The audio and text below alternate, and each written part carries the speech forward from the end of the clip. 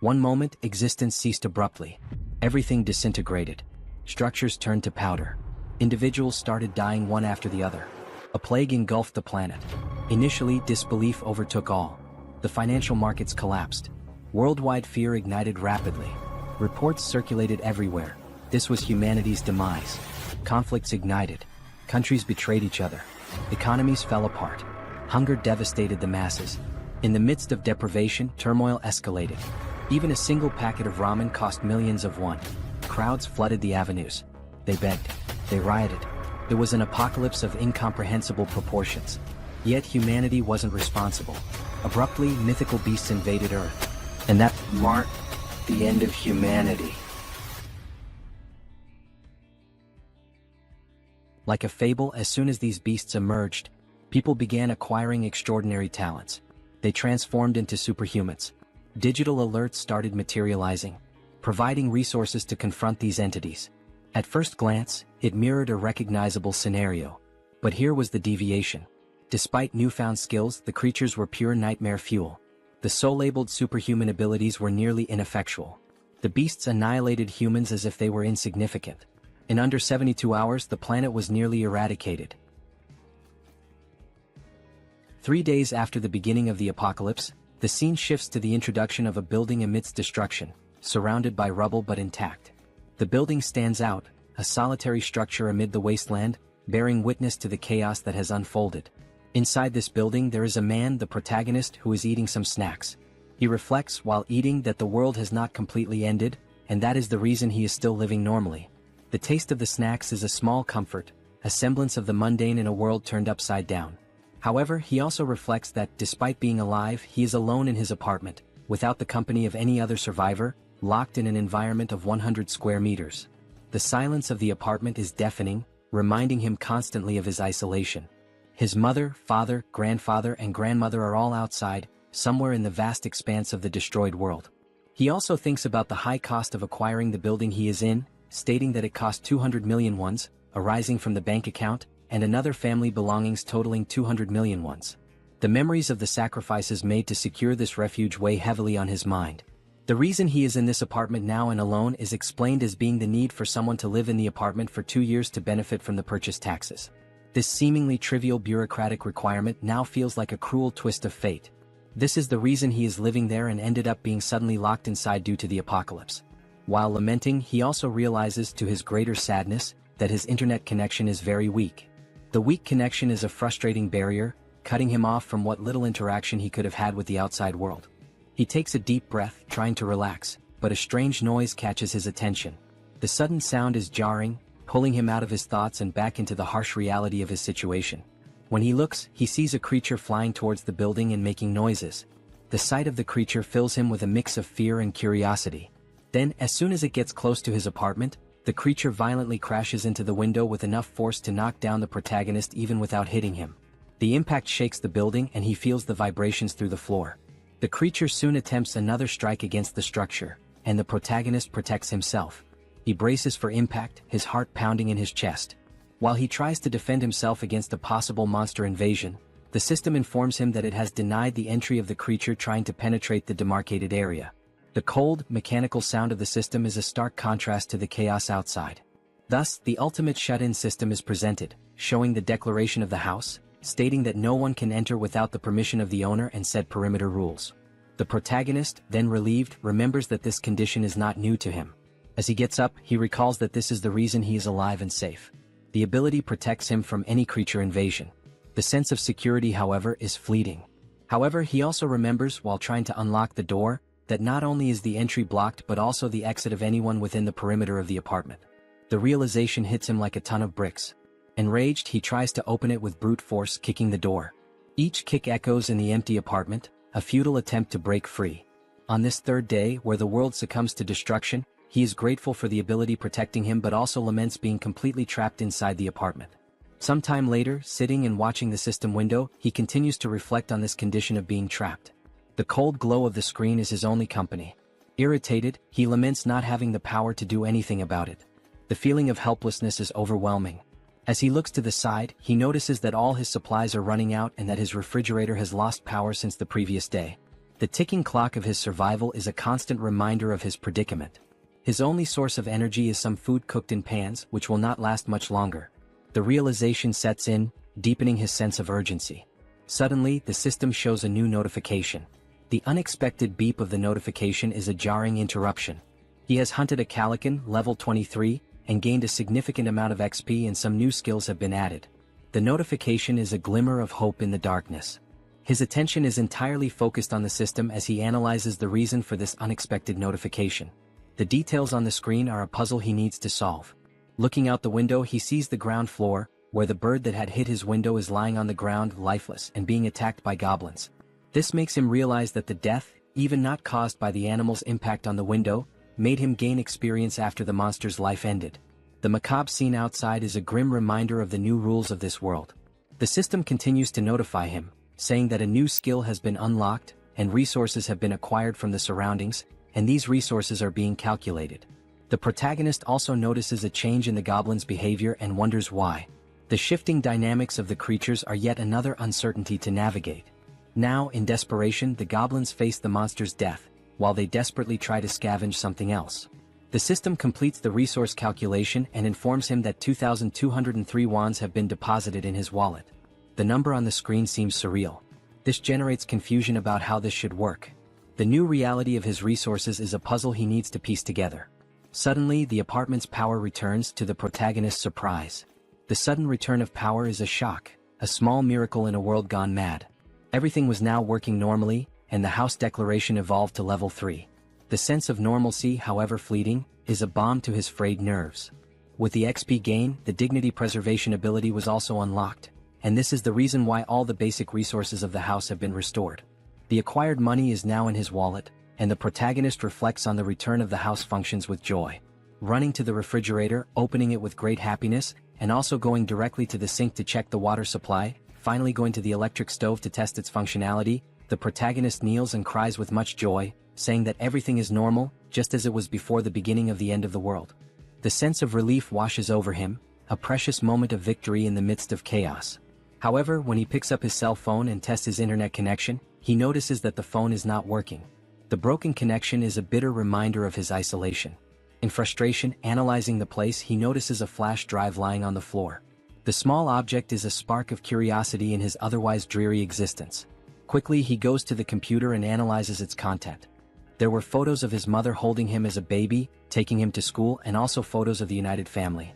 The images are a bittersweet trip down memory lane. In parks, at birthdays, making him reflective and planting in his head the idea of having to bring his family back, no matter the cost. The determination hardens in his heart. Determined, he gets up and goes to the window when he is surprised by another notification.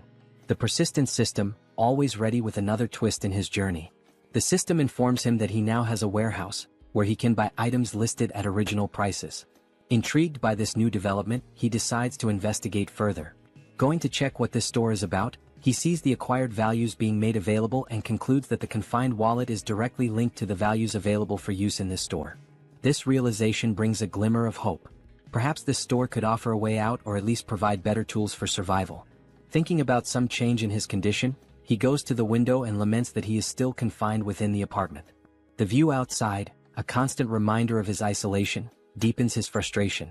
Nothing has changed regarding the permission to leave the perimeter, even though his skills and levels have increased.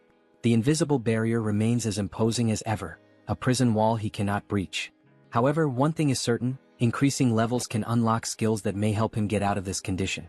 This thought fuels his determination. For that, he needs to hunt monsters.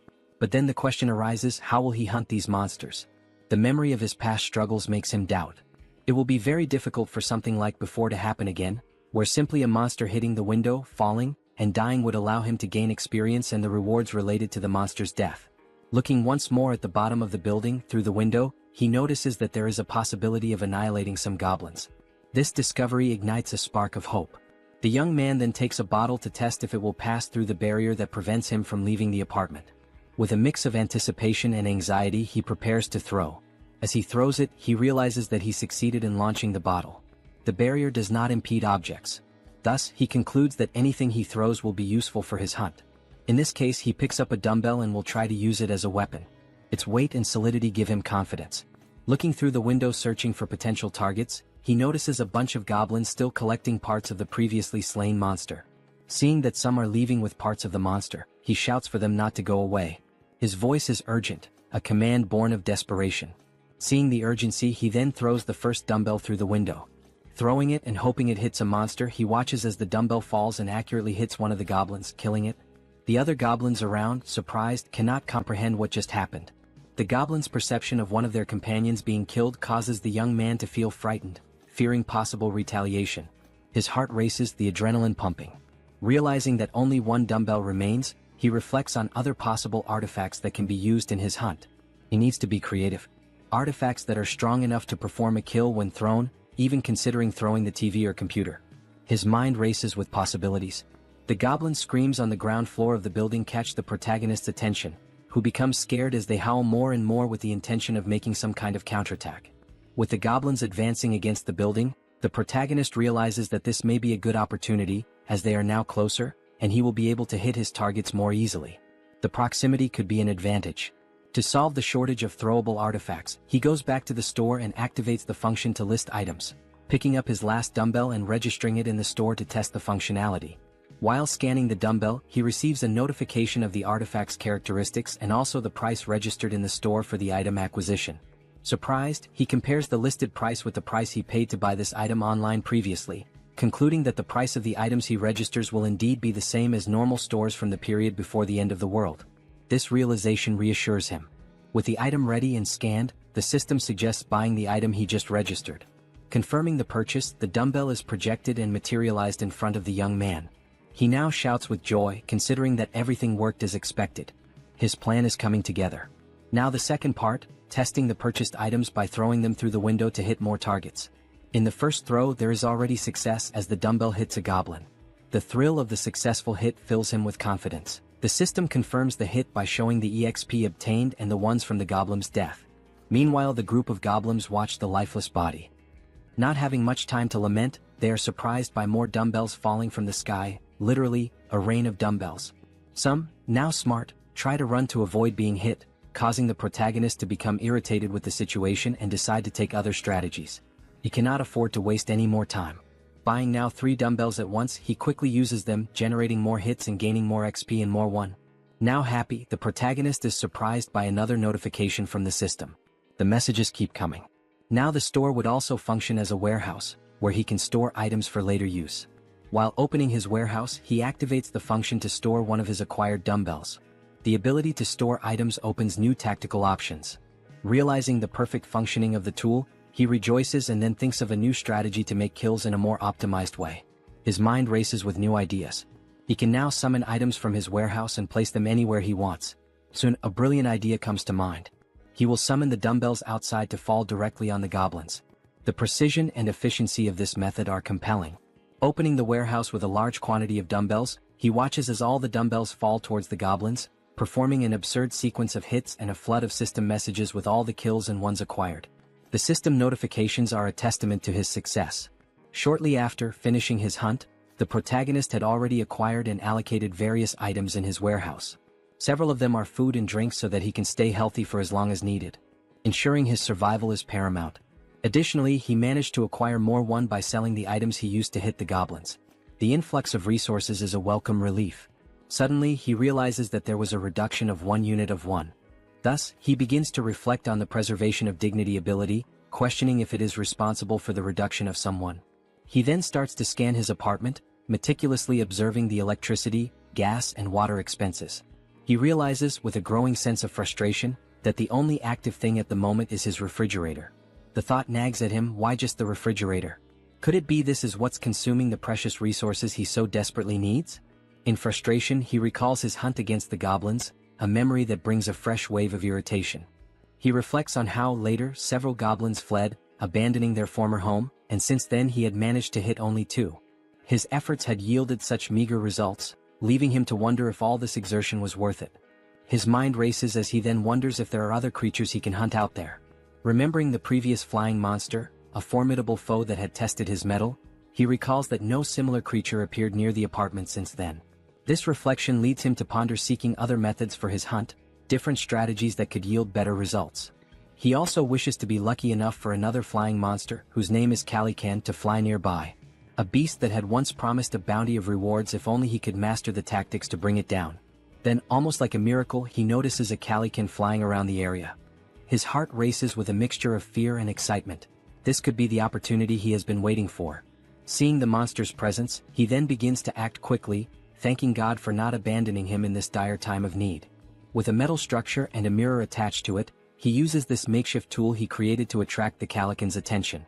He focuses, aiming carefully, hitting the monster's vision with a precise beam of light. His strategy works, drawing the monster's attention, which advances toward him fiercely.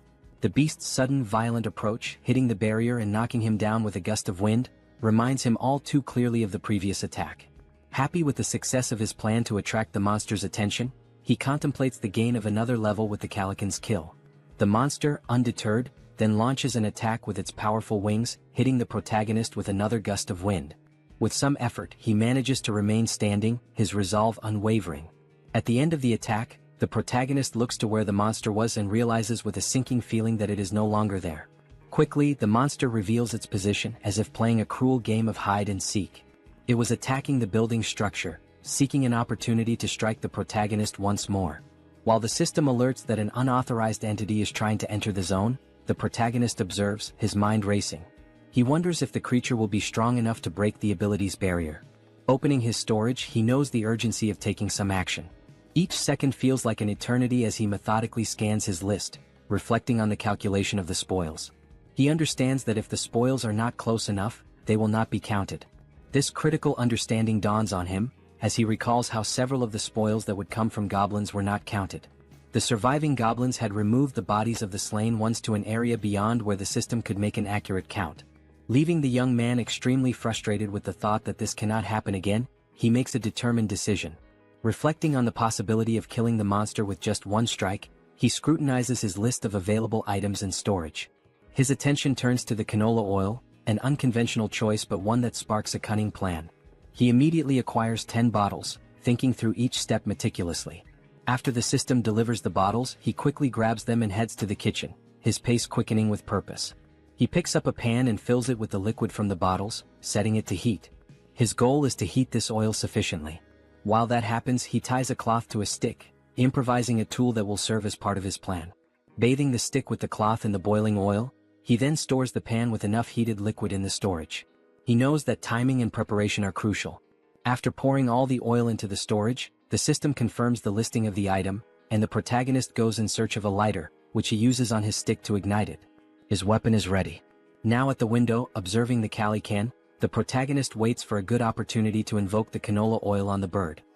He watches, his pulse quickening as the bird starts flapping its wings against the hot oil. Once it begins to descend, the protagonist sets the monster on fire. The flames engulf the creature almost immediately, a sight that fills the protagonist with a sense of grim satisfaction. The protagonist is pleased with the success of his plan while observing the Calican in its final moments. As the flames do their work and the Calican is indeed dead, the system returns the results to the protagonist. It indicates a level increase in abilities and also the unlocking of a new skill while calculating the spoils. With the calculation complete, an additional 9,347,487 won is directed to the confined person's wallet. He, surprised by the large amount of won, did not expect to receive 10 million in a single kill. This unexpected fortune catches him off guard. Now turning his attention to the gain of the new skill called territory expansion, the protagonist suffers changes in his body, making him wonder what is happening. Now, with black eyes and everything around him being seen differently, almost like an X-ray, he tries to adapt to the change. He notices that his eyes scan the entire building structure, revealing the hidden intricacies and finally leading him to 4 survivors in a room in the building.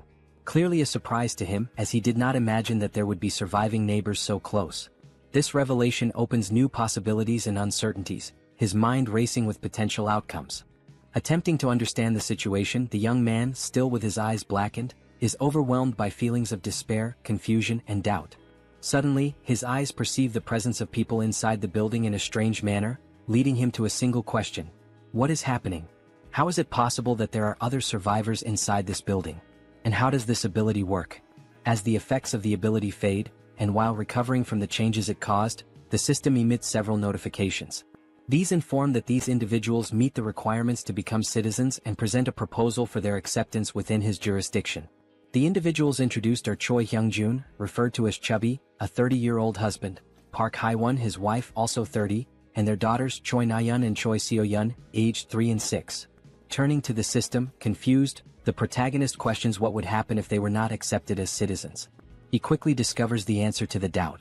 Those who are not accepted as citizens will be expelled from the residential zone. This would inevitably result in their certain death, as they would have no chance against the monstrous threats outside. With this realization, the young man makes the most obvious decision for someone with a good heart. He accepts these individuals as citizens of his zone. The system then confirms the addition of each inhabitant one by one, and the protagonist speculates about the possibility of unlocking new abilities related to managing these people. Consulting the system, more details are gathered, not only regarding these speculations but also about the ability that allowed the detection of the presence of these other beings. The ability is called Ultimate Eyes, and at level 1, it ensures that nothing within his home escapes detection. Learning about this ability, he explores skills related to citizens and finds an option within the system for citizen management. There, a list of all their names is displayed, alongside their current levels and trust scores. Below the list, a population counter shows 4 out of 600. The number is surprising. 600 people is a lot. Diving into the details about Chubby, information is found about awakened skills.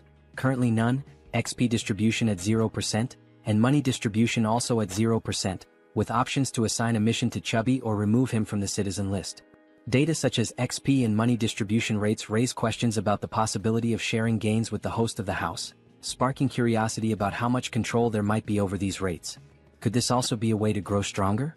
Returning to the system, under the option to assign a mission to Chubby, the system presents a form requesting details such as description, time limit, mission rewards, and penalties for failure. This detail is surprising, especially the need to specify all these elements. In this case, the mission is described as Goblin Hunt, giving Chubby 168 hours to complete it. The reward is a small amount of XP with no penalties for failure. When confirming the mission, considerations are made to alter the form's details, balancing penalties for failure with the mission's complexity and its rewards, even contemplating imposing elimination as a failure penalty. However, back at the confirmation screen, the assignment is cancelled, deemed too dangerous and unfair to arbitrarily decide the lives of citizens. Reflective, the protagonist wonders what should be done with this ability. Then, an idea arises: use Ultimate Eyes again to check what is happening in the room where the citizens are. Observing everything, the family, sitting around a table, seemingly desolate, begins a dialogue with the wife questioning what they can do now. The reasoning behind her question soon becomes clear.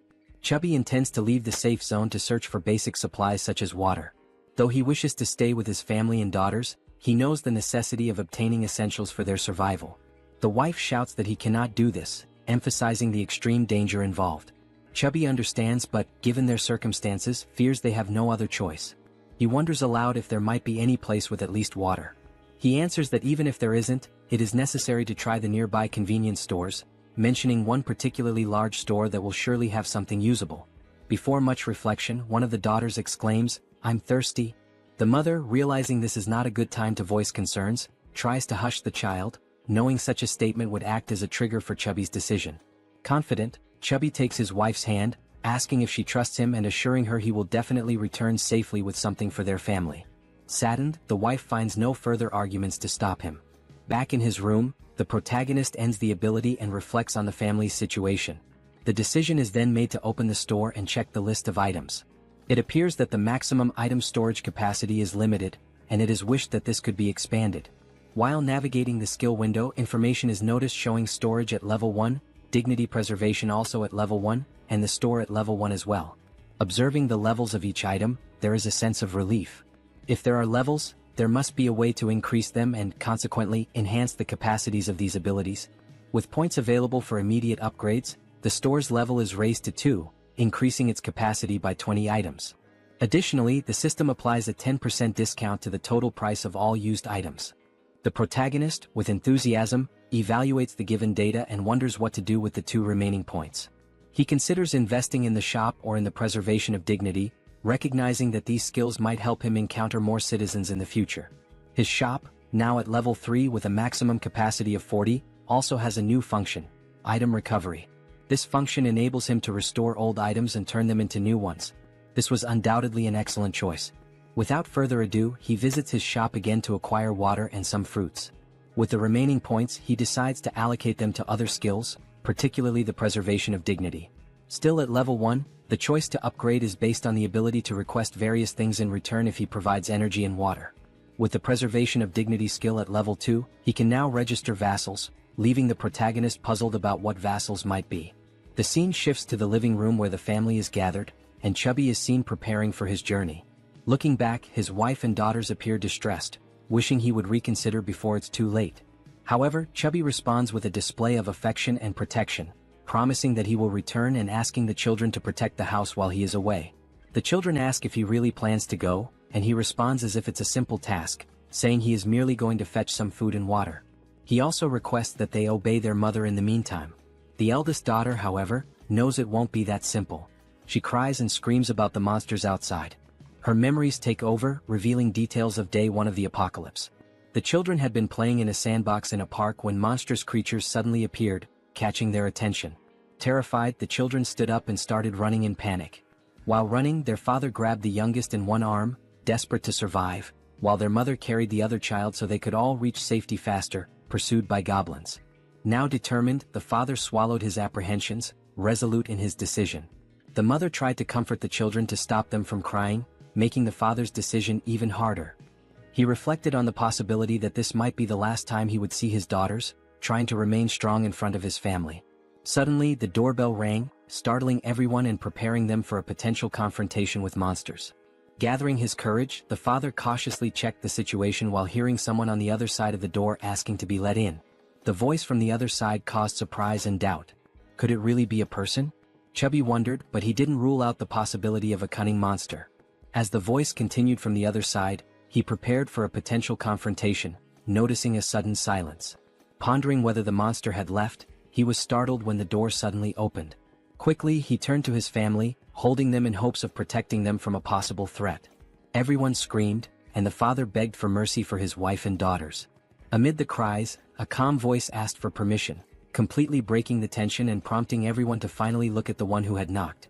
It was the protagonist, holding a bag of items, creating a pleasantly surprising moment for everyone. The question, "Who are you?" arose naturally. Then the protagonist's real name, Kim Jaehyeon, was revealed, although he would henceforth be known as June. After introducing himself, he explained that he lived nearby. Handing over the bag of items, he informed them it contained water and fruits, requesting a small conversation once everyone was settled. Both happy and apprehensive, the father looked at his family, seeing the worry in their eyes, and declared that there was no reason to refuse, given June's sincere demeanor. He then invited June into the house. Once everyone was seated, the children stared at the visitor with a mix of curiosity and suspicion. June wondered if the children were shocked by his arrival but quickly turned his attention to the dark curtains covering the windows. He considered this an intelligent choice, as it significantly reduced the risk of monster attacks. However, the darkness necessitated light. To address this, June activated his skill, restoring power to the room where they were conversing.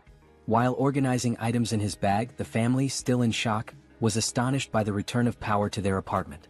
June then decided to interact with the family by offering water to everyone, starting with the children. Chubby expressed gratitude and distributed the water bottles to his daughters, who eagerly quenched their thirst. Shaun, the youngest, drank her bottle so quickly that she choked, briefly worrying her mother. June observed and promptly offered the little one a tangerine, which she accepted with slight hesitation. The mother stepped in, requesting that Shaun hand over the tangerine so she could peel it. Taking a piece of the fruit, the mother returned it to her daughter, who quickly devoured it, expressing immense joy as she savored it. The mother asked if it was good, and Shaun enthusiastically confirmed. The elder sister then asked the mother for a piece as well, which she also enjoyed, showing similar delight. For June, the system notified him that the citizens' trust levels had increased. It reported that Shaun's trust score had reached 50 points and her loyalty level had exceeded 30 points, meeting the requirements for her to become a vassal. Now at level 2, Shaun, with 57 trust points, no skills and no XP or money allocated, had new options available for missions to be assigned by June. He then reflects that this little girl has met the requirements. However, she is still too young to receive missions. Another thought that crosses June's mind is that the number of registrable vassals is highly limited compared to the number of citizens. Therefore, he needs to be very cautious in selecting vassals to avoid filling these slots carelessly. Looking at Chubby, whose trust level is at 31, June realizes that this score must be raised further. While contemplating, he is interrupted by Chubby, who asks if there is a way to repay June for his actions toward the family. June invites Chubby to talk in the hallway. Surprised, Chubby agrees and both move outside the room. Once outside, June asks Chubby if he received the invitation to become a citizen. Chubby checks his notification window and confirms that the entire family received this notification about 30 minutes ago. June then inquires if anything strange or unusual occurred during that time. Chubby confirms, explaining that they were immobilized for a short period. June understands the situation and assures Chubby that soon his life will return to normal. Shocked by this statement, Chubby questions whether such a thing is possible. June confidently replies that it is entirely possible, thanks to his ability. Chubby processes this information and then remarks that he knows such actions would never come without a cost. He asks what he should do. June explains the possibility that while on the mission given to him, Chubby might lose his life, and he asks if Chubby is truly willing to proceed with what is being asked. After a brief moment of reflection, Chubby firmly confirms his readiness to do whatever is necessary, stating that he had already been considering stepping out of his comfort zone to seek food and water before June's arrival. Chubby declares that he was already prepared to risk his life. Suddenly, June interrupts to ask about the golf club Chubby is carrying, curious about its cost. Confused, Chubby replies that the club cost around 400,000 to 500,000 won. Reflecting on this price, June considers it expensive and realizes the importance of saving money for future acquisitions. Chubby, still puzzled, questions the abrupt inquiry. June dismisses it as unimportant and shifts the conversation, asking if Chubby remembers the day the monsters first appeared. Chubby recalls the weekend when the monsters emerged, chasing them, and recounts the horror of that moment. June reflects that those who stayed inside their homes might have survived the attack. Considering that goblins are not very strong and their conditions are unfavorable compared to those of an adult man, June notes their primary advantage lies in their strategy of always attacking in groups. However, humans also have the strategic capacity to form armies, and an army is precisely what June intends to build from this point forward. Starting with Chubby, who will be the first member and will join June in finding other survivors.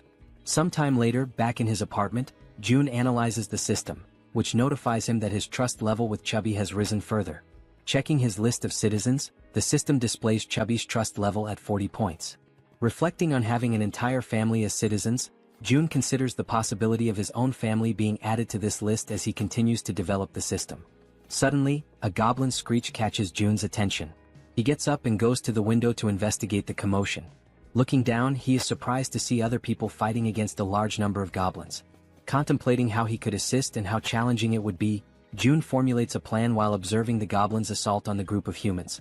One individual, armed with a baseball, prepares a powerful throw at one of the attacking goblins.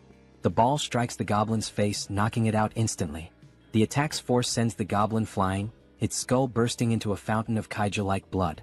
The sheer power of the blow leaves June, watching from above, utterly astonished. Meanwhile, another member of the human group, a young woman, fires 2 arrows simultaneously from her bow, each striking the chest of a different goblin. Beside her, another man wields a baseball bat, targeting the goblin standing between the two struck by the young woman. The man leaps and smashes the goblin, reducing its body to a green pulp. The remaining goblins, fearing for their safety, decide to flee, realizing the group's overwhelming strength. The archer, still on alert after the battle, notices something strange moving and quickly aims her bow at the object. She soon realizes it is a food package, causing her confusion. June, shouting from the building's top floor, finally catches her attention. She looks up, noticing the man frantically gesturing and yelling to attract the group's notice. Suddenly, someone knocks on June's door. Looking through the peephole, he sees that it is Chubby carrying a box. June invites Chubby to enter the apartment with the box. Following June's instructions, Chubby approaches the entrance but discovers that the system's barrier prevents him from entering. The system makes it clear that Chubby is not qualified and therefore cannot access the apartment. Chubby questioned what it meant to be not qualified. June wondered if the system would prevent anyone from entering his apartment at that moment. He also speculated whether registering Chubby as a vassal might resolve the issue.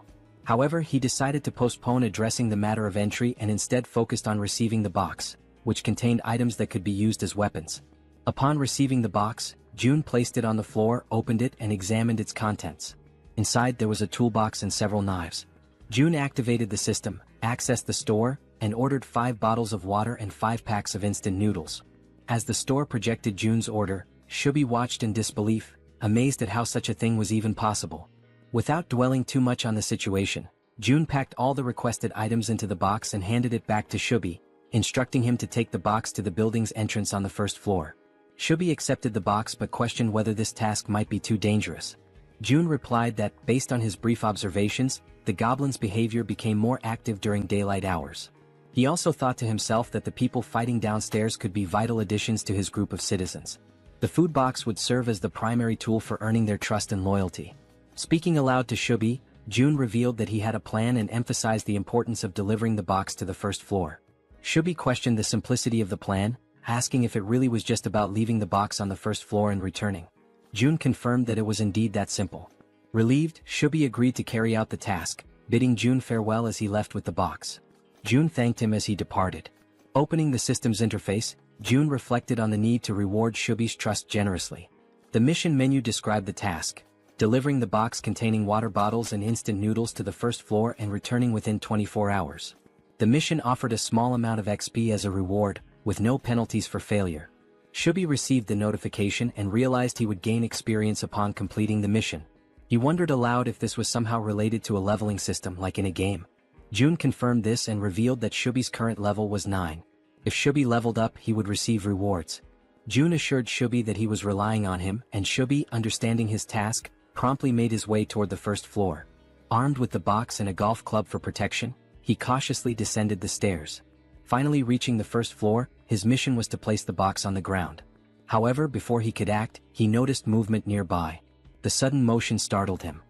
He suspected it was goblins and grew alarmed as darkness was beginning to set in. Panicked, he decided to flee. Yet, in his haste, he twisted his ankle and fell, causing the box of supplies to spill across the floor. Items scattered everywhere, and Shubi, now lying on the ground, desperately tried to regain his composure.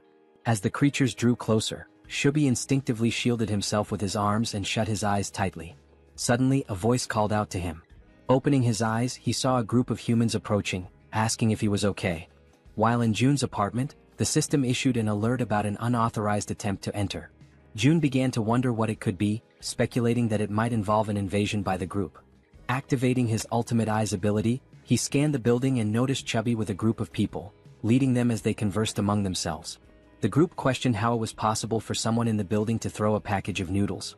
This raised their hopes, thinking the building might have an abundance of food while they were on the brink of exhaustion. Deactivating his observational ability, June recognized everyone in the group. The system then notified him that they met the requirements to become citizens and proposed adding them. However, June realized the risks of accepting outsiders as members of his group. He also considered the possibility that these people might reject his offer to join, which made him anxious and stressed. While contemplating the best course of action, June was interrupted by Chubby's voice calling out from nearby, trying to communicate with him. Responding to Chubby, June received a system notification indicating that this citizen had an ongoing mission. The system suggested editing the current mission, which June confirmed. The updated mission now included delivering meals to the newcomers. After confirming the changes, June and Chubby exchanged updates on the situation. June instructed Chubby to immediately gift the newcomers some food, as June had a plan in mind. Chubby agreed and followed the plan. When the group reached the barrier of June's safe zone, they had to wait while Chubby explained the situation. Reporting back to June, Chubby detailed the group's status, which June received positively. He then accessed the system and initiated invitations for the group to become citizens. The system sent invitations to Ha Donggan, Kang Deoksu, Kim Gaeong, Yu Hyerin, Kim Jeon, and Moon Byung-go. Once permission was granted, all new group members entered the safe zone. The system announced that the citizen count had increased to 10, granting a 10% bonus to XP and monetary rewards. June felt a surge of gratitude toward the newcomers, knowing their presence would be crucial for future monster hunts.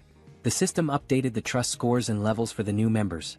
Dong with 19 trust and level 23, Kang with 28 trust and level 13, Young with 17 trust and level 17, Yu with 30 trust and level 10, Kim with 15 trust and level 15, and Moon with 11 trust and level 10. June noticed Dong's higher level and speculated that he might be stronger than Calican, a foe June had recently defeated. Examining Dong's stats further, the system highlighted a skill called Baseball Throw, ranked at D. This ability consumes stamina to triple the power of thrown objects like baseballs. June concluded that Dong was a metahuman capable of turning baseballs into lethal weapons.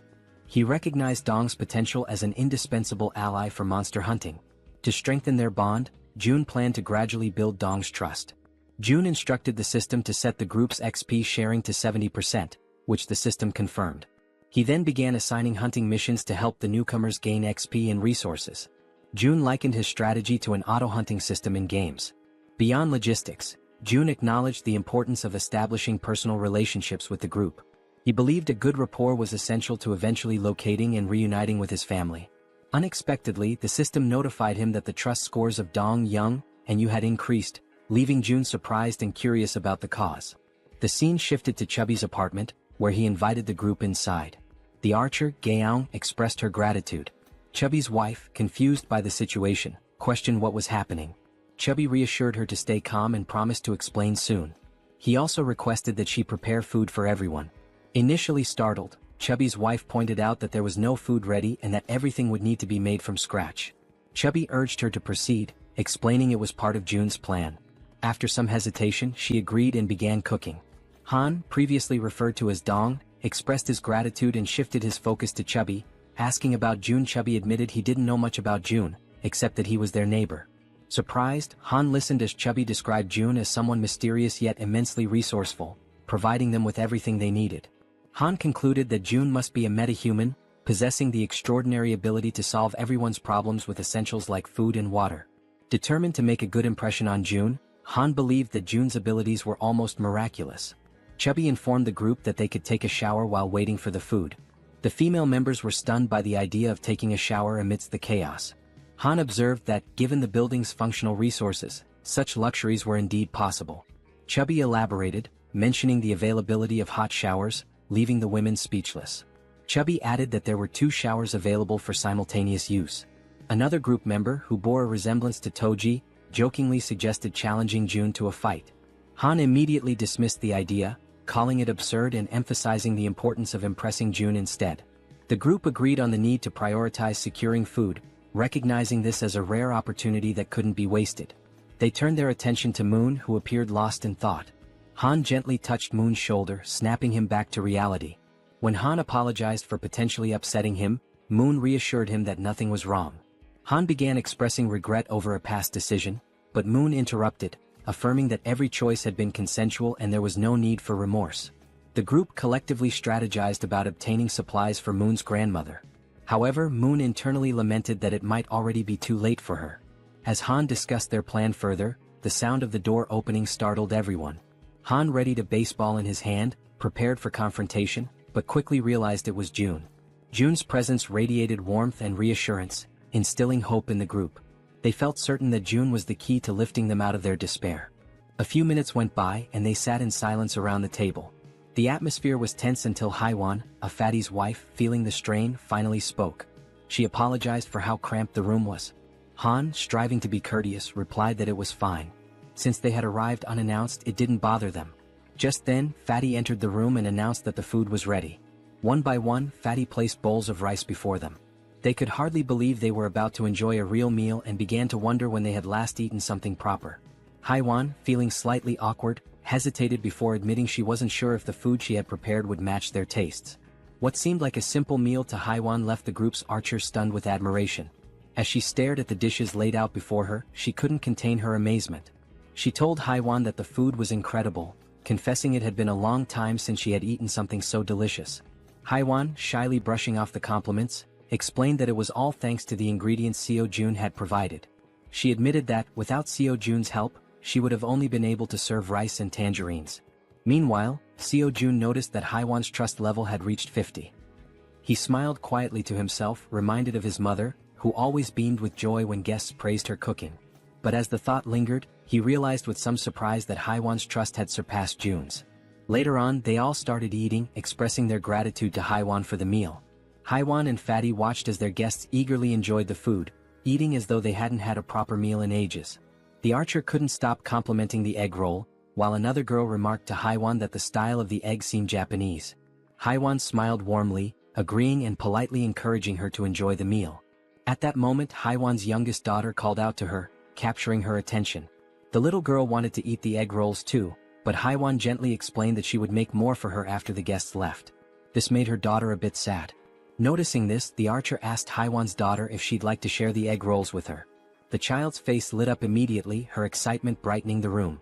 She quickly ran over and climbed onto the archer's lap, her happiness obvious. The archer smiled warmly, delighted by the little girl's enthusiasm. The child eagerly announced she was ready, and the archer picked up a piece of egg roll, softly asking Jaehyeon to open her mouth. As the archer fed her, Jaehyeon beamed with joy, her smile lighting up the moment. Jaehyeon then suggested that Fatty and Haiwan join them, assuring them there was enough food for everyone. The two exchanged a hesitant glance, unsure at first, but eventually smiled and agreed, happy to join the gathering. As they all shared the meal together, the room filled with laughter and cheerful conversation. Jaehyeon took a quiet moment to reflect on the warmth of the scene. The lively noise reminded him of how long it had been since he had experienced something like this. His thoughts drifted to memories of his mother and the care she had always shown. A soft smile spread across his face as he silently hoped his family was safe and well. Time passed and soon the food was gone, leaving behind only empty dishes. Haiwan's youngest daughter, now tired, mentioned she wanted to rest. Haiwan gently lifted her and asked her eldest daughter to follow her to their room for bedtime before leaving the table. Moments later, Jaehyeon decided it was the right time to get back to business. He turned to the guests and suggested they continue their earlier conversation, questioning why they couldn't reach the grandmother's house despite its close proximity. Han, his expression serious, explained that it was due to the goblins. Jaehyeon raised an eyebrow, doubting whether it was truly goblins, recalling his own struggles when he had first encountered them. Han nodded, affirming it was true. He elaborated that the goblins had discovered an underground parking lot and had turned it into their base, hiding there. Jaehyeon's curiosity deepened, and he asked if they had any idea how many goblins were down there. Han, with a somber look, answered that there were several thousand goblins in the underground area. Jaehyeon paused, thinking carefully. He realized that his abilities only worked effectively from ground level to level 30, meaning they wouldn't be as useful in the underground parking lot beneath the building. Suddenly, it all made sense to him. This was how the goblins had infiltrated the area. Han continued, explaining that the underground parking lot was connected directly to the entrance of the apartment building they needed to reach. The goblins had turned it into their stronghold and rarely ventured outside. Jaehyeon, remembering the nearby side roads, asked Han about them, recalling there were alternative paths they could have taken. Han nodded, admitting that their initial plan was to use the side roads to escape, but they had encountered something far worse than the goblins. Intrigued, Jaehyeon pressed Han to explain what could possibly be more dangerous than an army of goblins. Han recounted seeing a massive shadow, describing it as resembling a bear. He explained that they had managed to escape the apartment building because the bear had been fighting the goblins, providing a brief window for their escape. Jaehyeon, considering how to deal with such a large creature, asked Han for more details. Han confessed that he wasn't entirely sure it was a bear, as the darkness had obscured his view. Jaehyeon stated decisively that eventually, they would have to face both the goblins and the shadowy figure. Han agreed but looked down, acknowledging that their group had limitations and wasn't equipped to handle both threats simultaneously. Jaehyeon, curious about these limitations, asked for clarification. The archer spoke up, explaining that both she and Han relied on items like arrows and baseballs for combat, but they were running low and couldn't replenish their supplies easily. Despite the challenges, Han remained composed and suggested he could find a solution. He asked to inspect their current weapons, the arrow and baseball. Without hesitation, the archer handed over her equipment. The system then prompted Jaehyeon, asking if he wanted to list the new items. Jaehyeon agreed and the system began scanning them. Moments later, it displayed the cost to replicate the items. When asked if he was certain, Jaehyeon confirmed. Jaehyeon glanced around the table and asked if everyone could use the archer's weapon. The group nodded silently, understanding there was only one available. Jaehyeon took their silence as agreement. Turning back to the system, he requested 5 sets of the archer's weapon and arrows. The newly created items appeared on the table, and Jaehyeon addressed the group, encouraging anyone unfamiliar with weapons to take this opportunity to learn. "These will be your primary weapons from now on," he stated firmly. As the items materialized, the system notified Jaehyeon that several members of Han's group had increased their trust in him. Meanwhile, Moon's gaze was fixed on the weapons. He couldn't help but marvel at Jaehyeon's resourcefulness, realizing that with Jaehyeon on their side, they might actually save his grandmother. The system confirmed that Moon's trust in Jaehyeon had grown significantly. Han broke the silence, commenting that with Jaehyeon's support, their hunting speed would improve dramatically. Another girl chimed in, noting that Jaehyeon's assistance would make their tasks safer, as they wouldn't have to risk themselves to collect arrows anymore. Jaehyeon then gathered everyone's attention and announced that before they could move forward, they needed to reduce the number of goblins in the area. Han agreed and asked when they would begin hunting. Jaehyeon replied decisively, "Tomorrow?" Han seemed hesitant, questioning the urgency, but Seo-jun explained that the sooner they acted, the better their chances of success. Han eventually nodded, though he still appeared uncertain. Seo-jun turned to Moon and assured him, "Tomorrow we're going to rescue your grandmother." Moon's face lit up with hope and excitement at the thought of seeing his grandmother again. Han, still wary, voiced his concerns about how they would manage with so many obstacles in their way. Seo-jun smiled confidently and revealed his plan. "We'll use a bait strategy to lure the goblins out." After Seo-jun spoke, everyone at the table turned their attention to him, waiting for more details about his plan. Han and the archer girl remained pensive, wondering if the idea could truly work. The boy with glasses voiced his concern, saying the plan would only succeed if everything went exactly as planned. As they deliberated, the system notified Seo-jun, revealing that the mission previously assigned to Fatty had been completed. Along with the notification came a reward of 30,000 won. Reading the message, Seo-jun was surprised. He hadn't realized that payment was given for every completed mission. To be certain, he read the notification again and it was confirmed. Seo-jun quickly realized that, with money, he could assign missions to his citizens, allowing them to level up. In other words, the more money he had, the more power he could accumulate. Closing his eyes, he thought about how, while this seemed like a strong long-term strategy, he hoped not to rely on it too heavily for now. The system also informed Seo-jun that Jun's trust had increased to a total of 50 points, unlocking a new status, loyalty, which surpassed 30 points. Meeting the minimum requirements, Fatty transitioned from being a simple resident to becoming a vassal. The system displayed Jun's updated stats and attributes. He was now at level 9 with a trust level of 51 points and loyalty at 62. However, he had no awakened skills and 0% shared XP or money. After carefully analyzing the information, Seo-jun decided to register Fatty as his first vassal. As a result, a blue aura began to emanate from Jun, who started feeling sudden changes in his body and broke into a sweat. The system notified that the first vassal registration was successful, unlocking a new skill for Seo-jun called Summon Vassal. This skill allowed Seo-jun to summon the vassal within his house, although it came with a cooldown of 2 hours after use. The system updated Jun's stats again, revealing that he had reached level 20 and gained the title of First Servant. Additionally, he awakened his first skill, Gorilla Strength, a Tier C passive ability that granted him superhuman strength. The system further explained that, thanks to the First Servant title, all XP and gold earned by Fatty through hunting would be shared. Lastly, the system revealed that Seo-jun could use the Ultimate Eyes skill to summon the vassal within a 5-meter radius of his house. Seo-jun noticed a plus symbol beside Jun's level and wondered what it did. Upon pressing it, he discovered it was a feature to increase the vassal's level at the cost of 1 million won. Shocked by the exorbitant cost, Seo-jun exclaimed that it was far too expensive for a single vassal skill. Seeing his expression, the woman at the table asked what was wrong. Seo-jun brushed it off, saying it was nothing, and turned his attention back to Jun, asking how he was feeling. The focus shifted to Jun, who stated that his strength was overflowing, with his veins visibly pulsing. He asked if this transformation was Seo-jun's doing. Seo-jun confirmed with a nod. Jun, looking at his hands, remarked that it felt as though his body had become 10 years younger. Seo-jun smiled proudly and suggested that Fatty join the rescue mission team, handing him a bow. Fatty looked confused by the gesture. Seo-jun explained that the mission was assigned because vassals earned double the rewards of regular citizens. In a commanding tone, Seo-jun instructed Fatty to defeat as many monsters as possible. Fatty nodded in agreement, prompting Seo-jun to smile and express his trust in him. Outside the house, on the first floor, the rescue team began their search for survivors.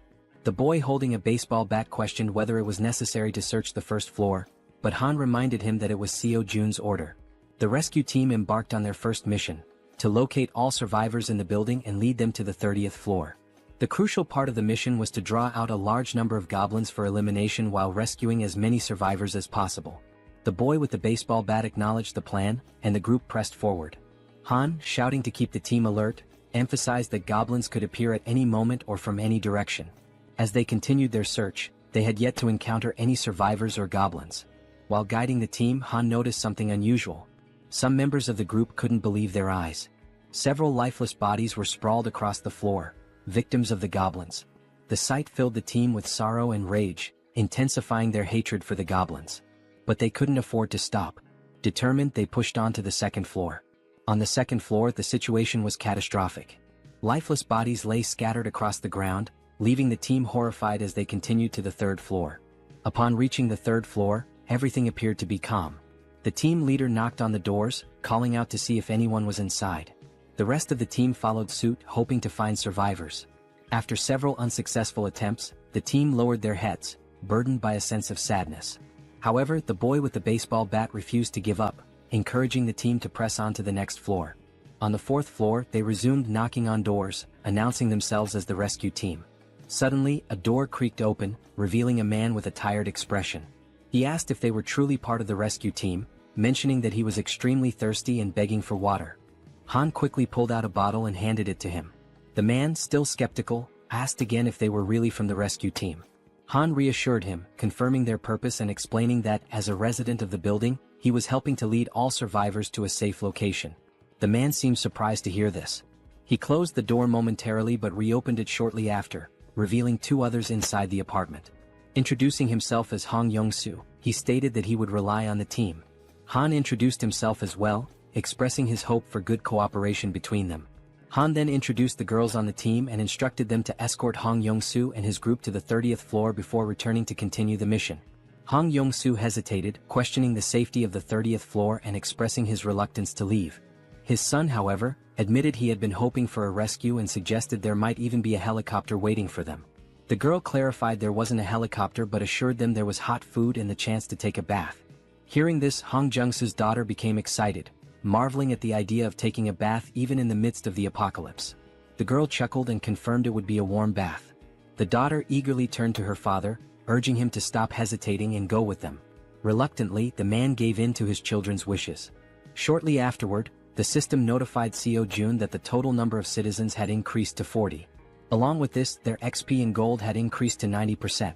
Sometime later, it is shown that the mission was a success, and they managed to rescue several people. The elderly and children were taken to Fatty's house, where everyone seemed happy. The younger members stayed in the hallways. Han confidently confirmed that there were now a total of 40 people, with no one missing from the search. Jaehyeon thanked everyone for their excellent work. Jaehyeon then activated his skill, Absolute Eye, causing his eyes to turn black as he carefully observed every movement his citizens were making. He saw them carrying chairs, working with cables on the stairs, hauling ropes, and even climbing the stairs with a very heavy object. After ending the skill, his eyes returned to normal, and smiling, he told Han it was time to begin phase 2 of the goblin hunting operation. Now in the hallway, Han, alongside the other members, called for focus and explained the plan and how it would work. Everyone listened patiently as Han detailed how they would lure out all the goblins hiding in the basement. Initially, they would start on the first underground floor, B1. The group would divide into two teams with the goal of attracting and clearing out the goblins on B1. Afterward, they would proceed to B2 to eliminate all the goblins there as well. A boy with glasses raised his hand and voiced a question. He asked what they would do if more goblins appeared than anticipated. He also mentioned that if the goblins counterattacked, the bodies on the floor might obstruct their escape.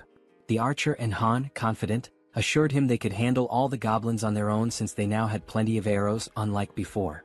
The boy with glasses nodded in agreement and said he trusted them. Suddenly they heard a strange noise. Turning toward the source of the sound, they noticed a small group of 3 goblins ready to attack. Without giving the goblins a chance to make the first move, the archer drew her bow and with 2 quick shots hit the heads of 2 goblins, leaving only one alive. Without hesitation, the man with the bat charged forward and, with a single blow, smashed the remaining goblin's head. The 3 goblins now lay lifeless on the ground. The boy with glasses questioned the man with the bat, asking why he was using the bat when he had previously said he would need a bow to defeat goblins. The senior admitted they were right. Meanwhile, the archer pointed to the goblin bodies, noting that they were disappearing shortly after being defeated. The newcomer wondered if this phenomenon was also a skill of Jaehyeon. Han declared the mission on that floor complete and announced they would now proceed to B1. The newcomer, still lost in thought, remarked that he had expected Jaehyeon to have a solution for dealing with the goblin bodies.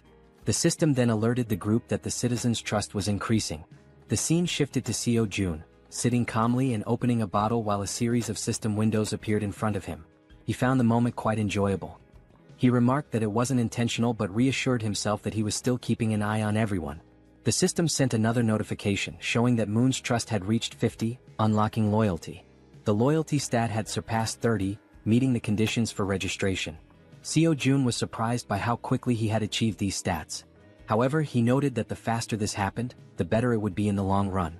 Sitting on the floor and staring thoughtfully at the system window, Jaehyeon reviewed Moon's stats, 55 in trust and an impressive 88 in loyalty, along with other attributes. Seo Jun was surprised by the 88 loyalty but remained calm, considering it a positive outcome. With an ironic smile, he pressed a button on the system window, declaring that the time for retention registration was complete. Back in the basement on B1, the entire group was fighting fiercely against the goblins. Suddenly, the newcomer began to emit a blue light, similar to what Fatty had done before. Holding his bow moon, the newcomer was stunned as lightning surrounded him. The other group members were equally shocked, questioning what was happening. Even the goblins were confused, unable to see due to the intense glow radiating from Moon. After revealing his red eyes in the darkness, it was also shown that the goblins couldn't withstand the brightness emitted by the newcomer, leaving them momentarily blinded. Han shouted that he didn't know what was happening, but it was an opportunity they couldn't afford to miss. Part of the group quickly ran to create distance, while others stayed behind to eliminate the goblins using their bows from a long distance. Both archers had deadly accuracy, aiming only for the goblins' heads. The archer, visibly furious, performed a swift maneuver that took down several more goblins. Seeing what had just unfolded before them, the goblins became enraged and charged forward to attack. Despite the number of goblins they had already killed, their numbers only seemed to increase. While running, the group realized the sheer aggressiveness of their opponents and remarked how they hadn't expected them to be so relentless. The archer shouted, ordering everyone to retreat to the emergency stairwell, while the man with the baseball bat speculated that all the goblins from the B2 floor had likely converged on their current location. Reaching the emergency stairs, the group ascended frantically without daring to look back. To slow the goblins' advance, Han held the door shut. One of the goblins managed to wedge its hand through the gap and sarcastically asked if Han was holding the door by himself.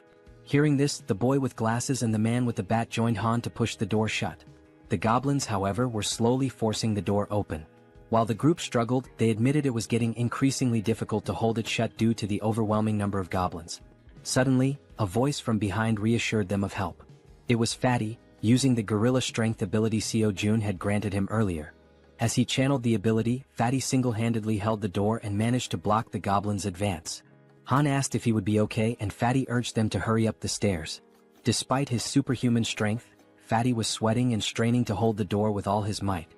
He focused and declared that it was his duty, one he had to fulfill.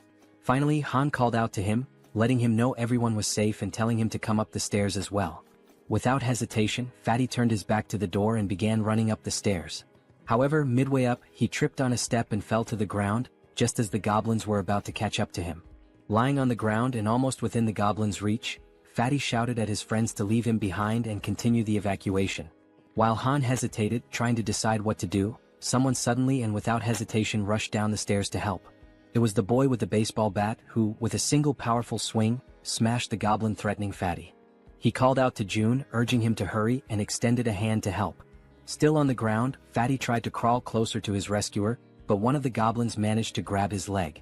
Before he could even react, Fatty vanished without a trace, leaving his savior stunned and speechless, unable to comprehend what had just happened. Looking ahead, however, the goblins continued advancing in an unrelenting horde. Suddenly, one of them leaped toward the boy with the bat, but he swung his weapon and struck it down mid-air. Meanwhile, the other group members provided support with their bows, urging Deok-su, the boy with the bat, to move faster. Running in desperation as the goblins closed in, Han and the archer shouted frantically, pleading with him to hurry. Clutching his bat and without looking back, Deok-su pushed forward, racing up the stairs. Meanwhile, outside, under a full moon, the scene unfolds. A monstrous bear-like creature with glowing red eyes effortlessly devours a goblin, whose agonized screams pierce the night. With every passing second, the creature exudes a sinister aura, finishing its gruesome meal of the small goblin. Its sharp fangs and blazing eyes make it clear that its hunger is far from sated. It growls, declaring it wants more. From behind the beast, eerie screams echo, a sound that should not exist in the stillness of the night. Turning around, the creature notices the noise is coming from a massive building behind it. Coincidentally, the top floor of the building is still illuminated. The creature's bloodlust intensifies as it snarls, proclaiming that it will devour everyone in that building. In a sudden twist, Fatty is seen falling from a swirling purple portal. Don't worry, our Fatty didn't die. Instead, he was teleported to safety using Seo Jun's ability. Seo Jun, who had been observing from afar, pulled Fatty out of danger just in time. Fatty lands on the ground in a clumsy hero's pose, feeling relief despite his confusion about what just happened. Seo Jun, standing nearby, remarks, "That was close." Fatty rubs his eyes to make sure he's not imagining things and sees Seo Jun offering his hand to help him up. Seo Jun explains that, just in case, he kept an eye on the situation using his absolute eye ability. He's glad to see that the vassal summoning ability worked perfectly. As Fatty tries to stand, he notices a sharp pain in his leg. It's then that he realizes the goblin had managed to cut him when it grabbed hold of him earlier. He hadn't even noticed how fast it happened, given the brief struggle. Seo Jun immediately asks if Fatty is okay, but Fatty brushes off his concern, insisting that the wound will heal faster than he thinks. Seo Jun, however, notices a shortage of medical supplies in his inventory and mentions that he should register some medicine to the system as well. He asks Fatty not to overexert himself and to wait for a moment. Though confused, Fatty agrees. Inside, Seo Jun searches for medical supplies and finds a first aid kit. Looking at it, he recalls how essential medicine is in situations like this. The sight brings back memories of his childhood with his mother, leaving him momentarily deep in thought. Opening the kit, he discovers it contains far more than he expected. Sitting on the floor, he examines the items and mutters that his inventory has only 40 slots left, but there's still so much to register. After a brief moment, he has an idea. He decides to register the entire kit instead of the individual medicines. The system initiates the registration process, scanning the kit. A system notification pops up, confirming that it's a standard first aid kit valued at 77,331. Without hesitation, Seo Jun accepts. Back in the corridor, Seo Jun brings the first aid kit to Fatty, who notices Seo Jun's genuine concern for someone he barely knows. Kneeling down, Seo Jun asks to examine the goblin-inflicted wound. Fatty rolls up his pant leg, revealing a cut near his calf. With a pair of tweezers and a cotton ball in hand, Seo Jun warns that he's going to disinfect the wound first. Carefully dabbing the cotton onto the cut, Seo Jun works meticulously, though Fatty winces in pain. Despite this, Fatty reassures Seo Jun that he can endure it. The system promptly notifies Seo Jun that Choi Hyung Jun's, Fatty's, trust level has increased, along with his loyalty. After partially cleaning the wound, Fatty thanks Seo Jun for his care. Seo Jun, while packing the first aid supplies back into the kit, expresses his concern for the others. He stands and instructs Fatty to rest, explaining that he has something important to attend to. Fatty nods and agrees to follow his boss's orders. Seo Jun closes his eyes, focuses, and activates his ultimate eyes ability. His eyes darken as he scans the building, allowing him to see everything happening within. Back at the emergency stairs, Deoksu, also known as Toji the baseball bat wielder, is desperately fleeing from the relentless goblins. The archer, with her impeccable aim, provides support, taking out goblins with perfect headshots that would make anyone envious. Han and the guy with glasses try to help Deoksu create distance from the goblins but shout in frustration that they can only handle one goblin at a time, urging Deoksu to run faster. Toji sprints as fast as he can, but the goblins remain undeterred, chasing him with tireless persistence. From behind an improvised barricade, the support team fires arrows that was dangerously close to Deoksu, but every shot lands perfectly on the pursuing goblins. Deoksu finally reaches the end of the staircase and, with a leap, crosses the barricade. However, in a moment of carelessness, two goblins manage to jump and lunge at his back, catching him off guard. Instinctively, the rookie Moon charges forward with a shout, determined to protect his comrade. With a single, powerful blow from his bow at close range, he takes down the two goblins that had pounced. Moon stands with a serious expression, his eyes glowing blue and filled with determination. Without hesitation, he leaps back into the stairwell, plunging straight into the swarm of goblins. Han is left speechless. Delivering rapid, precise strikes, Moon significantly thins the goblin horde as Han and Toji watch in awe. The rest of the group, witnessing the scene, asks in disbelief if Byung-go Moon had always been this skilled in combat, remarking that his actions are utterly insane. From afar, Seo Jun observes everything and comments that the rookie is doing exceptionally well. The system screen appears, displaying Moon's status. For reference, his full name is Moon Byung-go, and he holds the title of second vassal. His confidence level is 55, and his loyalty is 88. He possesses a teleportation ability that consumes mental energy to move within his line of sight. The mental energy cost increases with the number of companions and the distance traveled. With a sly smile and darkened eyes, Seo Jun remarks that registering Moon as a vassal was a brilliant decision. Back at the stairwell, goblins are being decimated by Moon, each of his blows striking their heads with deadly accuracy. Han asks Jiana, the guy with glasses, if the extension cord is ready. Jiana, holding it firmly, replies that it is. Han then checks if the water tank is prepared. The archer and the baseball bat wielder confirm its readiness. Moon, realizing he has to retreat, sprints toward the barricade as Han yells at him to hurry up. With a swift jump, Moon lands safely behind the barricade. For a brief moment, the goblins believe the group has simply fled. But moments later, a massive water tank appears above the barricade. The tank is tipped over, drenching the goblins and flooding the emergency stairwell with water. The goblins, initially confused, think it's merely a stalling tactic. Han shouts that this is the perfect opportunity, and Jaehyeon flips the switch. An electrical surge travels down the now-soaked stairwell through the wires they had previously laid, electrocuting all the goblins that had been pursuing them. Seo-jun's system screen notifies him that he has hunted numerous goblins of varying levels, including some at levels 6 and 7. Another notification pops up, showing that Seo-jun has gained significant XP and earned a total of 334,464 won, which has been deposited into his account. Additionally, his skill level has increased, and a new ability has been unlocked. While using his Ultimate Eyes ability, Seo-jun suddenly feels a strange pressure. A sharp pain begins to spread through his body, causing him to writhe in agony. Upon closer inspection, a purple wave expands outward from him, covering an increasingly large area. The purple energy travels through the building, the stairwell, the parking lot, and even the goblins chasing his friends. The purple wave appears to function as a scanning mechanism because Seo-jun's ability screen indicates that hostile entities have been detected. After the scan, the system declares that the hostiles will be eliminated. As the energy wave dissipates, the goblins begin to deform, screaming in agony. In an instant, their bodies explode, vanishing in the blink of an eye. The system notifies Seo-jun once again, confirming that he has defeated numerous goblins, including several at levels 6 and 7. Not long ago, some goblins still hadn't given up chasing the group and continued climbing the emergency staircase.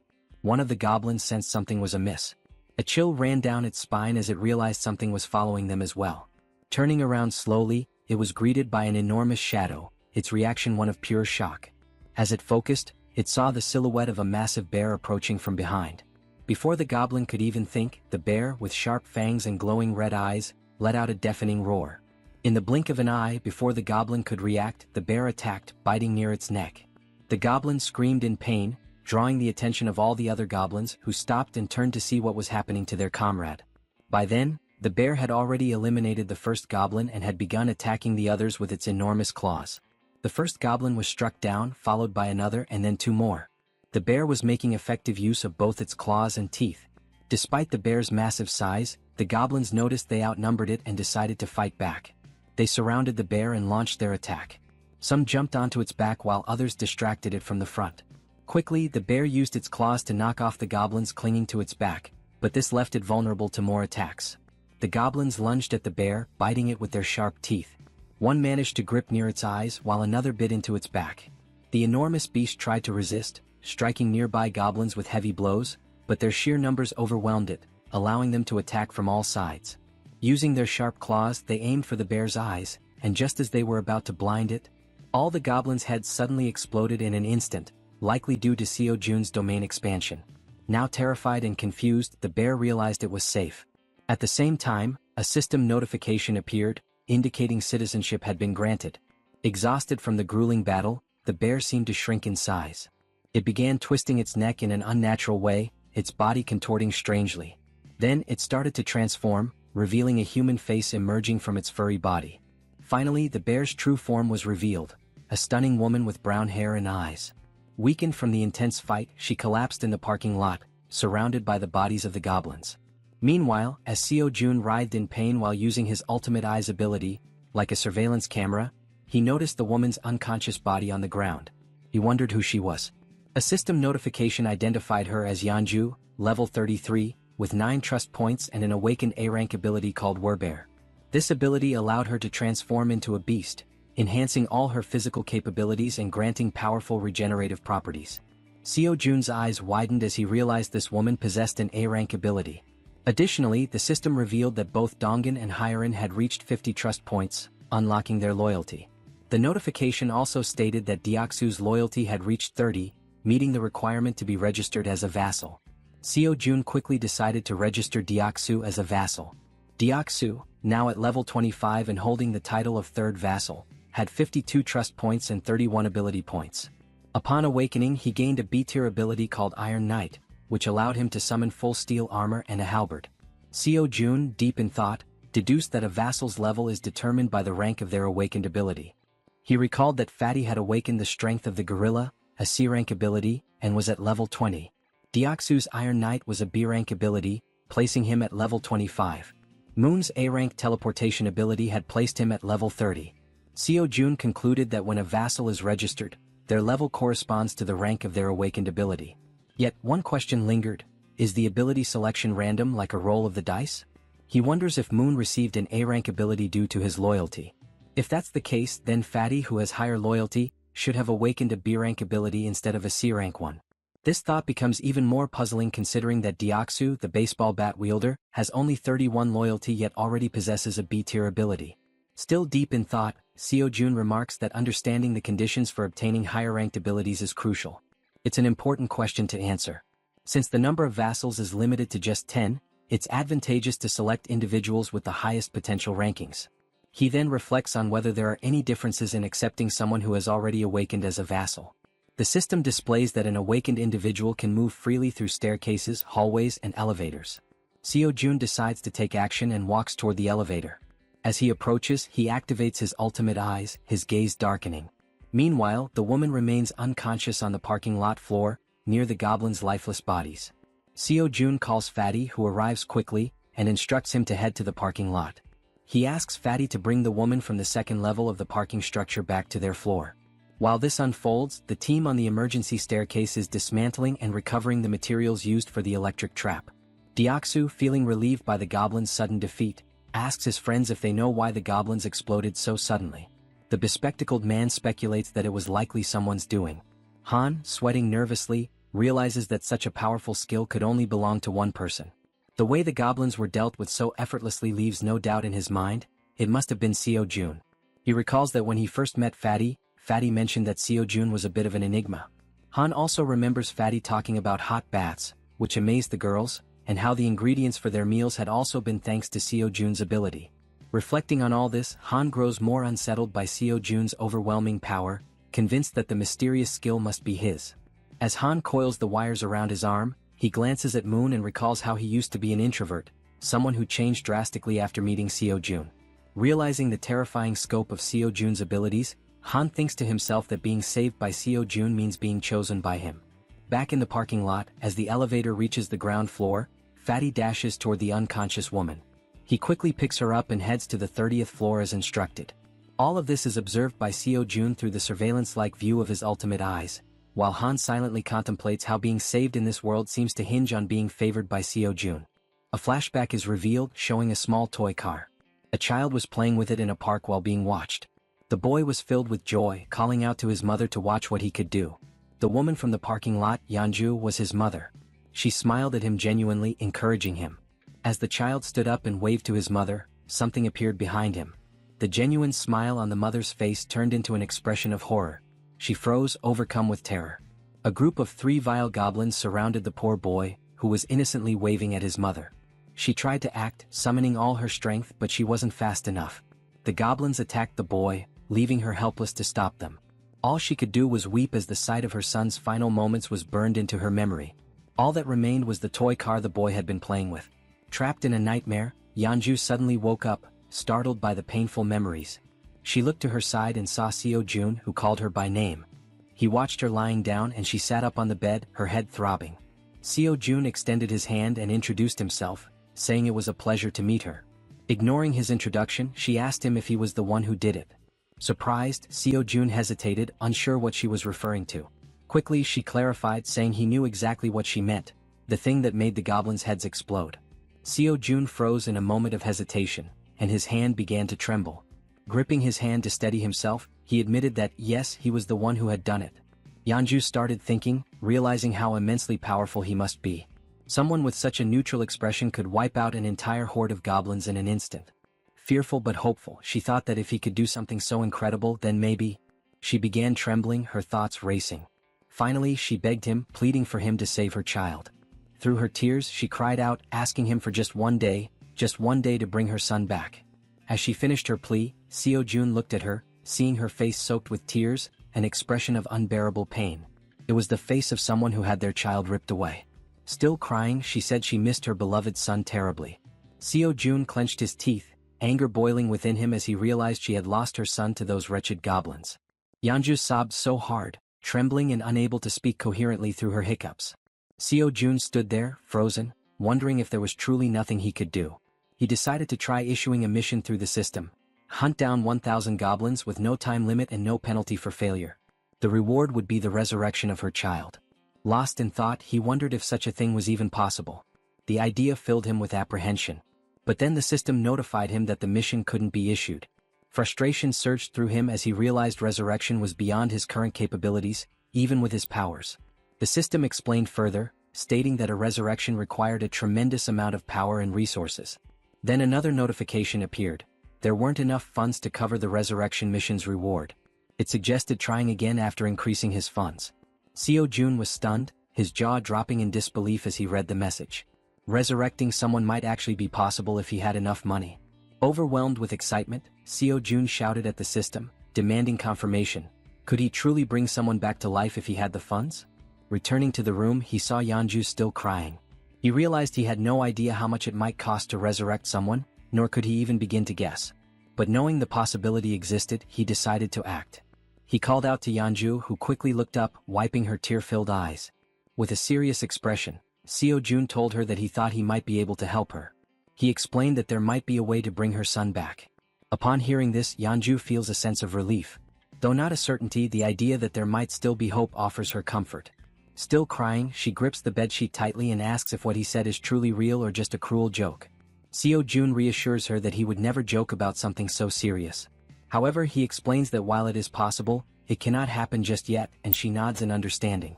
He adds that he doesn't know exactly how long it will take, but there is definitely a way. Yeonju turns to him, saying she'll do whatever it takes and asks what she should do to make it possible. Seo-jun considers the situation. With Han's group, which now includes Moon, Toji, and Fatty with their awakened abilities, they already have a strong team. Adding Yeonju, a level 33 fighter, would make them capable of handling most monsters. He thinks the best course of action is to transform all 7 of his minions. Changing his expression to a smile, he asks Yeonju to get up, saying he'll introduce her to some people. Shortly after, Han introduces himself, and Yeonju politely returns the greeting. She then asks if he's the one who was throwing baseballs to hunt goblins, which startles Han that she knows about that. Yeonju also turns to the archer, saying she recognizes her too since she was shooting arrows at the goblins, leaving the archer equally surprised. Nervous, the archer asks how Yeonju knows her. Yeonju, growling and mimicking claws with her hands and sharp teeth, asks if they really don't recognize her, saying they've met before. Toji, the archer, and Han look confused about her growling while cute bears appear in the background. Deciding to clarify, Yeonju begins transforming. Gradually, fur starts appearing on her body as she focuses. Her bear form becomes evident, complete with a snout and brown fur. The archer, shocked, points at her and asks if this is actually happening. Now a massive bear stands in the room before the group. Still pointing, the archer exclaims that it's the beast they saw in the alley earlier. Yeonju, laughing awkwardly, corrects her, saying it's actually a bear, not a beast, leaving the archer dumbfounded. The bear woman explains that she had helped them deal with the goblins a few times before, though they hadn't realized it until now.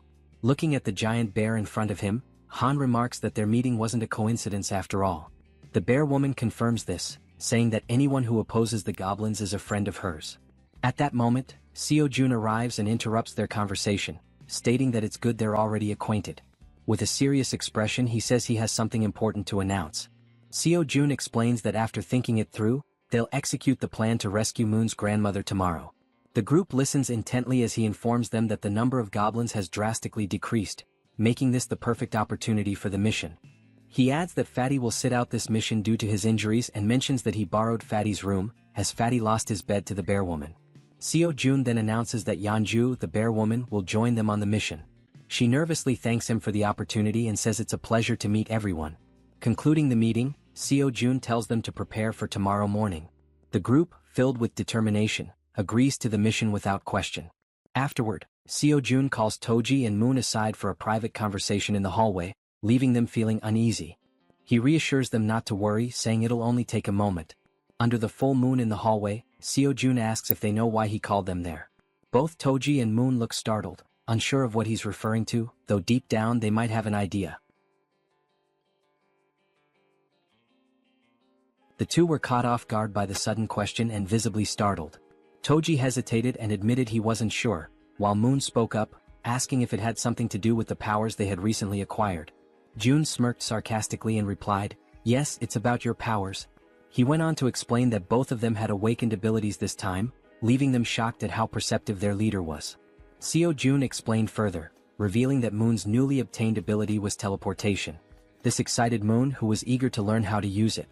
As for Toji, his ability was named Knight of Steel, which left him curious about what it could do. Jun's expression shifted to one of seriousness as he considered the situation. He realized he needed to understand how both their abilities worked before they embarked on the mission the next day. Deep in thought, he opened the system screen to analyze their progress. He issued a mission to both of them: demonstrate their newly awakened abilities within 1 hour. The reward for success was increased strength, while the penalty for failure was having to sleep in the corridor.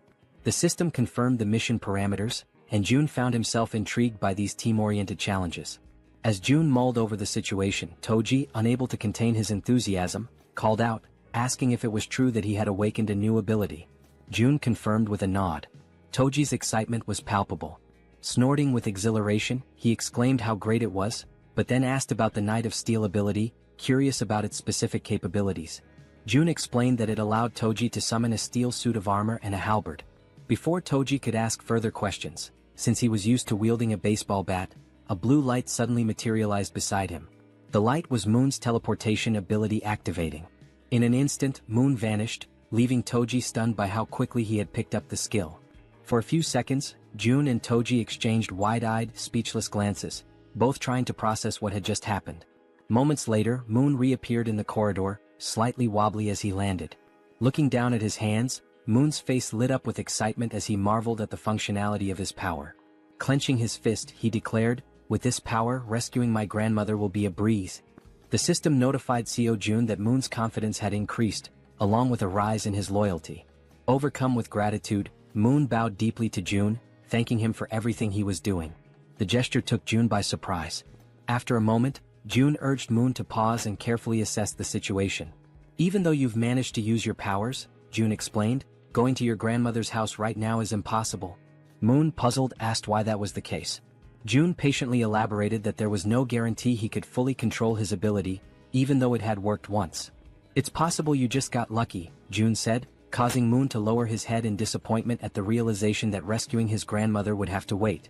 Jun reassured him, saying, "For now, we'll figure out the maximum range of your teleportation and determine if there's any penalty for using it multiple times." Moon nodded silently in agreement. As the conversation continued, they noticed something unusual happening down the corridor. Turning to investigate, they saw a knight clad in gleaming steel armor wielding an enormous halberd. Toji's eyes widened in amazement as he realized the sheer magnitude of his power. Ecstatic, he couldn't help but comment on how well the ability suited him. The system then notified Jun that Toji's confidence and loyalty had also increased. While Toji celebrated, swinging the halberd to test its weight, Jun called Moon over. Pointing toward a nearby building, Jun asked if Moon could test his teleportation by attempting to reach it. Moon studied the building carefully, gauging the distance and calculating the effort it would take to make such a leap on only his second try. Finally, he turned to his leader and said, "I'm not sure I can make it, but I'll try." The system presented a new mission: teleport to the rooftop of Building 113 within 3 minutes. The reward was an improvement to Moon's teleportation ability, while the penalty for failure was having to sleep outside. While focusing intensely, Moon positioned his hands in a stance resembling a Kamehameha to channel his energy for teleportation.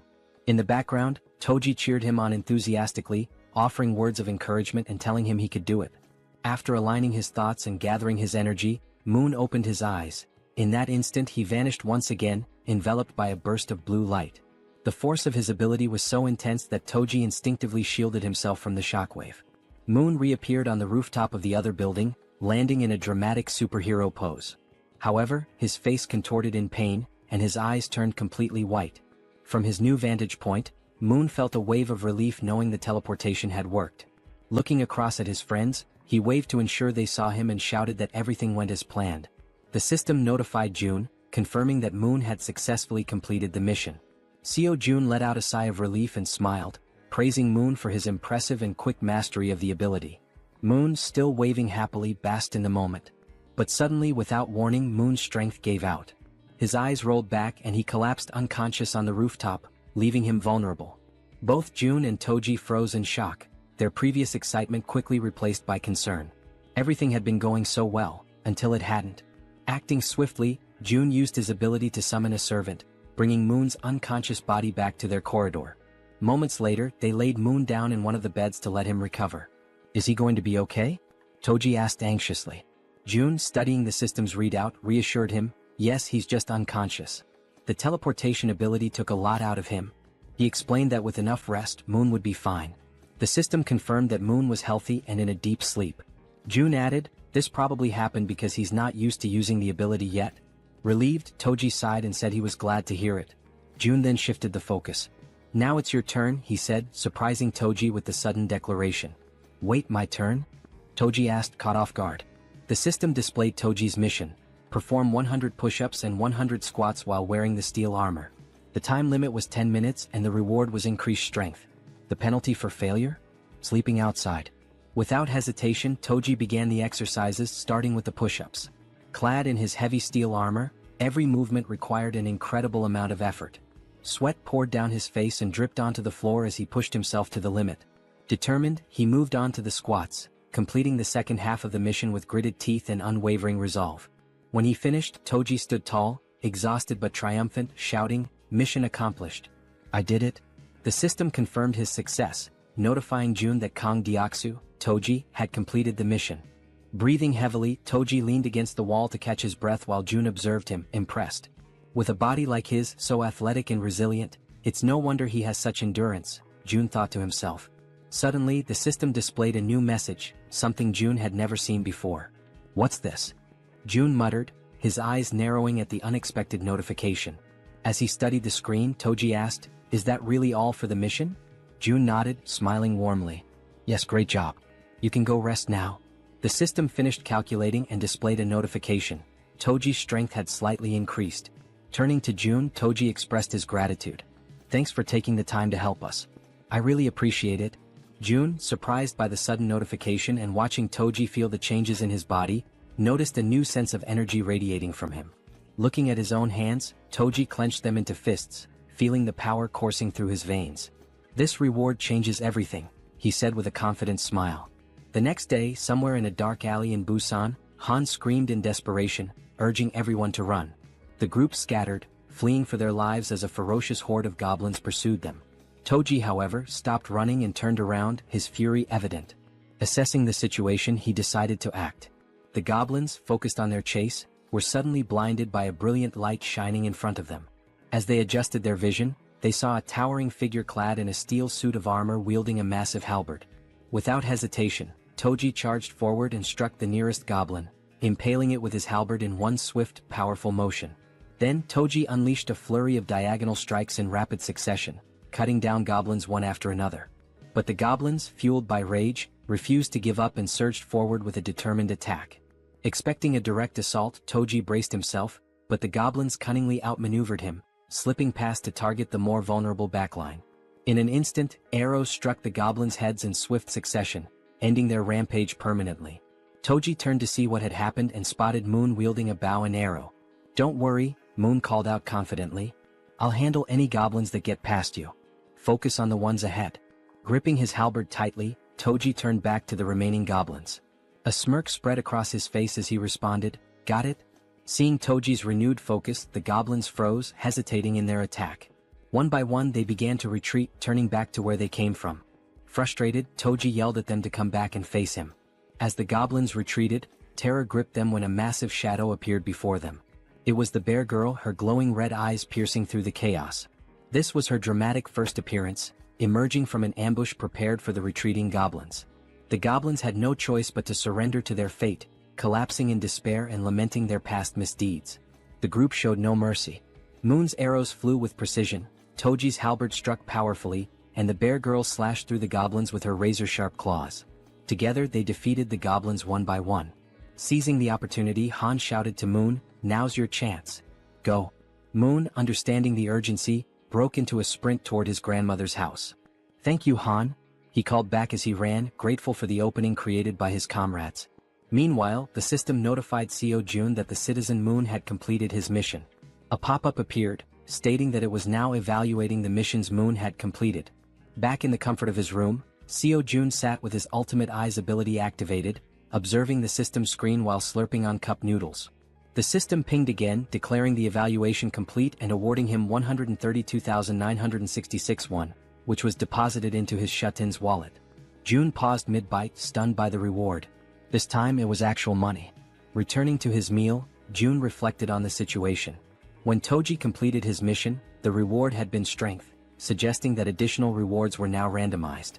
It makes sense, June thought. The missions are getting harder, so the rewards should scale with the difficulty. The system chimed again, confirming that Moon had completed all the missions available to him for the day. It also announced it would begin evaluating the rewards for Moon's completed tasks. The assessment concluded instantly. Still savoring his noodles, June grinned and said, "All right, let's see what the reward is." The system congratulated him for hitting the jackpot. For those unfamiliar, it clarified that a jackpot is the maximum prize accumulated in games of chance like slot machines or lotteries. Reading this, Seo Jun froze, momentarily stunned. Paralyzed with anticipation, he stared at the screen, waiting to see what incredible reward the jackpot would bring. Still staring at the system notification, June remained frozen in shock, his cup noodles stuck in his throat as he tried to process what the jackpot could possibly be. Then the system displayed the reward, a skill point granted as part of the jackpot. Upon reading this, Seo Jun's lips curled into a satisfied smile. This was perfect. He could choose exactly where to use the point. Back on the streets, Moon sprinted toward his grandmother's house at such an incredible speed that a faint blue aura trailed behind him. As he drew closer, exhaustion crept in, sweat dripping down his forehead. His mind raced with anxious thoughts. What if something had happened to her? Upon arrival, the house came into view, a small, simple home, completely unprotected against monster attacks.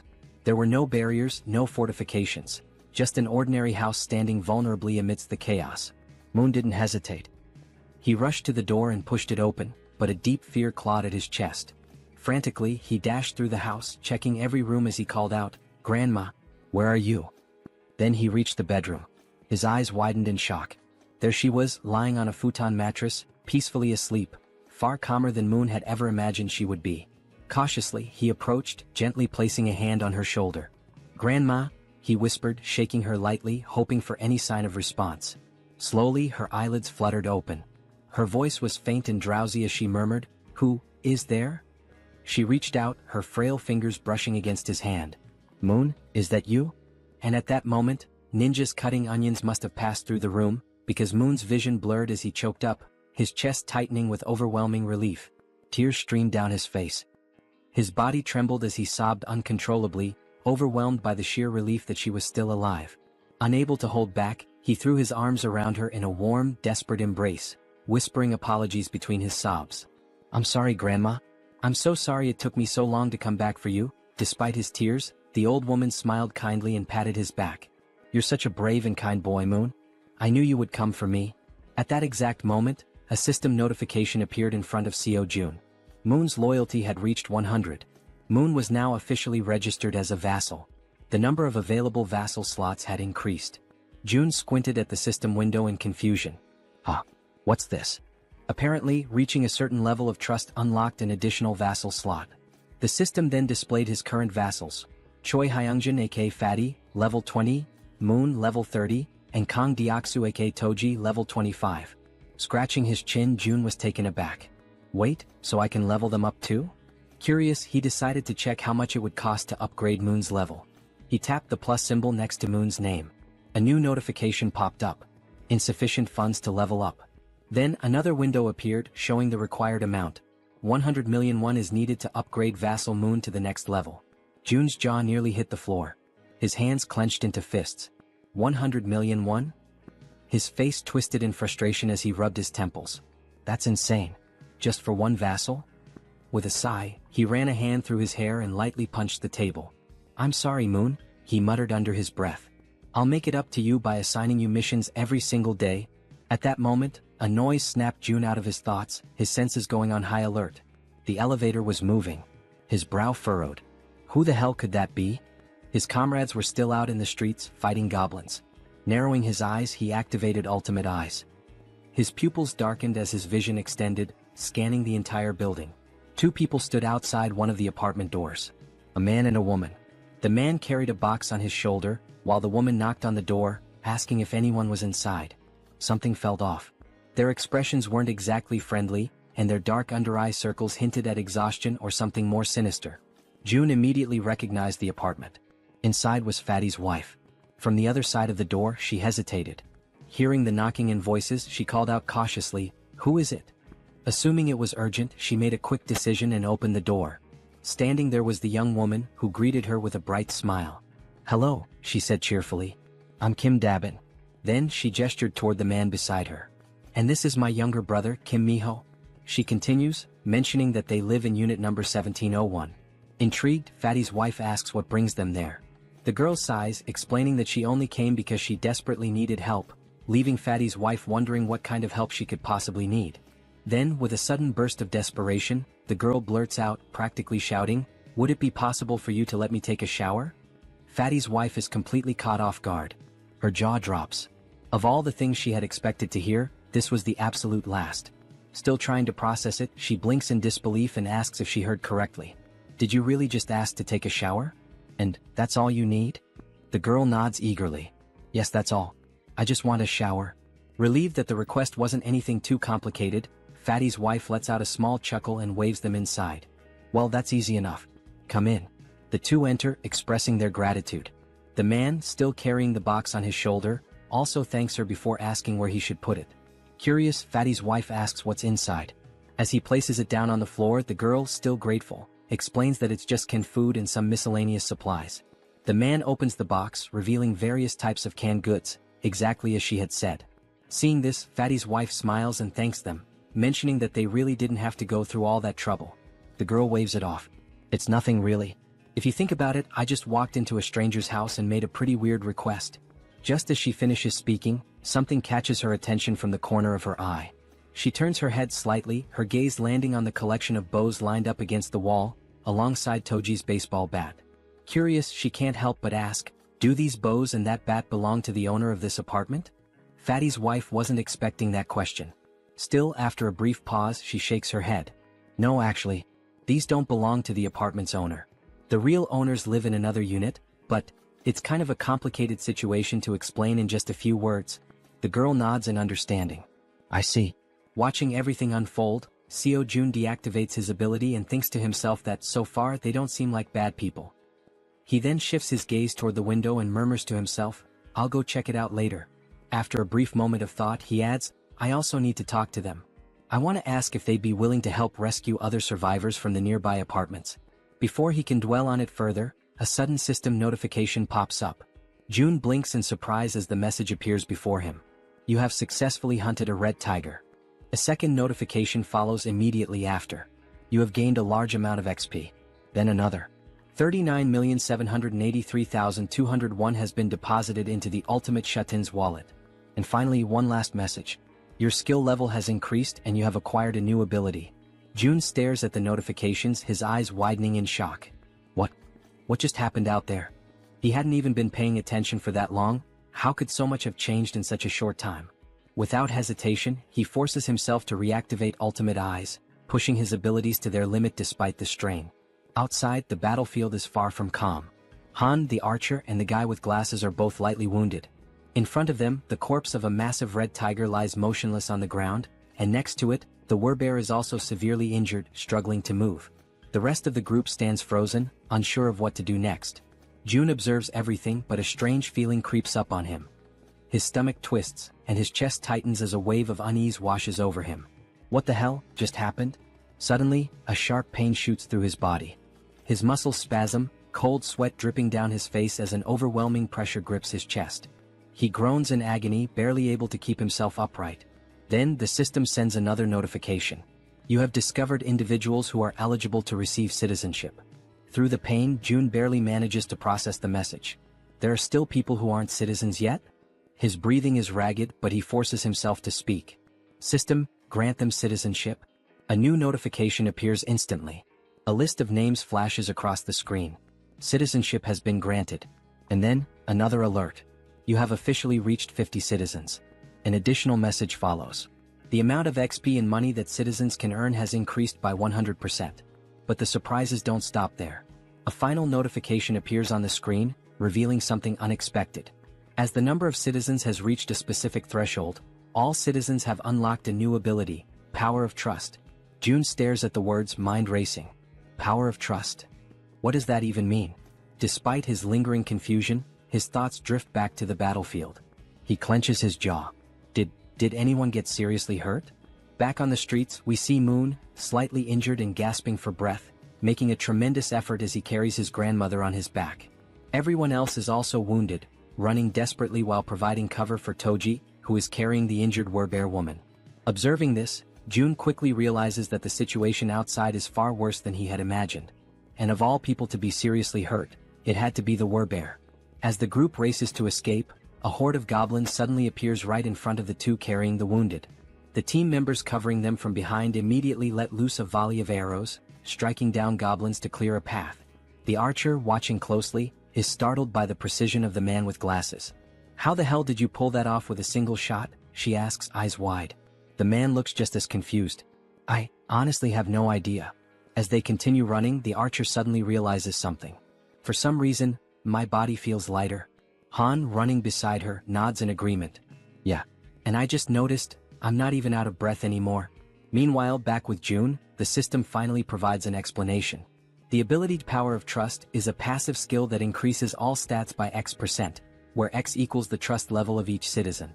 Seo Jun stares at the message in disbelief. This skill didn't even exist before. How the hell is it so strong? Then, another realization hits him. Every single member of his group has at least 50 trust points or more. This means that all their stats, including stamina, strength, reflexes, and more, have naturally increased by 50%. At that very moment, Moon's expression shifts as if something suddenly clicks in his mind. He has a hunch. This must be another one of June's new abilities. The system then notifies June of something else. Both of the girls have now surpassed 30 loyalty points. As a result, they are now eligible to be registered as vassals. Without hesitation, Kim immediately commands the system to register both of them. The moment it happens, the two women suddenly stop in their tracks, their bodies tingling as an overwhelming power surges through them. The system follows up with an update. Kim Gaeong, now at level 20, has acquired the piercing ability. Yu Hyerin, now at level 25, has awakened the skill Poisonous Mist. Now, brimming with their newfound power, the two turn back, ready to face the goblins chasing them. The archer steadies herself, drawing her bow. She fires an arrow straight at the goblins. Normally, her shots always land as headshots, every single time. But this time, something is different. The arrow doesn't just pierce through one goblin, it ricochets off and strikes several others, piercing through them effortlessly. Confused, the archer furrows her brows. What the hell? What just happened? The system promptly provides an answer. The ability Piercing is a tier C skill that uses mental strength to fire a penetrating arrow. June, standing with his arms crossed, watches as the information unfolds before him. Now that he knows what the ability is, he immediately issues a command to the system. Create a mission. A new quest pops up. The archer must use Piercing to hunt 10 goblins within a 10-minute time limit.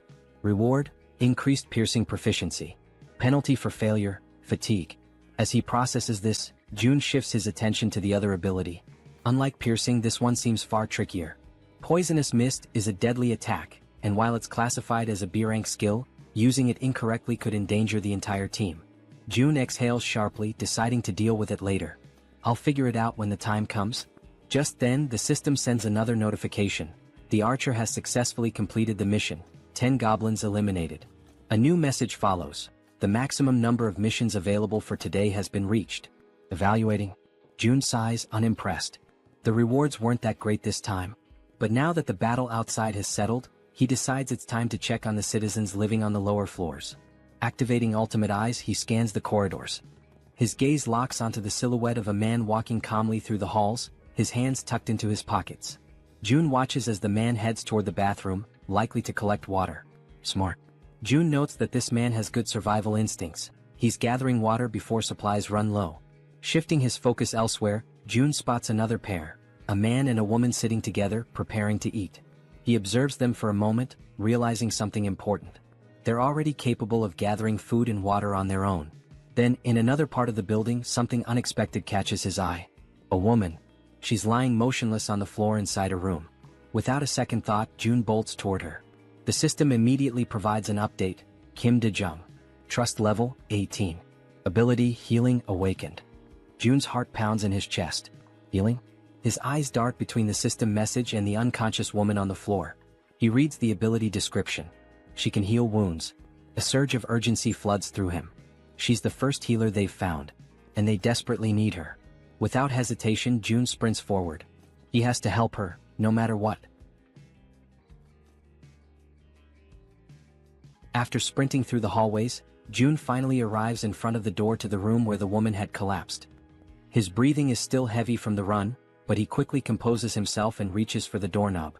Slowly, he tries to turn it, hoping to gain access without any trouble. However, to his surprise, the door is locked from the inside.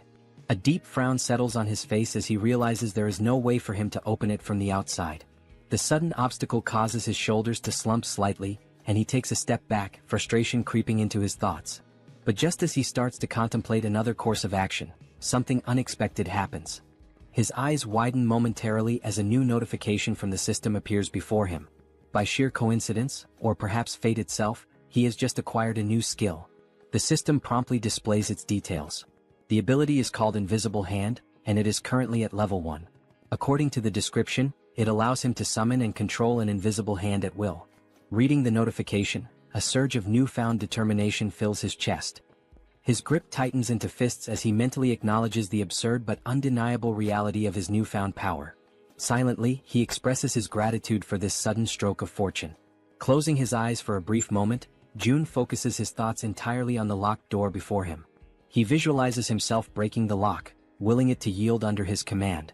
When he finally opens his eyes, he is met with an unexpected yet welcome sight. Right before him, materialized out of shut-in energy, is a lock-breaking tool, a sturdy bolt cutter formed entirely of the same strange energy he has come to rely on. Without hesitation, he reaches forward, taking hold of the newly formed tool. The cold sensation of the manifested object in his grip confirms its existence. Without wasting another second, he positions it against the lock and applies pressure. A sharp snap echoes through the quiet hallway as the lock gives way effortlessly. With a swift motion, he pushes the door open and rushes inside. The moment he steps into the dimly lit room, his gaze immediately lands on the unmoving woman lying on the floor. Now that he is seeing her up close, the eerie stillness of her body makes the entire scene feel unsettling. June quickly kneels beside her, concern evident in his expression. Reaching out, he gently nudges her shoulder, his voice calm yet firm as he speaks. He asks if she can hear him, if she is all right, urging her to wake up. There is no response. A deep sense of unease washes over him. He carefully observes her condition, scanning for any visible injuries. But what he notices instead sends a wave of worry through him. Her face is unnaturally pale, her lips dry and cracked. Severe dehydration. His mind races. Dehydration this extreme could be dangerous. She needs help, immediately. He quickly shifts his attention to the surroundings, searching for anything that might assist in stabilizing her condition. His eyes dart around the room, taking in every detail. Then, something catches his attention, something that makes him pause, confusion flickering across his face. There is water in the room. Yet, despite the presence of water, she is still in this critical state. It makes no sense. The contradiction unsettles him, sending a cold shiver down his spine. Glancing back at the woman, he forces himself to push aside the troubling thoughts. Now is not the time to question the situation. The priority right now is saving her. A sudden idea forms in his mind. Without hesitation, he opens the system interface. There is a chance this might work. June quickly assigns her a mission, a simple yet crucial task. The mission objective: breathe. The reward: immediate recovery from dehydration. The system processes the command, deducting 10,001 as the cost for activating the mission. Almost instantly, a soft blue aura begins to envelop the woman's body. June watches intently, his pulse quickening as the energy works through her. Then, faint sounds escape her lips, a weak, breathy noise, but a clear sign that she is beginning to stir. Relief floods through him. It worked. Slowly, her eyelids flutter open, her gaze hazy and unfocused. A blurred silhouette of a figure stands before her, a voice reaching her ears, asking if she is awake. Her mind struggles to process the situation. Her voice, weak but laced with confusion, manages to form a question. Who is he? And why is he in her room? June straightens slightly, meeting her dazed gaze. He introduces himself, explaining that he lives in a unit just above hers in the building. She blinks, her expression still foggy with exhaustion. The information doesn't seem to register right away. Still lying on the floor, she questions him again, her voice laced with uncertainty. How did he get inside? June, seeing no reason to hide the truth, states it plainly. He tells her that he saw she was unwell and decided to enter, by force breaking the door open to reach her. A moment of silence lingers between them. Then her breath hitches. Her expression shifts as realization dawns. Without warning, tears begin streaming down her face. And yet she does not say a word. She simply cries as if the weight of everything she had been enduring had finally caught up with her. She raises her hands to her face, wiping away the tears in an attempt to hide her crying. Her shoulders tremble slightly as she struggles to compose herself. June, watching her closely, immediately senses that something is wrong. There is an uneasiness in the way she reacts, something beyond just exhaustion or confusion. Taking a deep breath, he calls her name, Kim Dae-jung, his voice firm yet gentle. As she slowly pushes herself up from the floor, still visibly shaken, he speaks again. He apologizes for being so abrupt, for barging into her life so suddenly, but he makes it clear that he needs her help. There is urgency in his tone, something that makes her pause despite her lingering distress. Now sitting upright, her tear-filled eyes meet his, though her expression remains guarded. Her lips, still cracked from dehydration, barely part as she listens to him speak. June wastes no time in explaining, one of his allies is severely injured. The words seem to take a moment to register. Dae-jung slowly turns her body toward him, staring as if trying to process what he just said. Silence stretches between them. She blinks, her mind racing, trying to make sense of his words. His ally? Someone severely injured? Why is he telling her this? She doesn't understand, she doesn't even know this man. Panic begins to rise in her chest. He wants her to save someone? Why her? Doubt and fear intertwine within her thoughts. Her hands tremble slightly as she lowers them to her lap. It seems impossible, an absurd request thrown at her out of nowhere. He's putting his faith in the wrong person. And then another realization strikes her like a bolt of lightning. How does he know she's a nurse? Her breath catches. She has never told him that. No one in this building should even know. A wave of unease washes over her, yet at the same time, something about the way he speaks, the way he asks for help, doesn't feel threatening. There is no malice in his words, no ill intent in his eyes. Still hesitant, still uncertain, she makes a decision. She has to see for herself. Slowly she turns to face him completely. Though suspicion lingers in her gaze, she swallows down her doubts and agrees to help. Her voice, though weak, carries a firm resolve as she asks where exactly she is supposed to go. June doesn't answer right away. Instead, he opens the system interface, his fingers moving swiftly across the translucent screen in front of him. He asks her to wait just a moment. He assigns her a mission, one that instructs her to use healing magic to cure the wounded werbear. The mission comes with a 1-hour time limit, a reward labeled as improved, and to his relief, no penalties. His eyes flicker with determination as he reads the details. He must save the werbear no matter what. Turning back to Dae-jung, he tells her that for now she should rest. He will personally bring the injured person to her. He then instructs her to find something to help with her own dehydration. But Dae-jung, already overwhelmed, barely has time to process his words before something utterly impossible happens. From seemingly nowhere, oranges begin to materialize in midair. Her eyes widen in pure shock, her breath hitching as she watches several bright oranges fall from the void and land in front of her. For a long moment, she simply stares, her mouth slightly open, completely stunned. Then, snapping out of her daze, she frantically raises a shaking finger, pointing at the fruit on the floor. What is this? Her voice trembles as she demands an answer. June, realizing how bizarre this must seem to her, quickly apologizes.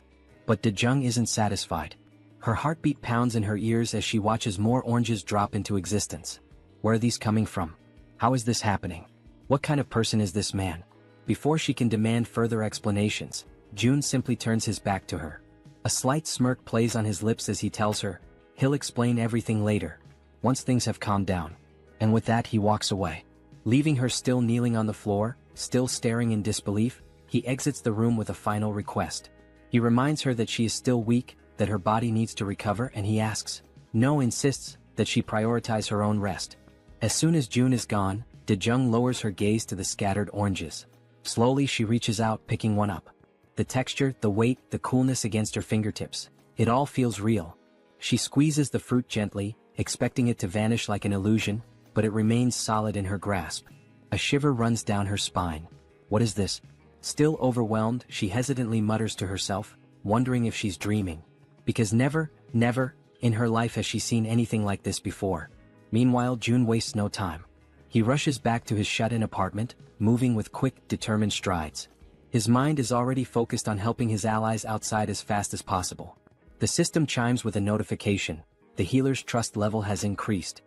He stops for a brief moment, narrowing his eyes at the message. She hadn't trusted him before. That much was obvious. But now, it seems like her perception of him has changed, even if only slightly. Still, it isn't enough for him to let his guard down. Trust takes time. And honestly, he can't blame her. If someone broke into his home out of nowhere, he wouldn't trust them either. Shaking his head, he steps onto the balcony, his gaze drifting downward. His thoughts remain heavy, but as he looks out toward the streets below, something makes his entire body freeze. His blood runs cold. A massive, ferocious red tiger is charging through the streets, its powerful limbs propelling it forward with terrifying speed. And it's chasing his allies. Jun's breath catches as he sees his companions below, running for their lives. Desperation is evident in the way they scramble to escape, but the monstrous beast closes in on them, its deadly fangs gleaming under the dim light. Then, as if things couldn't get any worse, its piercing eyes fixed on its targets, its muscular body moving in perfect synchrony as it hunts his team. A wave of panic washes over Jun. This isn't just a dangerous situation. This is a massacre waiting to happen. Jun stood frozen in shock as he took in the sight before him. There wasn't just one red tiger. Another had appeared, a second ferocious beast, separate from the one that had already fought the Werbear woman and left her gravely wounded. Down below, chaos continued to unfold. The massive red tiger prowled menacingly, striking fear into the hearts of the remaining group members, who were now running desperately, not daring to look back. Fear gripped them entirely, their survival instincts pushing them forward. Amidst the frantic escape, Hyeon, the girl who had received the power of poison, misstepped. Her foot twisted unnaturally, and pain exploded through her leg as she collapsed onto the hard ground. A sharp, involuntary cry of agony tore from her throat. Both the archer woman and Han immediately stopped in their tracks, their faces contorted with panic. Their eyes darted back to her, calling out her name with pure desperation. Gritting her teeth, Hyeon struggled to push herself up, trying to fight through the pain. But her body was already beyond exhaustion, her limbs heavy, refusing to obey her will. No matter how much she willed herself to move, she couldn't. The archer's voice rang out through the air, a raw scream of distress. Because the enormous red tiger was already preparing to strike. Its muscles coiled, eyes locked onto Hyeon like a predator savoring its helpless prey. It was ready to devour her, its powerful body lunging forward just as she finally managed to stagger back onto her feet. But she had yet to realize how dangerously close the beast truly was. Her mind was occupied by something else, perhaps a last-ditch plan or sheer disbelief at her predicament. Then at last she turned her head. And in that instant she understood. The beast was right there. The realization hit her like a tidal wave, crashing down and swallowing her whole. A cruel truth settled into her bones: there was no escape. For a brief, soul-crushing moment she stopped resisting. The fight drained from her eyes and she surrendered to the inevitable. She stood still, bracing for the end, waiting for the red tiger's jaws to clamp down and rip her apart. And then, in a sudden flash of light and violet smoke, she was gone. The tiger's gaping maw snapped shut on empty air. A growl rumbled deep in its throat, confusion flickering through its burning eyes. It didn't understand what had just happened. A heartbeat ago, its prey had been right there. And now, vanished. The frustration of the failed kill sent the beast into a deeper fury. At the same moment, Hyeon reappeared, disoriented, drenched in sweat, her breath ragged and uneven. Her mind reeled as she tried to comprehend what had just occurred. Had she died? Was this the afterlife? Pain surged through her limbs, sharp and unrelenting, reminding her that she was still very much alive. That was when she saw him. Jun. He was standing there watching her closely. It had been too close. A fraction of a second later and she wouldn't have survived. The weight of that realization pressed down on him. Hyeon, still trembling, looked up at him, but no words came. She was too exhausted, too overwhelmed to speak. Meanwhile, outside, the others were still running for their lives. Jun took a deep breath, his mind racing. At the very least, he had bought them some time. One less person in immediate danger meant the group below had a slightly better chance of escaping. Then, his system screen flashed with a new notification. He had discovered individuals who met the criteria to be granted citizenship. The system prompted him, did he wish to approve their citizenship? Before he could process this, another sudden movement caught his eye. Moon appeared, using his teleportation ability to warp into the apartment, carrying his grandmother in his arms. As soon as he landed, he turned to Jun, his expression frantic. His breathing was unsteady, but his grip on the elderly woman remained firm as he pleaded for Jun to take care of her. Jun glanced at Moon, then at the frail woman in his arms. The concern in Moon's eyes was unmistakable, but Jun's mind was already occupied with something far more urgent. Raising a hand, he told Moon to wait. There was a bigger problem right now. Moon parted his lips, ready to argue, ready to demand an explanation. But then he looked at Jun's face, at the seriousness in his expression, and he understood. Whatever Jun was dealing with, it was far worse than he had realized. Without another word, Moon nodded. He could tell that, at this moment, his grandmother was not the priority. Down below, the relentless red tiger was still in pursuit, refusing to let up. It chased the remaining group members without mercy, its predatory instincts fully awakened. Jun clenched his fists, forcing himself to focus. He needed to act.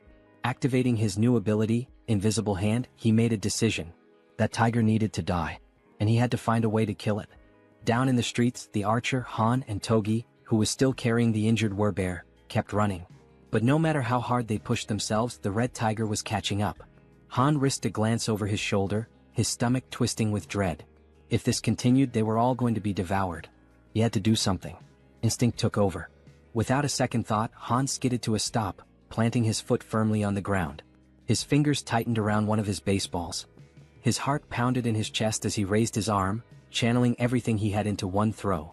A faint blue glow began to radiate around him, intensifying with each passing second. He poured everything into it. Then, he hurled the ball with all the force he could muster.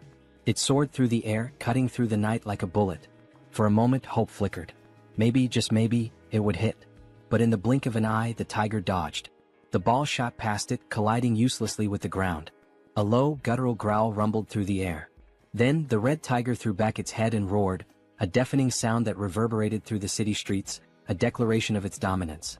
The archer's voice rang out in terror as she screamed for Han, begging him to run. But it was too late.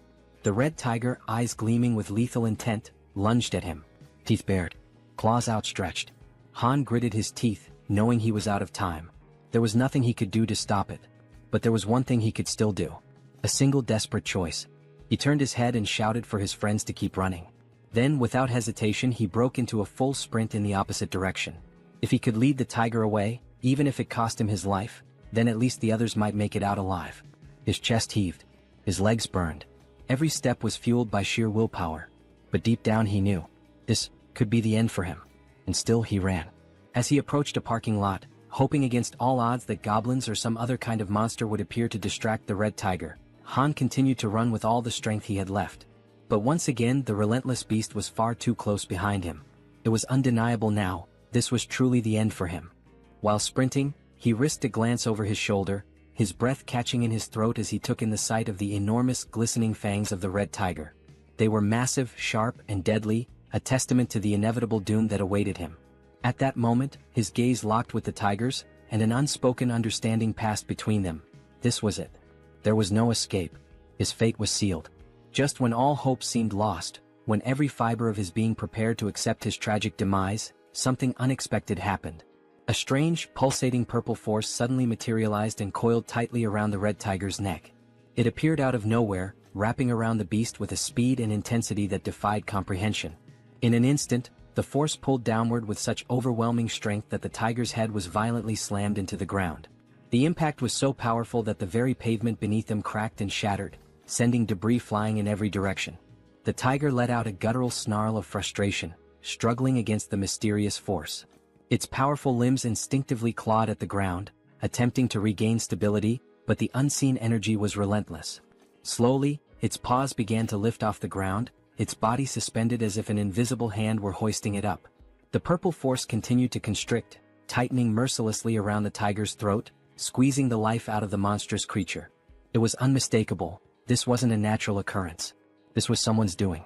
And Han, still frozen in shock from witnessing the impossible, knew exactly whose work this was. There was no doubt in his mind, this was Jun's power.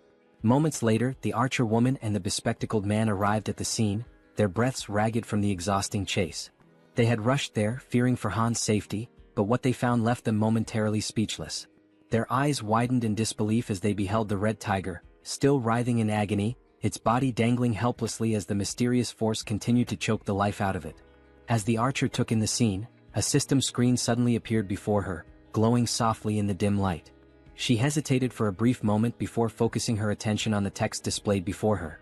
Her expression shifted almost instantly, Her eyes widened in shock as she absorbed the information. Then, as though gaining a newfound sense of understanding, she took a deep breath, regaining her composure. With a newfound calmness, she turned to her companions and, without hesitation, stepped forward. High above, watching the events unfold from his vantage point, Jun observed everything with sharp, calculating eyes. There was no need for him to intervene any further. He had already done what was necessary. Now, as long as Jaehyeon, the archer, landed the final blow, he would receive 4 times the loot. Below, the red tiger, still trapped and gasping for air, thrashed desperately in a futile attempt to escape. But its fate was already sealed. The archer, understanding the significance of this moment, took her time, preparing what would be her most crucial shot yet. The tiger's fiery gaze turned to her, desperation evident in its glowing eyes. It was pleading for mercy, seeking even the faintest glimmer of hope for survival. But the woman standing before it held no sympathy. Her expression was one of cold resolve. Mercy was not an option, not for this wretched beast. She pulled back the string of her bow, channeling an intense blue aura into her arrow. The pressure emanating from the charged shot was immense, causing the very air around them to tremble. Then, with a swift, decisive motion, she released the arrow. A powerful gust of wind exploded outward as the arrow soared through the air, its force cutting through the night like a spear of vengeance. The instant it found its mark, a system notification flashed before Jun's eyes. You have successfully hunted a level 28 red tiger. You have gained a significant amount of experience points. 62,311,776 one has been deposited into your shut-in wallet. As the tiger's body collapsed lifelessly onto the ground, another notification appeared, this one highlighting the growing dynamics among the group. Team trust and loyalty levels have increased. Another notification followed shortly after. Han's loyalty level has exceeded 30. He now meets the requirements to be registered as a vassal. A satisfied smile played on Jun's lips. Everything had gone exactly as planned. He nodded to himself before selecting the prompt to accept Han's registration as his vassal. A few moments later, the scene shifted to another part of the building where someone was being healed. It was the healer, the woman who had previously collapsed in exhaustion within one of the rooms. Now fully conscious, she focused her energy, her hands glowing faintly as she tended to the wounded. The injuries of the others faded rapidly under her care, not even leaving scars behind. The first person she prioritized was the Werbear woman, whose body had suffered severe damage during the brutal encounter with the red tiger. Jun, watching from afar, reflected on the sheer luck they all had, him included, in having found a healer in a situation like this. Han approached, still catching his breath. Without wasting any time, Jun turned to him and asked what had happened below, particularly why the red tigers had suddenly appeared. Han, his voice still carrying traces of exhaustion and gratitude, explained that the location where Moon's grandmother's house had once stood was likely a territory belonging to the red tigers. They had managed to take one down, but another had soon appeared, proving that the area was far more dangerous than they had initially assumed.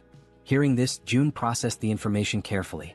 It made sense. There was no reason to believe that only goblins would inhabit this region. And now that he thought about it, there hadn't been any goblins in this area.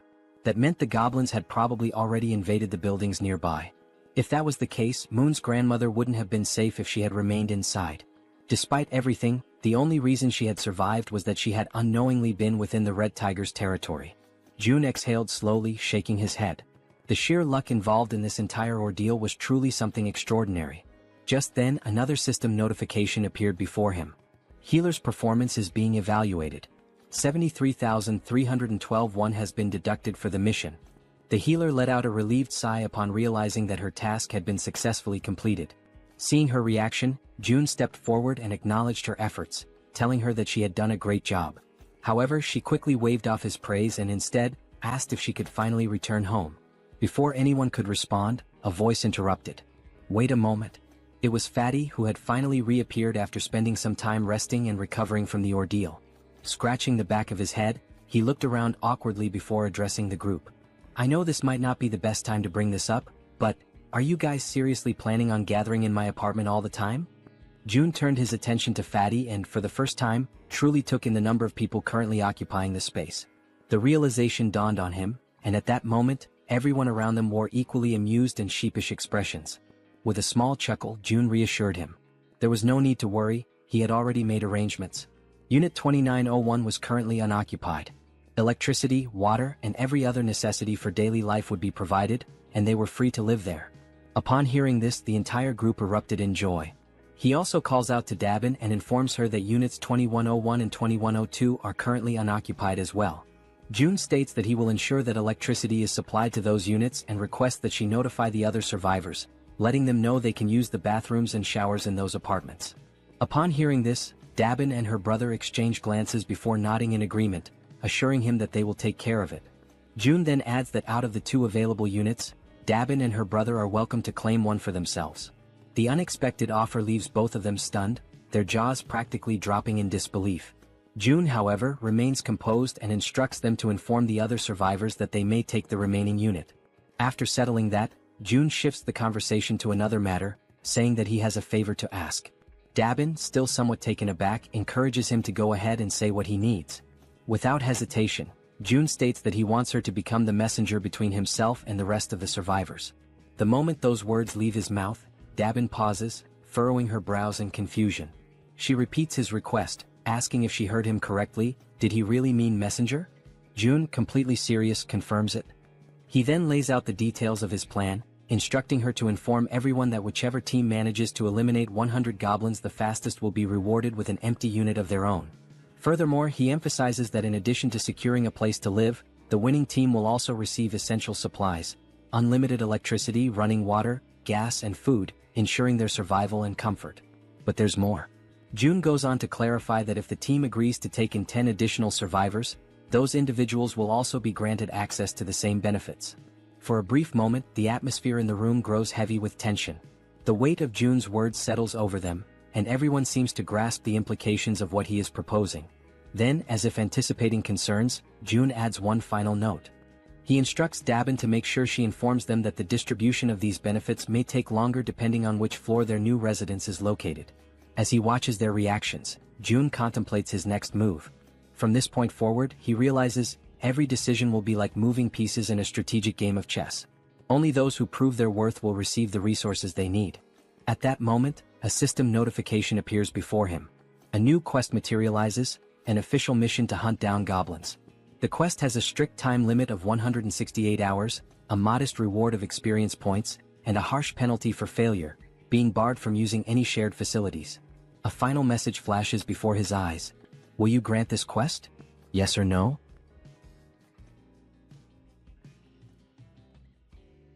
After that, all the residents that June had helped began hunting the goblins. Outside, one of them was desperately running for his life, being chased by an enormous horde of goblins. His breath was ragged and his legs burned with exhaustion, but he had no choice but to keep moving forward. The goblins were enraged, shrieking as they pursued him, their eyes glowing with a savage hunger. The young man in the red jacket was already drained from all the running, and regret started creeping in. He cursed himself for getting into this situation but kept repeating in his mind that he just needed to endure a little longer. As he continued sprinting, his eyes locked onto a door ahead, leading into the parking lot. His last hope of survival. Behind him, the goblins, with their sharp claws outstretched, were closing in rapidly, almost managing to grasp him. But at the last second, the young man threw himself forward, sliding across the ground as if making a desperate soccer tackle. His body barely squeezed through the doorway just before the goblins could reach him. With whatever breath he had left, he screamed in desperation, urging the others to attack immediately. His voice rang with panic as he warned them that the whole thing had been a trap.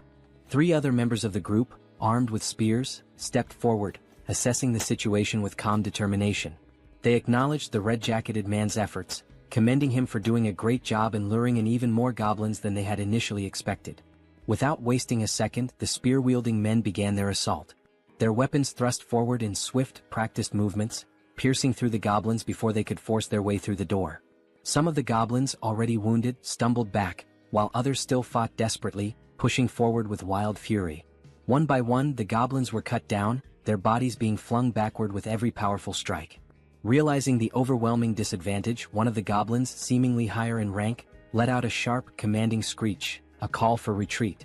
Upon hearing it, several goblins turned tail and began fleeing without even looking back. Noticing their retreat, the spear-wielding men shouted for everyone to attack faster before they could escape. One of the men suddenly grinned, a glint of mischief in his eyes, as if he had just come up with something interesting. He turned to the others and asked if they wanted to see something cool. His teammates, unsure of what he was planning but intrigued nonetheless, nodded in agreement. The red-haired man took a deep breath, steadying himself, his focus entirely on his target. Holding his spear tightly, he aimed at the fleeing goblins and, with a force that almost seemed superhuman, hurled it forward. The sheer speed and strength behind the throw made it seem as if he possessed some hidden power. But in reality it was pure brute strength. The spear flew past the twin brothers, slicing through the air at an incredible speed, heading straight for the escaping goblins.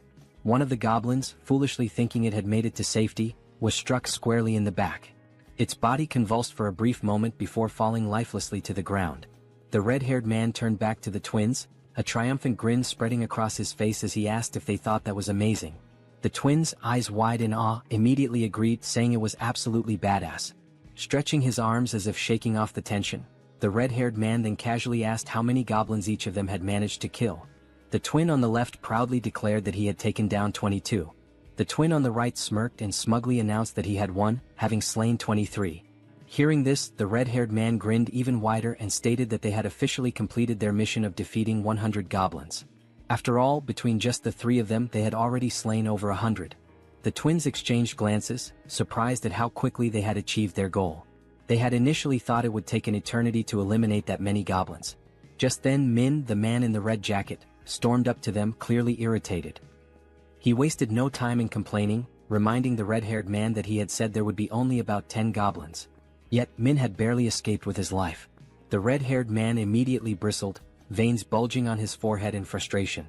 He snapped back, demanding to know what Min was whining about this time. Min, still seething, shot back that there was no way anyone could have mistaken that many goblins for just 10, and he had nearly died because of it.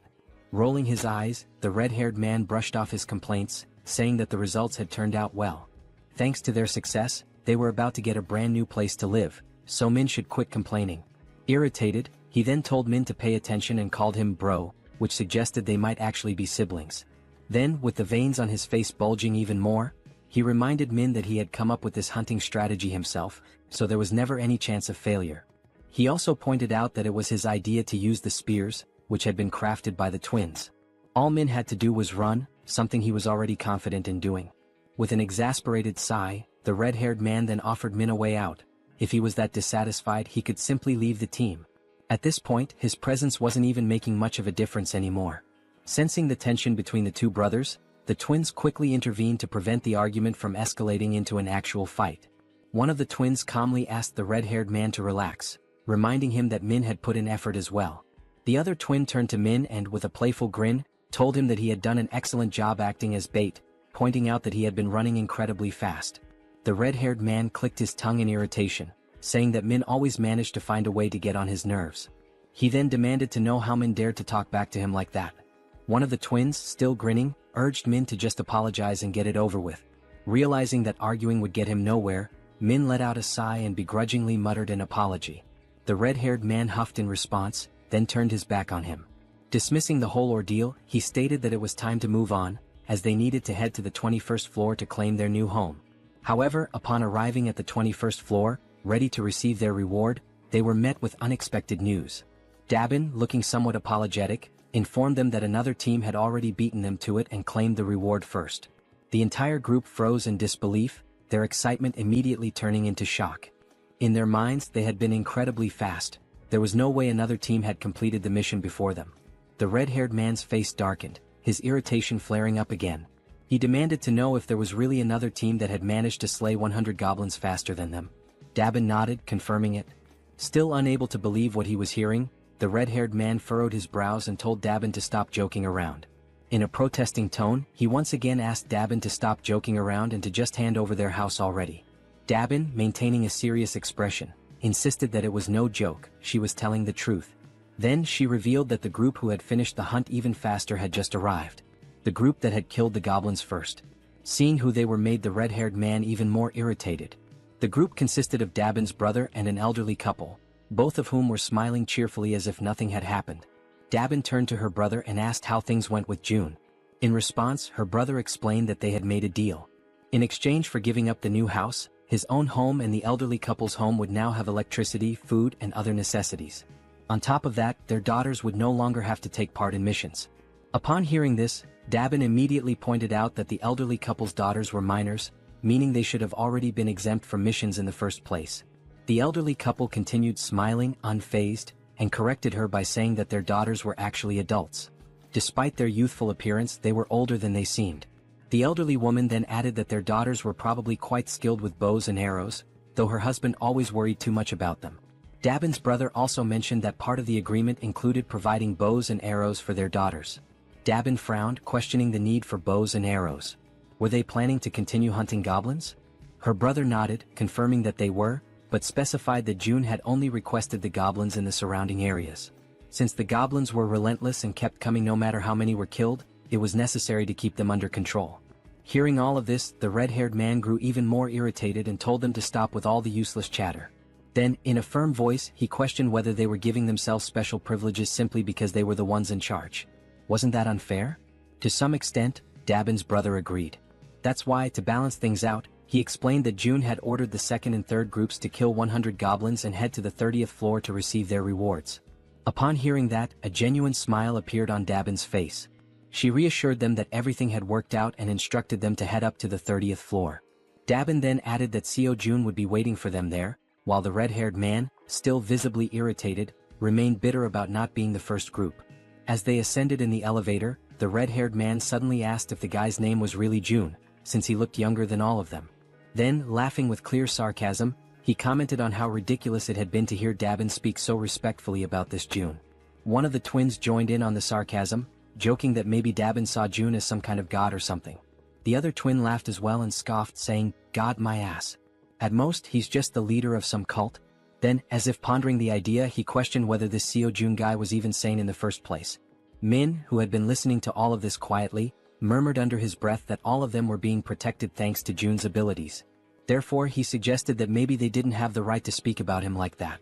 The moment those words left his mouth, the atmosphere inside the elevator changed. Everyone else became visibly irritated. The red-haired man, looking more annoyed than ever, questioned if all of them were just trying to get on Jun's good side. That single remark filled the elevator with a tense silence. Everyone was now staring at Min. As expected, the red-haired man, frustrated beyond belief, cursed at Min under his breath. Then, glancing over his shoulder with a menacing expression, he warned Min that they would have a little talk later. At that moment, the twins noticed something strange. Jun was approaching, walking at a calm and leisurely pace, one hand tucked casually into his pocket. As he neared them, he gave them a small, relaxed smile and simply said, "Hello." That simple greeting, combined with the way Jun carried himself, sent a wave of shock through all four members of the group. Feeling a sudden nervousness creeping over him, the red-haired man extended his hand hesitantly, introducing himself as Baek Sunjiob. Jun shook his hand in a firm yet casual manner, acknowledging him before commenting that he had observed how Sunjiob and his team had hunted. He noted that they had made excellent use of the barrier and that their strategy had been quite effective. Hearing that sent another chill down Sunjiob's spine. His voice slightly unsteady, he asked how Jun could possibly know that. Jun completely ignored the question. Instead, he simply smiled and stated that from now on, he would be providing electricity, water, and gas to units 1301 and 1502. Sunjiob, still trying to make sense of what was happening, managed to thank him but couldn't hold back another question. How was any of this possible? Once again, Sunjiob asked how Jun was doing all of this, how exactly he was making it happen. And yet, for the second time, Jun ignored him. Instead, he casually reminded them that since they had successfully hunted 100 goblins, they were now qualified for these benefits.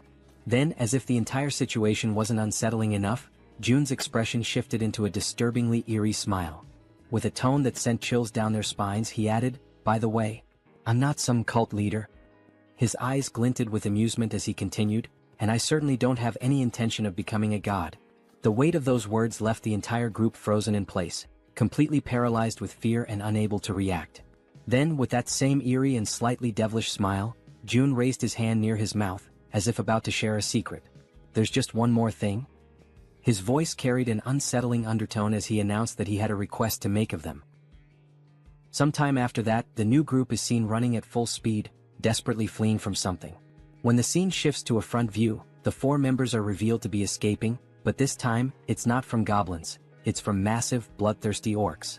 Their feet move swiftly as they turn a corner, frantically trying to put more distance between themselves and the monsters. As they round another street, they shout desperately for someone to hurry up and throw things at the orcs. Standing in front of them is Han, holding several spears in his hands. With a subtle smirk, Han tells them they did a good job. As the orcs remain distracted by the fleeing group, Han channels his energy into one of his spears, causing a blue aura to radiate from its blade. A system notification appears displaying Han's stats. Level 33, holding the title of the 6th Knight, with 70 points in trust and 78 in loyalty. His awakened ability is throwing. Han's throws were already powerful, but now, by consuming mental energy, he can amplify his attack power up to 5 times. As he focuses on his throw, energy visibly gathers along the blade of his spear. The system further indicates that his physical abilities increase by a percentage based on his loyalty, that the experience points and money dropped by monsters are tripled, and that knights can grow at an accelerated rate. Then, with immense force, Han hurls the spear, striking one of the leading orcs directly. Upon witnessing its companion fall, another orc becomes enraged. Gripping a massive machete, it lunges forward, ready to strike Han with a devastating blow. Despite facing such a formidable enemy, Han remains completely calm. That's because, from the back line, a well-aimed arrow infused with energy is already soaring toward the orc. The arrow pierces the orc's head, and with that, it's clear who fired the shot. The archer had been providing cover from the rear all along, and that was precisely why Han could remain so composed. As the second orc collapses, Han swiftly draws another spear and hurls it toward the third orc. The moment it lands, Han finally exhales and says that it's all over. At that moment, a notification appears for June, informing him that he has successfully hunted a level 19 orc and earned wands as a reward for the mission to eliminate 100 orcs. With the mission now complete, 3 people who had been hiding from the orcs in that region are rescued. Han approaches them, reassuring them that there is a safe place they can go. As they move toward the main group, the system suddenly issues an alert. Unauthorized individuals are attempting to enter. The system then prompts Seo Jun, asking if he would like to grant them citizenship.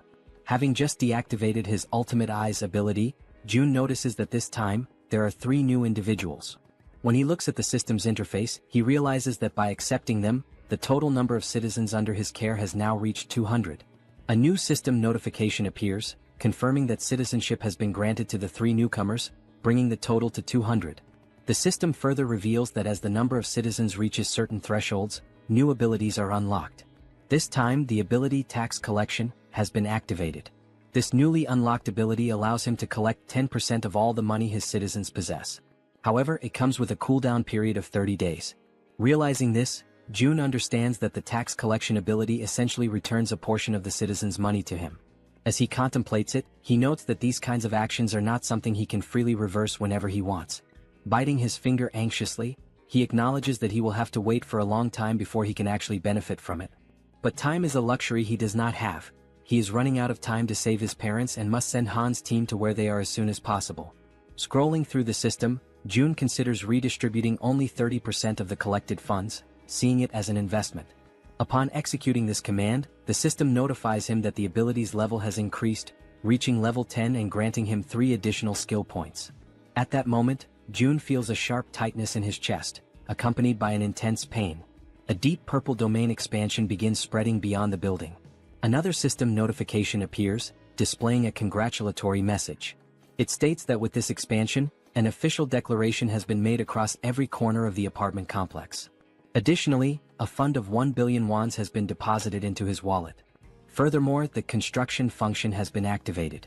Still clutching his chest from the lingering pain, Jun looks at the system screen, reading the new notification. His mind immediately starts racing, questioning what exactly this construction function entails. The system then displays a list of available facilities that can be built, along with their respective costs. It also shows the value of the fund and an annual production revenue of 30 million wands. The available construction options include a solar power generator, a store, and a training facility. As he reads through the details, Jun is visibly shocked. The annual revenue is only 30 million wands, yet installing a solar generator alone costs 130 million wands. That means he would need to maintain the solar power system for nearly 5 years just to break even. Following this realization, the system asks if he would like to proceed with installing the solar generator. For now, Jun declines, stating that his current priority lies elsewhere.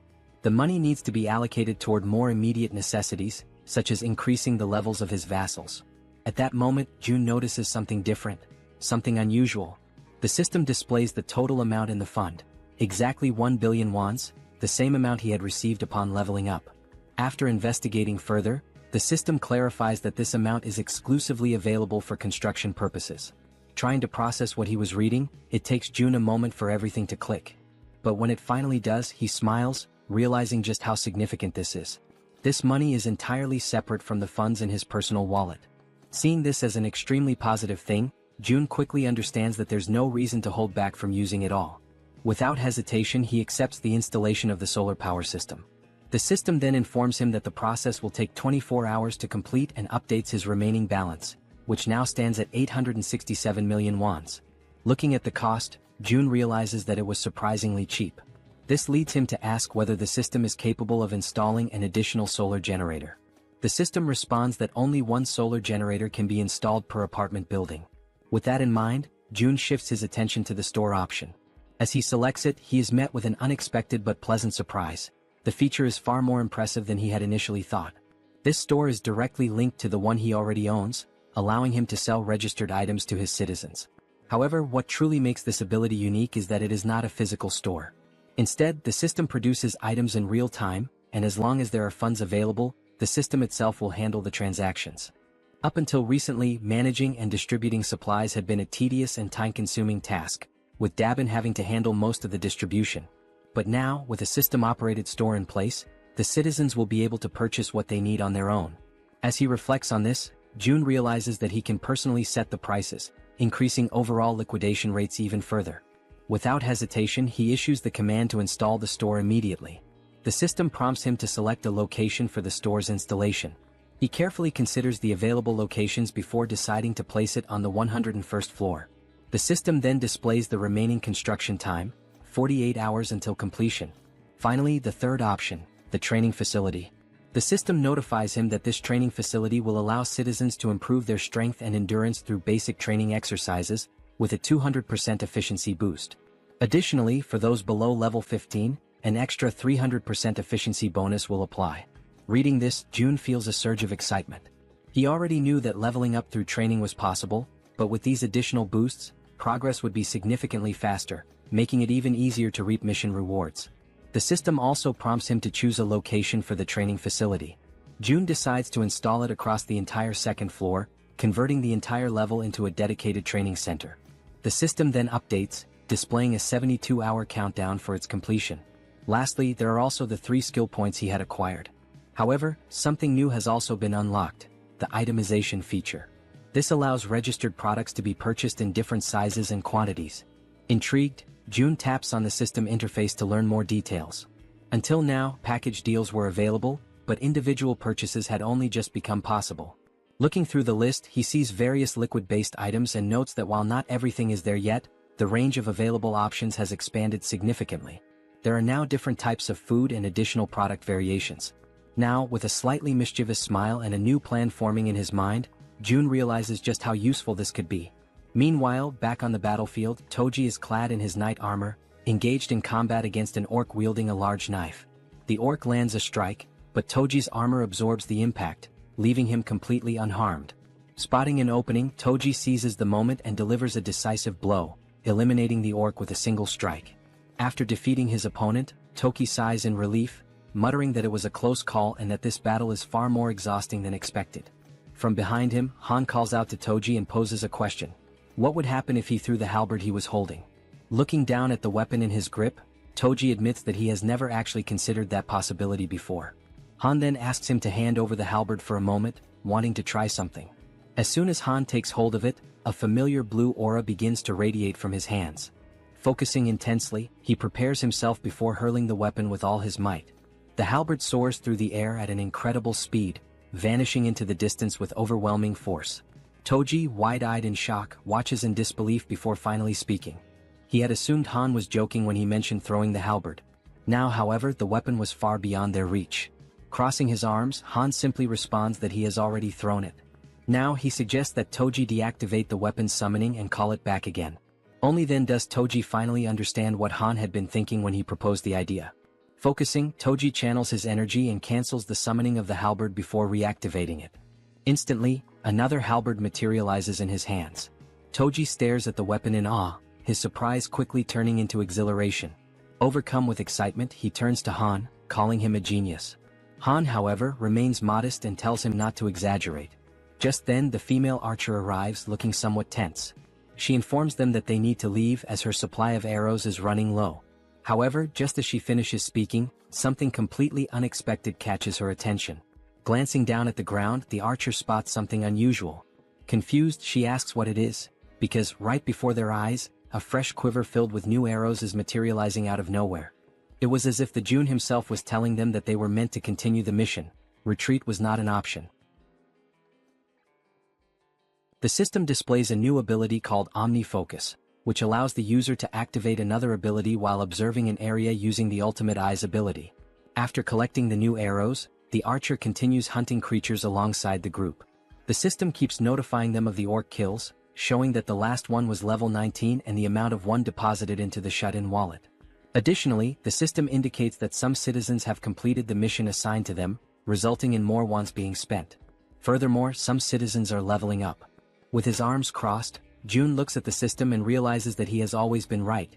It is indeed possible to increase attributes through mission rewards as well. A glimmer of hope begins to appear in his thoughts.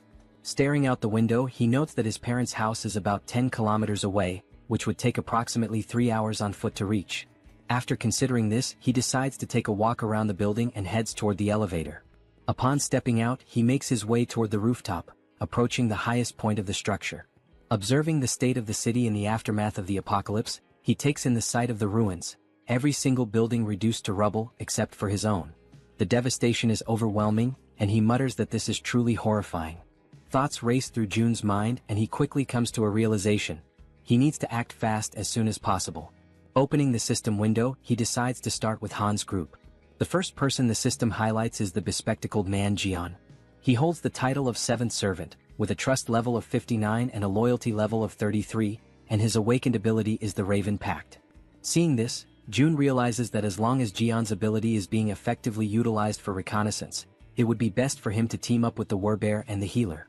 The Warbear, Yeonju, is at level 33 and has awakened the Warrior Bear ability, but her loyalty remains low at only 12.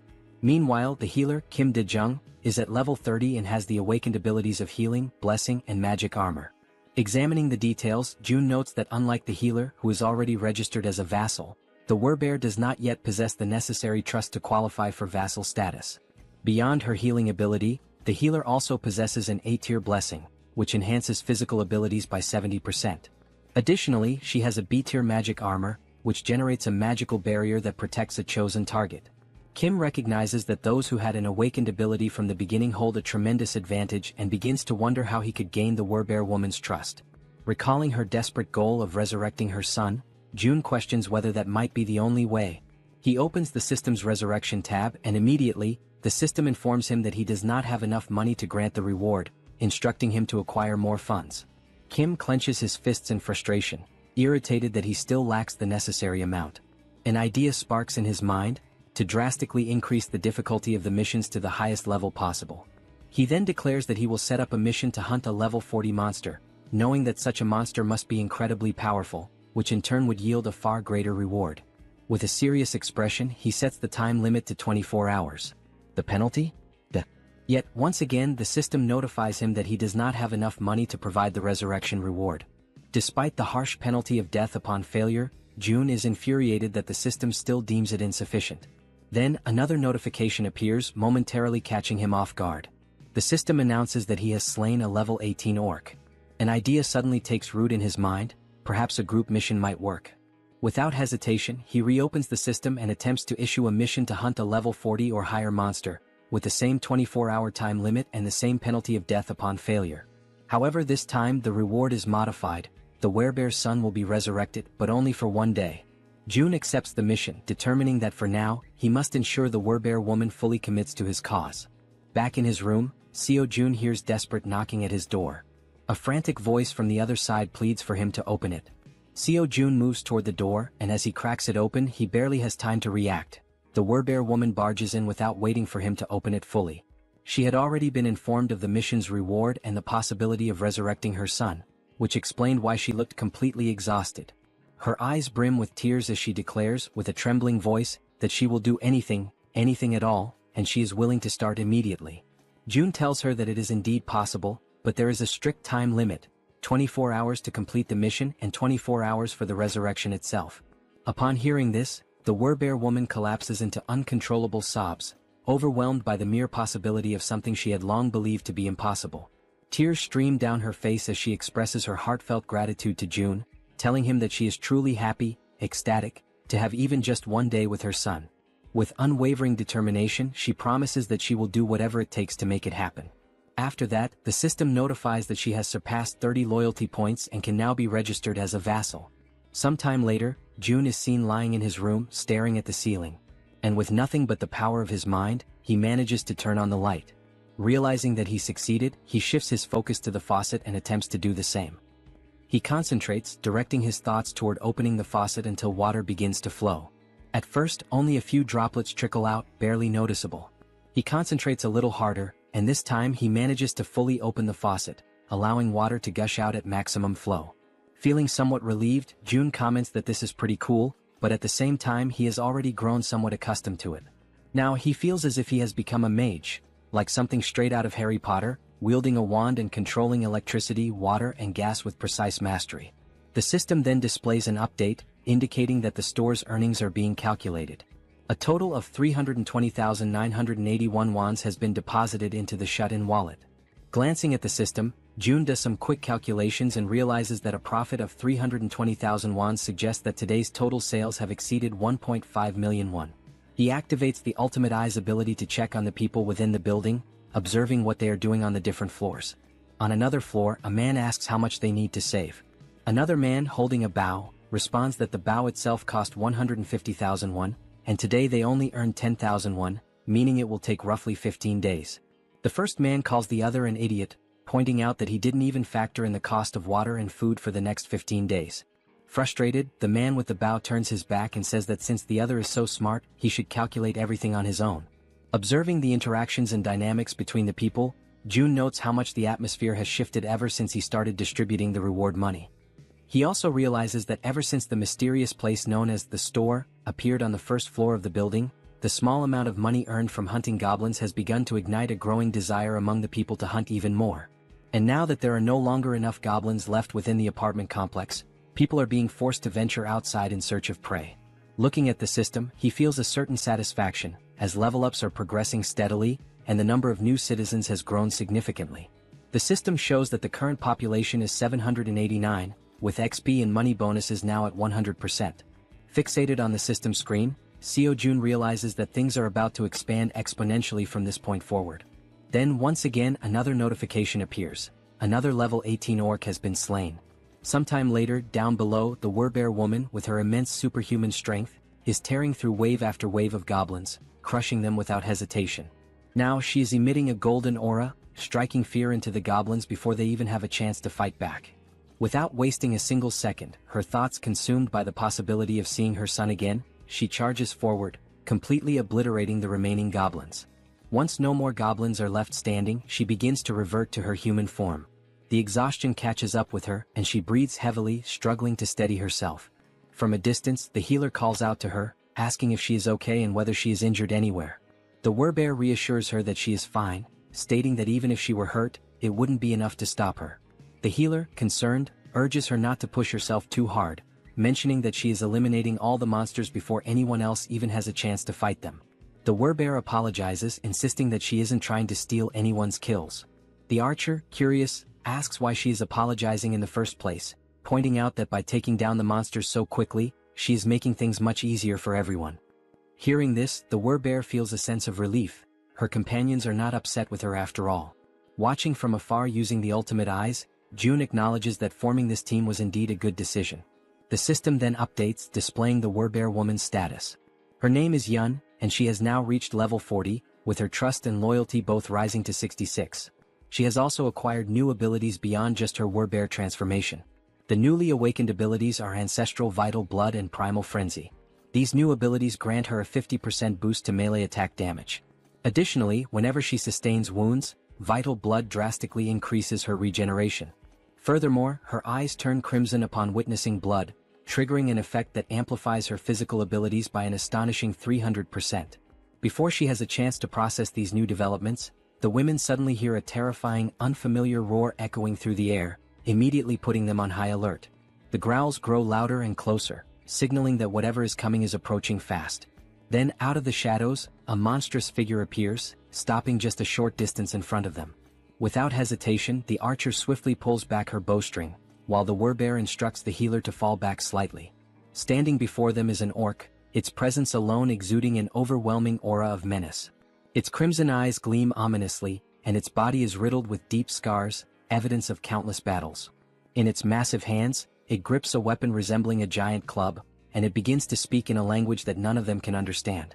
Faced with the imminent threat before her, the werebear woman does not hesitate for a single second and immediately begins her transformation. In an instant, she completes the shift into her full beastly form, her massive figure standing in a battle stance directly in front of the orc. Now, enveloped by her golden aura, she lunges forward to attack the enemy, while in the background both the archer and the healer call out, urging her to be careful. As she charges, she lets out a deafening roar in an attempt to intimidate the orc, but he remains unfazed, standing his ground and locking eyes with her. With his club firmly in hand, the orc also assumes a battle-ready posture, prepared to engage the werebear head-on. At that very moment, the werebear woman unleashes her first strike. However, the orc reacts swiftly, managing to block the attack with his weapon. Without hesitation, she delivers another blow, but the orc remains solely on the defensive, skillfully withstanding the onslaught of her relentless attacks. Noticing an opening, she quickly shifts her angle, launching a strike from a different direction in an effort to land a clean hit on her opponent. Meanwhile, as the fierce exchange of attacks continues, the archer readies her bow. With unwavering determination in her eyes, she focuses intensely on her target, and a brilliant blue aura begins to radiate from the arrow. Observing the battle closely, she notices a brief moment when the orc becomes slightly distracted while fending off the werebear's strikes. Seizing the opportunity, she releases her powerful shot with impeccable precision. Catching sight of the incoming arrow, the werebear woman swiftly retreats a few steps to avoid being hit. The orc, displaying impressive reflexes, swiftly swings his club to deflect the projectile, narrowly avoiding the attack. However, this movement momentarily exposes a weakness, and without wasting a second, the werebear, fueled by raw fury, surges forward with overwhelming force. With the full weight of her massive body behind her charge, she manages to slam into the orc, sending him crashing to the ground. Not allowing him even a moment to recover, she bares her enormous, razor-sharp fangs. The orc's eyes widen in terror as he realizes that this could very well be his end, and with a single devastating bite, she finishes him off, bringing an abrupt end to his life. At that precise moment, the system notifies June that he has successfully hunted a level 28 orc captain, and as a result, a larger sum of wands has been deposited into the shut-in wallet. Additionally, a certain condition has been fulfilled, one that allows for the construction of a new forward outpost. This forward outpost resembles a defense tower, and according to the system, it serves as a safe zone located outside of the main home. When activated, it temporarily exerts the same protective influence as the house itself. There are two conditions for its activation. The first is that it will only be operational if a citizen holding the rank of knight or higher resides there.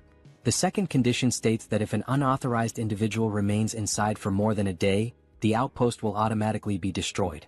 Reading this information, June is caught off guard, surprised by the realization that he now has the ability to construct something entirely new. A grin spreads across his face as he remarks that, despite the staggering cost of 1.3 billion wands, his bank account has more than enough funds now that all the orcs have been dealt with. He decides that this forward outpost is well worth the investment. The system also displays additional details, revealing that the construction process will take 7 full days and will require 3 citizens of knight rank or higher to be stationed there. With that in mind, June realizes that his only option is to wait for those 7 days while the 3 necessary members return to occupy the outpost. As various thoughts race through his mind, the one that troubles him most is the sheer amount of time that will be lost. An entire week spent waiting. Deep in thought, he acknowledges that he cannot afford to waste too much time. Furthermore, most of the monsters near the outpost site have already been eliminated thanks to the efforts of his citizens. Understanding this, Seo Jun decisively presses the button on the system to initiate the construction of the outpost. Even though it will take 7 days, he realizes that it is not a bad option at all. If he can build this within the main house's territory, it will at least provide him with some peace of mind. As these thoughts occupy his mind, he finds himself recalling memories from his childhood, moments of pure happiness spent with his family. And now, by strengthening his domain, he believes he will be able to protect his family more effectively. Staring out the window at the ruined city beyond, he feels a deep sense of unease, knowing that bringing his grandparents here will not be an easy task. Closing his eyes, he silently wishes for his family's safety.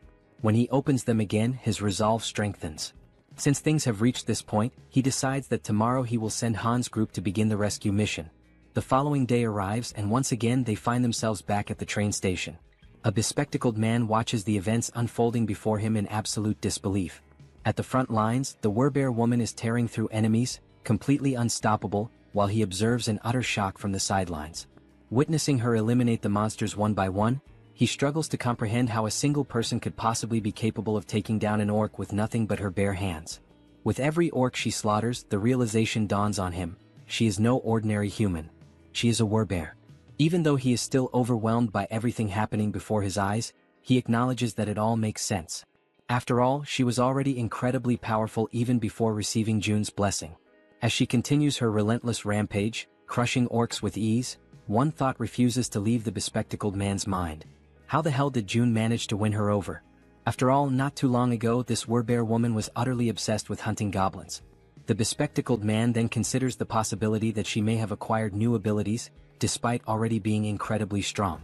At that moment, the system displays a notification indicating that there is a mission with a strict time limit of 1 hour. They must complete the mission and return home within this time frame, though there is no penalty in case of failure.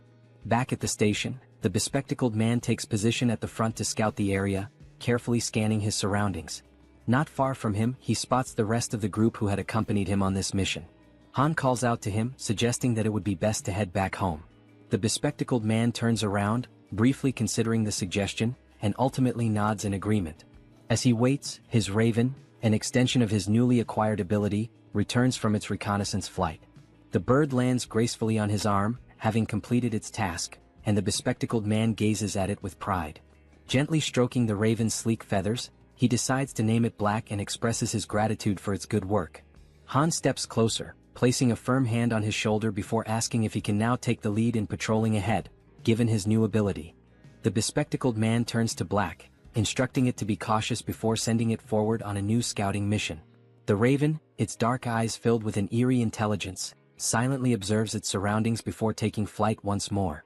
With a powerful beat of its wings, Black soars high above the station, climbing as high as possible among the towering buildings to gain a broad vantage point of the area. It moves in calculated circles, carefully surveying the entire perimeter. Thanks to the bespectacled man's new ability, he is able to access everything the raven sees as if their visions are linked, distance proving to be no obstacle to their connection. Once he fully processes the information relayed by Black, the bespectacled man turns to Han and reports that the area outside appears to be clear, confirming that it is safe to proceed. Han acknowledges the report with a nod and promptly signals the rest of the group. Upon receiving the order, everyone quickly moves into formation, positioning the strongest members at the outer edges while the healer remains securely in the center. As they march forward, the bespectacled man suddenly senses an unusual presence near his back. His instincts kick in and without hesitation he whirls around to check for any threats. A faint rustling sound reaches his ears and after a brief moment he identifies the source, a small rat scurrying along the path. Since he is positioned at the back line, the bespectacled man swiftly climbs onto the platform, stepping away from the train tracks to avoid obstructing the others. His companions continue moving ahead, yet an uneasy feeling lingers. Unable to shake it off, he turns once more to scan the area behind them, double-checking to ensure that they are not being followed. In the dimly lit tunnel, just beyond the tracks, something catches his attention, a pair of gleaming eyes watching from the shadows. The eyes belong to a rat. Without hesitation, the small creature leaps forward, mirroring the group's path with uncanny precision. Relentlessly, despite its diminutive size, the rat pursues them, its glowing eyes locked onto their trail. Carefully and persistently, it follows their every move, all the way to the station's exit.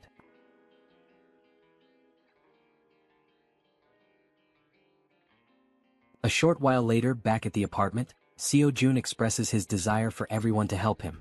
Lowering his head slightly, he humbly asks for a favor and begins to explain the situation regarding his family. The other members of the group exchange glances, silently processing his words without uttering a single response. Jun continues, acknowledging that the chances of his family being alive are slim, given the current state of the world. Han then asks if his relatives are also within the apartment complex, to which Jun replies that it is difficult to say for certain. At that moment, Moon steps forward and without hesitation, exclaims that they will help rescue Jun's family. The sudden outburst catches everyone's attention, and all eyes turn to Moon as he fervently insists that they should be allowed to assist with this. Han, with a faint but genuine smile, nods in agreement, stating that all of them have only managed to survive up until now thanks to Jun's efforts. Turning to face Jun directly, Han firmly declares that they will help, but only if Jun provides clear instructions on what needs to be done. Hearing this, Jun lets out a small, relieved smile and expresses his heartfelt gratitude for their willingness to assist him. With everyone watching attentively, he explains that now that they have successfully eliminated all the orcs occupying the station, their next move should be to follow the subway tracks leading to the next station. He then elaborates further, saying that this station is the closest one to his home. However, they can exit through exit number 2, and once outside he will provide them with more specific instructions. Jun reassures them that he is not asking them to go there immediately in one direct mission, as that would be too selfish on his part. Instead, he clarifies that their current objective is simply to secure the station first. Once again, he bows his head slightly in gratitude, asking everyone to rest well for today, as the operation will commence the following day. At that moment, the Werbear woman respectfully asks for permission to speak. She then poses a question, wondering why Jun cannot simply use the abilities he has displayed so far to bring his family to him. A flicker of frustration crosses Jun's face as he admits that he has already tried. He has attempted teleporting a target as a mission reward. Furthermore, he had been excited when Moon awakened his teleportation ability, thinking it might allow them to bring his family back instantly. However, the system immediately indicated that such a reward was impossible, leading to a complete failure. Jun speculates that the reason his abilities do not work might be due to his family being outside of their effective range. Scratching his head in contemplation, he adds that if this truly is the reason, then even if his parents were to die, there would be absolutely nothing he could do to save them, as they remain beyond his reach. As the group listens, Jun acknowledges that, despite his powers, he is not capable of everything. Even with the abilities he has gained, there are still things beyond his control. Turning his gaze toward the Werbear woman, he reassures her not to worry, affirming that the promise he made to her before is one he can still fulfill. At that moment, the system displays a notification indicating that her trust in him has increased even further. She smiles warmly and thanks him for his honesty, appreciating that he has been straightforward from the very beginning. Jun in turn thanks the entire group for their honesty as well, and once more urges them to rest for the day. One by one, they begin dispersing to prepare for the much-needed rest ahead. As Han steps away, he pauses briefly, turning back to remind Jun that he should get some rest as well. At that precise moment, something catches Jun's attention, making him instinctively glance to the side. The system suddenly notifies him that someone is attempting to enter, and that this individual meets the necessary requirements, prompting the system to ask whether he wishes to grant them citizenship. Without hesitation, Jun activates his Ultimate Eyes ability and commands the system to approve the citizenship request. The system displays the name of the individual as Yi Jin, a level 31 being with an awakened ability titled Queen of Rats. Upon using his ability to verify the identity of the applicant, Jun's eyes widen in shock, a wave of disbelief washing over him as he realizes that the one he had just granted citizenship to was, in fact, a rat. 1 hour earlier, while they were still inside the subway station, the rat had been observing the group closely, curiously wondering who these people were. These individuals were so powerful that they had managed to eliminate the orcs with remarkable ease. As the group ascended the stairs, the rat pondered whether their strength was due to the fact that they all had awakened abilities. But at the same time, it questioned if such a thing was even possible. Hiding in the corner of the wall, the rat considered the best course of action. Perhaps it would be wise to simply follow them for now and attempt to make contact later. The thought lingered in its mind that such an endeavor might be challenging, but with its abilities, it should be much easier. Determined, the rat took off in pursuit of the group. Now outside the station, amidst the city's ruined streets, the rat continued tailing them, convincing itself that it was only taking a quick look around. Upon arriving at their destination, the rat's ears twitched as it picked up the sound of human voices, children's laughter and other noises that were incredibly unusual in this world. Looking ahead, it saw children playing carefree, as if untouched by the devastation that plagued the rest of the world. The sight left the rat in complete shock. In a post-apocalyptic world, such a scene was simply unnatural. Turning its gaze to the other side, the rat found itself questioning why so many people were gathered inside that particular building. Fixating on the only structure that remained completely intact, it wondered what in the world that place was. With a deep sense of curiosity, it decided to take a closer look. However, as it attempted to leap up the steps and enter, it slammed its head into something invisible. A dull ache surged through its skull, and a large lump immediately began forming on its tiny head. The sudden pain caused the little rat to let out a pitiful cry.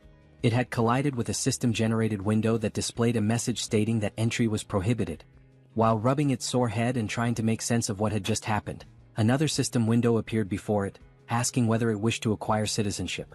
Still slightly irritated from the unexpected collision, the rat, without much thought, accepted the citizenship offer. Yet, despite agreeing, the system window stubbornly remained in front of it. A flicker of frustration crossed the rat's face as it muttered that such a thing was probably impossible for a mere rat. But in the very next instant, the system confirmed that citizenship had indeed been granted. Overwhelmed with excitement, the rat raised its tiny fist triumphantly, as if celebrating a great victory. A part of it still wondered if this had actually worked. Stepping forward, it entered the building, reassuring itself that everything was fine now. However, the moment it crossed the threshold, panic erupted. The sight of a rat inside sent the people into a frenzy. Instantly, several individuals reacted, attempting to stomp on the small creature to eliminate it.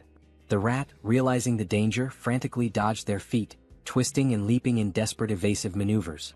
It barely managed to escape the chaotic scene, but in the process, it lost its balance, tumbled forward, and ended up rolling into another area entirely. The new location was a training facility, where the group's members were actively working out. Han and Togi were lifting dumbbells, training their biceps.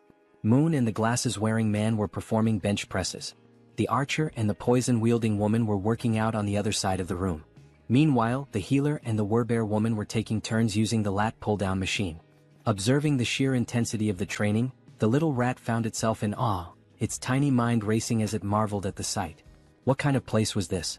At that very moment, elsewhere, a new figure appeared. A woman, clutching her head, muttered that she was experiencing pain. She had been inside that very subway station earlier, and now she was suffering from a splitting headache. Perhaps this pain was a lingering effect of when the rat had collided headfirst into the system's invisible barrier. Bringing her hand to her mouth, she let out a smile, one that gradually morphed into something filled with twisted excitement. She spoke softly to herself, claiming that now, at long last, an opportunity had presented itself. A low chuckle escaped her lips, and soon she was grinning almost maniacally. She had finally found a way to survive. However, she quickly realized that the real challenge was how to actually reach that place. For now, she only needed to make her way to the station where the group had been. As she gnawed at her nails, she considered the possibilities. Perhaps the only viable method would be to traverse the subway tracks. But there was a major obstacle in the way, the monster that currently occupied the station, blocking the path forward. And yet, instead of despairing, she clenched her fists with determination. That was precisely why she still had a chance. There was nowhere in this world that she could not reach. At her command, a swarm of rats began to emerge, flooding the entire area. At that moment, a system notification appeared, indicating that he had hunted a trained level 2 rat and had gained a small amount of XP. The woman's ability was called Queen of Rats, a skill that compelled any rat she encountered to swear loyalty to her, allowing her to share their senses. Observing the notification, June, deep in thought, quickly realized that this woman was controlling the rat's spirit. Without hesitation, he activated his ability, Ultimate Eyes. Someone with an awakened Tirei ability had arrived on their own, so no matter the circumstances, he had to accept them. He carefully examined each room, searching for any sign of her, but there was nothing to be found. Turning his gaze outside, he scanned the surroundings, yet there was no trace of her there either. June then considered summoning her through a mission, as she had already been accepted as a citizen. The mission he devised was simple: visit the apartment within a 48-hour time limit, with a reward of cola and a choco bar. However, just before confirming the mission, June paused, realizing he was forgetting something. A memory resurfaced, the conversation he had with the werbear woman, where she had asked if he simply couldn't bring someone there using his abilities. June had tried multiple times before and had never succeeded. But perhaps that was because those people had been outside his sphere of influence at the time. Now, however, things were different. Everyone who had obtained citizenship was undoubtedly under his influence. No matter how far away they were, the system still registered the bodies of the monsters they hunted, calculating them accordingly. This proved June's theory. With this realization, he ordered the system to modify the mission. The new objective remained the same: visit the apartment. However, the time limit was now only 10 seconds, and the penalty for failure was immediate summoning to the location. After confirming the changes, June felt a hint of surprise that the system had allowed it to proceed without imposing any restrictions or additional penalties. Deep in thought, he considered that this was a worthwhile attempt. If he could successfully summon a citizen from the outside just once, then he could safely bring his own family there in the future.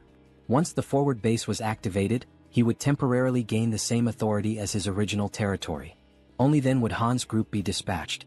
The forward base would be constructed, Citizenship would be granted to his entire family, and using the mission system he would finally be able to summon them there. June realized that this plan had a real chance of working. However, the real issue was how much it would cost. But ultimately, the cost didn't matter as long as he could save his family. With unwavering determination, he declared that he would begin, pressing the button to start the mission. The countdown started, 10 seconds. The only thing on June's mind at that moment was that he hoped this wouldn't cost $1 billion. When the 10 seconds elapsed, the system notification appeared. Mission failed. However, to June's relief, the cost was nowhere near what he had feared. Feeling the weight lift off his chest, he placed a hand over his heart, relieved that it had only cost 30 million won. But now, standing at the entrance of the apartment, was Jaehyeon, the Queen of Rats. She was on her knees, trembling, her face filled with terror as she frantically questioned where she was. June immediately deactivated Ultimate Eyes, confirming that the penalty had indeed worked as intended. Slowly, he began walking toward the woman. The sight of him approaching sent her into full panic mode, her entire body trembling with fear. The monarch of isolation finally spoke, calling her by name. Hearing her name from his lips only deepened her confusion. Without wasting a second, she hastily demanded to know who he was and how he knew her.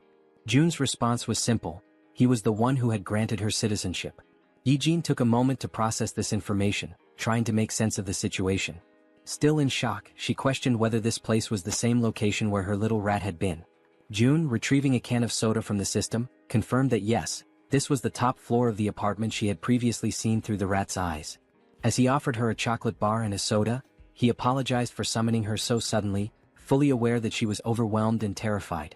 Then, in a calm and composed manner, June introduced himself, stating his name and expressing that it was a pleasure to meet her. Still wary, Jaehyeon hesitated for a moment before extending her hand to accept the chocolate and soda. She took a deep breath, gathering herself, before asking if he was the one who had summoned her here and if he was also the one responsible for that strange search at the subway station earlier. June confirmed both. Without warning, her expression shifted completely, excitement flashing across her face. Her sudden change in demeanor left June puzzled. Then, as if she had just remembered something urgent, Jaehyeon began to speak.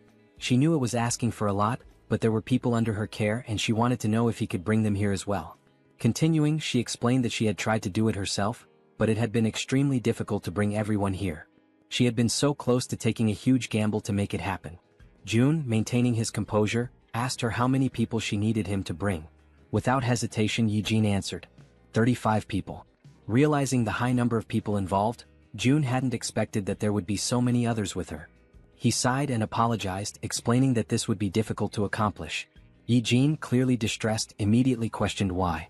Without hesitation, he stated plainly that with his current power, he simply couldn't bring that many people there. Hearing this, the girl panicked. She grabbed onto his clothes, her fingers trembling as she desperately pleaded with him. Her mother and younger sister were among those people, and she swore she would do anything to save them.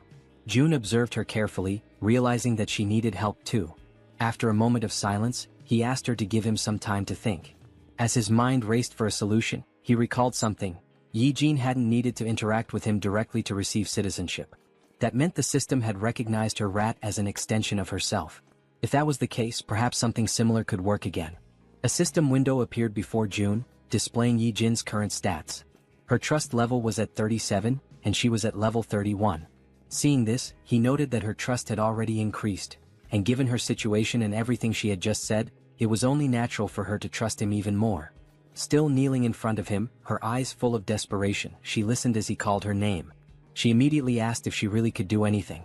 Without hesitation, Jaehyeon confirmed that she would do absolutely anything. June took a deep breath before finally speaking.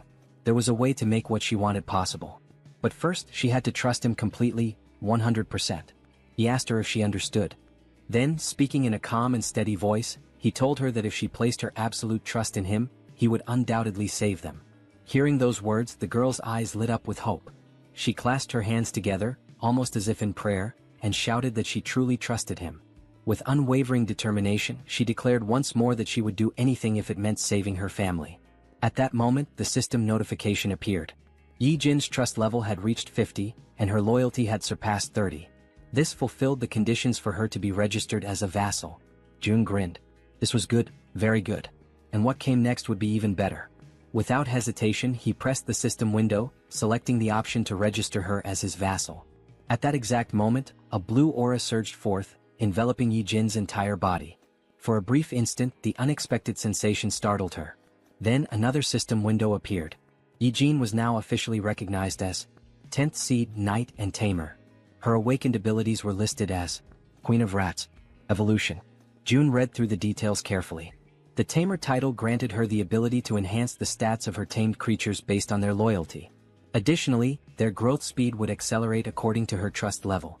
On top of that, the evolution ability was classified as Tier A+. It allowed her tamed creatures to continuously grow, and once they reached a certain threshold, they would evolve. As he watched the glowing energy flow through her body, June asked her a critical question. Were there tamed rats near where her family was located? Yi-jin, still feeling the power coursing through her, nodded quickly. June immediately issued an order. She was to send those rats to where her family was right now. Without hesitation, the Rat Queen confirmed she would do it. She sat down cross-legged, closing her eyes in deep concentration. She needed to direct her consciousness to her rats, guiding them to her family's location. June seized the moment and activated Ultimate Eyes. As soon as he did, his vision expanded and he was able to see through the eyes of the rat. The system recognized it as an extension of Yi-jin herself. A system window popped up, identifying the creature. Tame Mouse, Level 2. The small rat scurried forward, stopping in front of a group of people. They watched it carefully, recognizing it almost immediately. Whispers spread among them. Was this one of Yi-jin's rats? Then, to their surprise, a system window appeared above the rat. The unexpected sight made the people uneasy. And then, something even more shocking happened. One after another, various supplies began to materialize from the system. Food, water, necessities, all appearing out of thin air. The people stared in disbelief, struggling to comprehend what they were witnessing. Someone muttered a question. Was this Yi-jin's doing? With this, the system updated once more. Yi-jin's trust level skyrocketed, increasing several times over. From a distance, June observed it all. This was exactly what he had anticipated. He continued watching as the rats moved. A realization struck him. Yi-jin's ability and his absolute eyes were a perfect combination. From this moment on, the tens of thousands of rats crawling through the sewers would now serve as his eyes. June couldn't help but smile. This was insane. And now he had acquired the ultimate scout. The Rat Queen politely asks for permission to speak, her voice calm but firm. She then inquires if the place June wants to know about is the one located near the beach. June nods in confirmation, stating that yes, that is indeed the place he is referring to. A realization dawns upon him. Coincidentally, Yi-jin had gone to Namgyumindong, which happens to be where his family's house is located. Naturally, this puts her in a far better position than Han's team, who are still unfamiliar with the area. On top of that, all she needs to do is send a single rat. Even just one rat alone makes it possible to confirm his family's survival, and now with her abilities, it will also be much easier to send supplies. After June explains the plan to her, Yi-jin smiles, confidence shining in her expression, and assures him that he can leave everything to her. Right at that moment, the system notifies that both her loyalty and trust have increased. Not wanting to waste any more time, June immediately asks if she can go right now. Yi-jin, still smiling playfully as she absent-mindedly plays with one of her rats, confirms without hesitation that she can. June then gives her a specific request. He asks if she could follow the subway tracks on her way. Her expression shifts slightly, and she asks if he is seriously suggesting that. June confirms without hesitation. His plan is to use that route for the rescue mission later. However, Yi-jin's expression changes drastically. A look of sheer panic washes over her face as she quickly exclaims that this will not work. June is momentarily taken aback by her sudden reaction and questions why his plan would fail. Yi-jin, still visibly shaken, explains that a monster lives inside Siamayan Station. June freezes for a moment, completely caught off guard by the unexpected information. In disbelief, he asks her if she is serious. Yi-jin simply nods, her expression grim. June raises a hand to his chin, deep in thought. After several seconds of contemplation, an idea forms in his mind. He then asks Yi-jin if she can send just one rat to where the monster is. Though she is visibly hesitant, no doubt because of her traumatic experiences, she steadies herself, takes a deep breath, and focuses. As the blue aura flows through her body, she confirms that she can do it. The perspective shifts, and now it is through the eyes of a rat inside the subway. The tiny creature scurries forward, navigating the abandoned station. Then it suddenly stops, completely frozen in place. Something up ahead catches its attention. As its gaze slowly rises, it sees a massive figure lifting the lifeless body of an orc as if it were nothing but a rag doll. The rat's vision continues to rise, revealing the true form of the creature. It is a gigantic snake. The monstrous serpent effortlessly takes the life of the orc, devouring it with frightening ease. Despite being small and trying to remain hidden, the rat's subtle movements attract the snake's attention. The giant serpent's head snaps in its direction, instantly recognizing something unusual in the surroundings. It swiftly swallows the orc, and without wasting a second, it shifts its focus entirely to the rat. Realizing it has been discovered, the rat trembles in fear, its tiny body shaking as it scurries behind a pillar, desperately trying to stay out of sight. For a brief moment, it feels safe, believing it has managed to hide successfully. But its relief is short-lived. The gigantic snake moves with terrifying speed, heading directly toward the spot where the rat is hiding. The serpent's enormous mouth opens, revealing its razor-sharp fangs, poised and ready to end the tiny creature's life. As the attack closes in, the rat is paralyzed with fear, a cold chill running through its entire body. At the very last second, it manages to leap away, barely escaping the deadly strike. Now, its only chance of survival is to run as far and as fast as possible. However, the snake does not relent. It hunts mercilessly, pursuing the rat with unstoppable determination. For a brief moment, the gigantic serpent appears to hesitate, and the rat uses that single opportunity to flee for its life. Back in the apartment, June watches in complete silence, his ultimate eyes ability fully activated. After seeing just how massive and powerful the snake is, June wonders what level the monster could be. He has a strong suspicion that it is at least above level 40. Yi-Jin, her voice trembling slightly, asks June if he saw that thing. Then, without waiting for a response, she states firmly that this is exactly why they cannot use Jaehyeon Station. She then offers an alternative plan. They should skip that station entirely and move on to the next one instead. Yi-Jin adds that she has seen the strength of June's companions firsthand. She is confident that getting to the next station won't be a problem for them. June ponders for a moment and then realizes that Yi-Jin is absolutely right. He nods in agreement, thanks her, and states that her idea sounds like a good plan. With a grin, he then tells her that she can head to Unit 2701, which is the next station. From today onward, that will be her base. However, she will need to do some cleaning up first. Yi-Jin nods in understanding, then stands up and expresses her gratitude. She asks for permission to leave and informs him that she is heading out now. June reminds her to be careful. As Yi-Jin walks away, June finds himself lost in thought. Had it been before he met her, this would have likely been his exact plan. A small smile plays on his lips as he acknowledges this fact. With that, he opens the system interface and gives the command to install solar power generators. The system confirms that the installation process will take 24 hours to complete. Outside, numerous photovoltaic panels begin automatically installing themselves on the rooftops, as the system efficiently carries out the task. Gazing out the window, June watches the progress. This system is impressively efficient, that much is clear. However, even with its current capabilities, it is still not enough to sustain the nearly 800 people under his care. And if they want to raise funds to install more facilities, they will need more people working. At the very least, they must establish a 3-shift system. The same applies to the new common facilities, which include solar energy, the store system, and the training center. Still standing and looking at the system, June says that now is when it truly begins. More hunts. The scene shifts to Han's group, who are running in fear from something chasing them. As they sprint forward, Han quickly glances back and realizes that their pursuers are closing in. Knowing they won't be able to outrun them forever, they decide to stop and prepare for battle. The creatures chasing them are massive bats, flying at incredibly high speeds. The entire group launches their attacks at once, unleashing powerful projectiles. Arrows soar through the air, and as everyone knows, they are infused with a brilliant blue mana. They pierce the bats in multiple places, causing the creatures to screech in agony. After a relentless barrage of attacks, they finally defeat all the bats that had been pursuing them. Once the battlefield falls silent, and none of the bats show any signs of movement, the archer turns to the group and asks if anyone is injured. The group reassures her that they are all unharmed. The poison-wielding woman then shifts the topic, asking the archer about the giant serpent that June mentioned residing in Jaehyeon Station. She questions whether they truly believe they can take it down on their own. The archer responds confidently, saying that everything should be fine since, if things go south, June can summon them back to the apartment at any moment. The poison-wielding woman nods in agreement, realizing that she is worrying too much. Listening to their conversation, Han grins and reassures her, saying that she doesn't need to overthink things since June is monitoring everything from afar. He then issues the order to move forward. After walking for some time, they finally arrive at the station where the giant serpent is lurking. The first sight before them fills them with horror and an overwhelming sense of dread. Scattered across the ground are the lifeless bodies of goblins and orcs, torn apart in a gruesome display. Among the carnage, a train car has been derailed, lying on its side off the tracks. The grotesque sight is enough to make the poison-wielding girl gag, barely able to hold back her nausea. Han orders the rest of the group to proceed while she takes a moment to recover.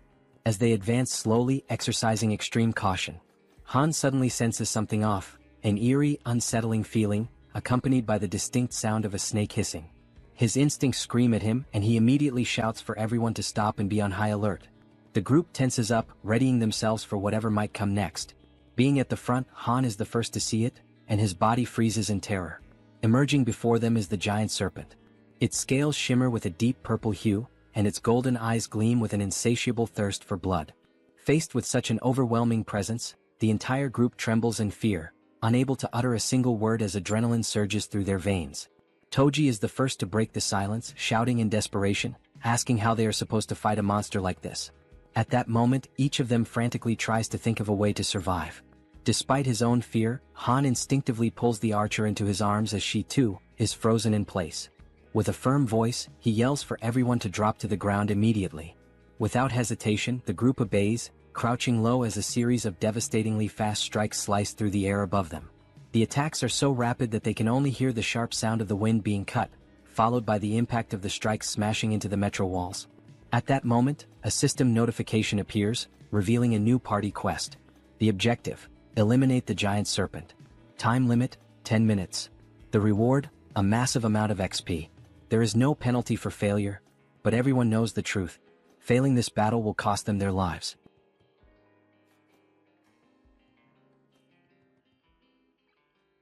After the possible attack, while still shielding the archer with his body, Han realizes, deep down and with absolute certainty, that this might truly be the end for them. As the others begin to recover from the shock, confusion sets in, and they start questioning what exactly just happened. They wonder if that impact could have been an earthquake and whether it really came from the serpent itself. At that precise moment, a system notification appears before Han's eyes, causing them to widen in shock and disbelief. A party quest has been granted.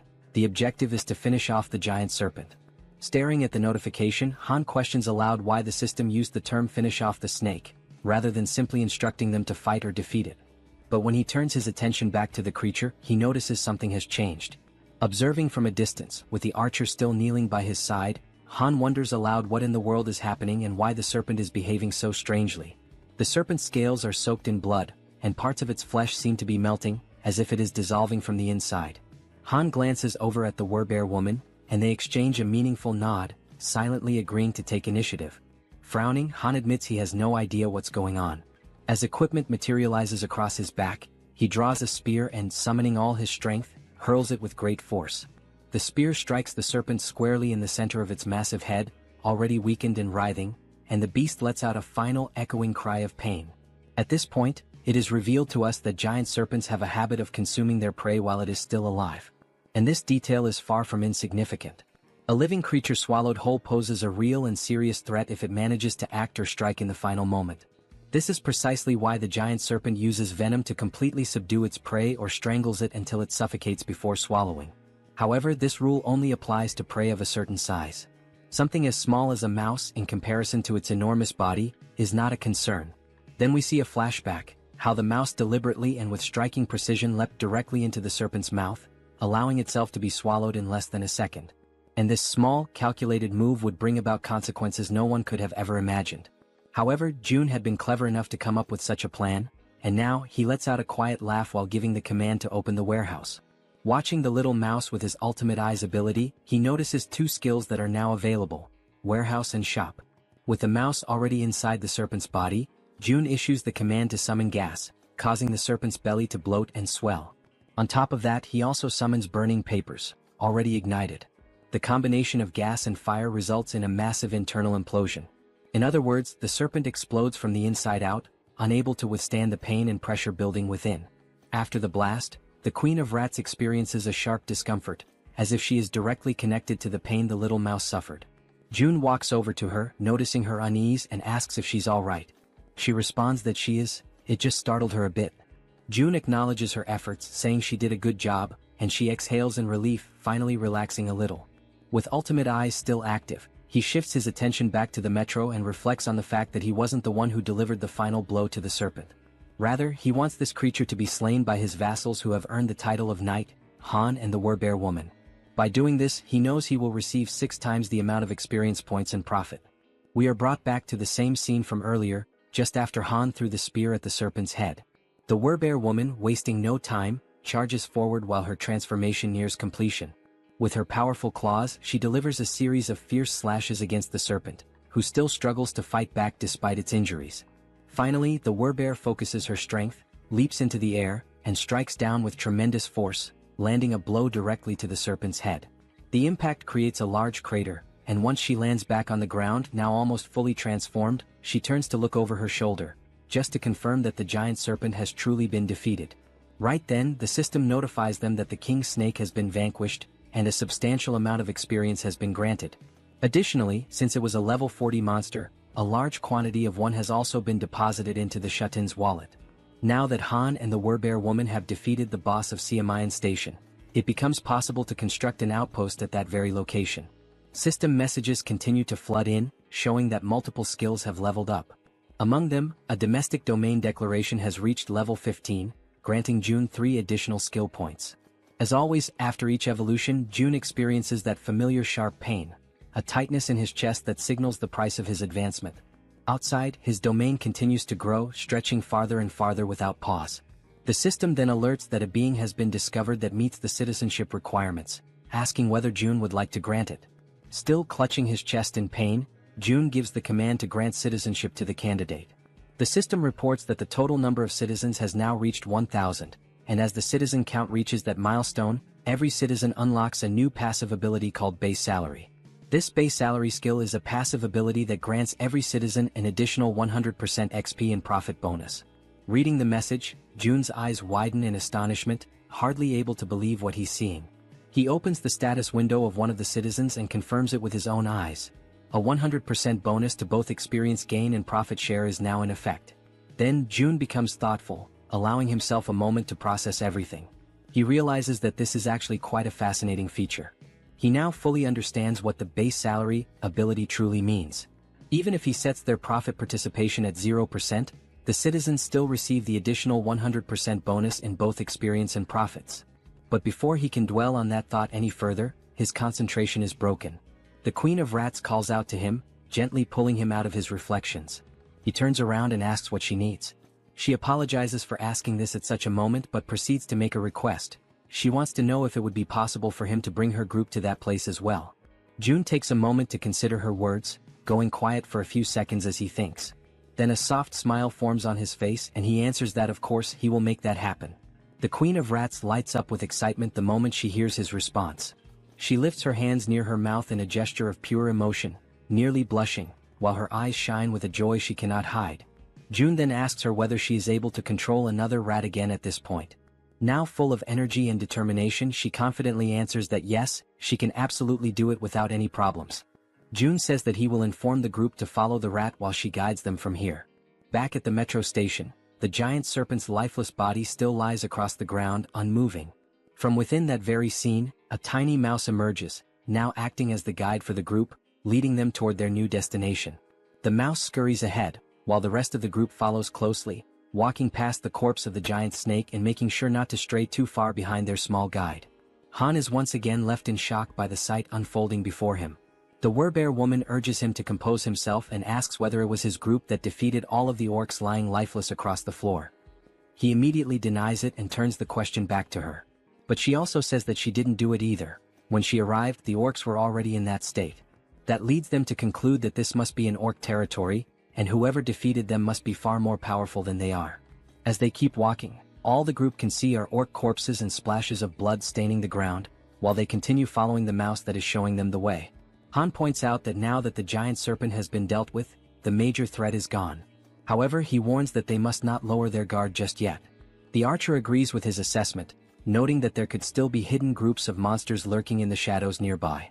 At that moment, the little mouse turns back to the group, squeaks, and gestures with its tiny paws as if to say, "Come on, hurry up." Seeing this action, Toji comments that this mouse is actually pretty clever, and Moon asks whether the mouse is part of June's skill set. The group presses on, continuing forward while June watches from a distance. Observing everything from afar, he judges that for now there don't appear to be any major threats in the vicinity. He shifts his gaze slightly toward a system notification, which informs him that he currently has 3 available skill points. Looking at the system message with a bit of anticipation, June begins to wonder where he should invest those points. He reasons that since his territory has recently expanded, the highest priority should be the Ultimate Eyes skill, especially because it synergizes with the Queen of Rats abilities. So he gives the command to upgrade Ultimate Eyes. Once again, as always, he feels the painful consequences of evolving his skill. But this time, unlike the usual sharp sensation in his chest, he experiences something far worse, an unbearable and splitting headache. And unlike the previous version of this skill, the new level now allows him to see the level of monsters displayed above their heads. In addition to level, he can now see other data as well, such as height, behavior, intelligence, and even specific attributes or traits that make each monster stand out. Realizing how much easier this will make things moving forward, he affirms to himself that he definitely needed this ability. Because first, he needs to identify monsters of the correct level in order to assign suitable quests to people. This way he can reduce the cost of resurrection. Already aware of how useful this tool will be, he decides to use his remaining points. The next skill he chooses is dignity maintenance because now that he is meeting and managing more people, trust and loyalty are becoming increasingly important. He gives the command to level up that skill as well. However, just at that moment, right in the middle of his planning, something interrupts Seo Jun, throwing him completely off balance and into a state of panic. A deafening sound crashes through the area, abruptly ending his moment of reflection. That's when he realizes that the noises he just heard were similar to gunshots, sharp, loud, and unmistakably threatening. Since Jun had his Ultimate Eye skill activated at that moment, he was able to quickly realize that the gunshots had not originated from the apartment complex, but rather from the metro station. He immediately redirects his gaze back toward the metro and sees several goblins wielding revolvers in their hands. The goblins wear malicious, twisted smiles, clearly aware of the immense power they now hold with such weapons. Watching the scene unfold before him, the only question running through Jun's mind is why on earth goblins have firearms, and more importantly, how they managed to get their hands on them. Because it wasn't just one goblin with a gun, there were several of them, causing chaos and panic as they wildly fired their revolvers, spreading terror through the metro. Han and his group had already faced countless formidable enemies in the past, but never had they encountered a threat that escalated in danger so quickly and so unexpectedly. The suddenness of it put the entire group on high alert. Realizing the goblins were opening fire, Han immediately shouts out, commanding the group to run for cover and hide behind whatever protection they can find. The gunfire continued echoing throughout the metro station as the entire group managed to temporarily hide. From their cover, Han and the archer peek out cautiously, watching the scene unfold. Clearly frightened, the archer asks how the hell those damned goblins got their hands on firearms. Han responds grimly, saying the only thing he knows for certain is that it's not possible to fight them head-on under these conditions. But then Han allows a small smile to appear on his face, because he suddenly remembers, Moon is on their team. Without hesitation, Moon uses his teleportation ability, aiming to catch the goblins completely off guard and not give them a single second to react. His expression is fierce, filled with anger, and his eyes radiate pure determination. Without the slightest bit of remorse, he pierces the back of one of the armed goblins with his spear, driving it through the creature and silencing it with one final scream. That agonized cry is enough to alert the rest of the goblins, who immediately turn their attention to Moon, now fully aware that he's standing in the middle of them. But Moon is far from weak, certainly not as weak as the goblins had imagined. Using his close-range combat skills, he manages to decapitate every single goblin that tries to strike him, cutting them down one by one in rapid succession. Watching this from a distance, the goblins still wielding revolvers quickly realize that this is their best chance to shoot the boy before he closes in. But just as they prepare to pull the trigger, arrows suddenly strike their hands, forcing them to drop their guns in pain. The shots had come from the archer, who had been carefully observing the fight and saw the perfect opportunity to act. And she wasn't the only one. Toji, dressed in his heavy knight's armor, and the Werbear woman also launched themselves into the fray, charging forward to eliminate the remaining goblins. Both of them begin to attack fiercely, not giving the goblins a single moment to breathe or retaliate. From a distance, the man with glasses and the poison-wielding woman watch everything unfold in disbelief, clearly impressed by the strength and coordination of their companions. Toji and the Werbear continue pushing forward, relentlessly attacking the goblins, while in the background the archer and Moon provide cover from a distance to ensure their success. After the battle, Jun shifts his attention back to the revolver and ammunition, inspecting them carefully with the help of his Ultimate Eyes ability. He then gives the system the command to register both items. The system promptly displays a confirmation that the revolver and its specific ammunition have now been successfully registered. Realizing what he just did, Jun stands silent for a moment, stunned by the fact that he has now added a firearm to the system's inventory. He quickly recognizes that he cannot display this item in the store for the general public to purchase. On the other hand, offering firearms in the shop would come with clear advantages.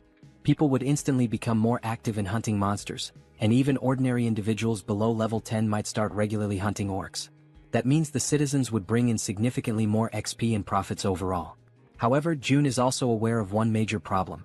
He cannot trust all the citizens yet. At this point, he's still welcoming people indiscriminately. In other words, there's no real standard, no vetting process.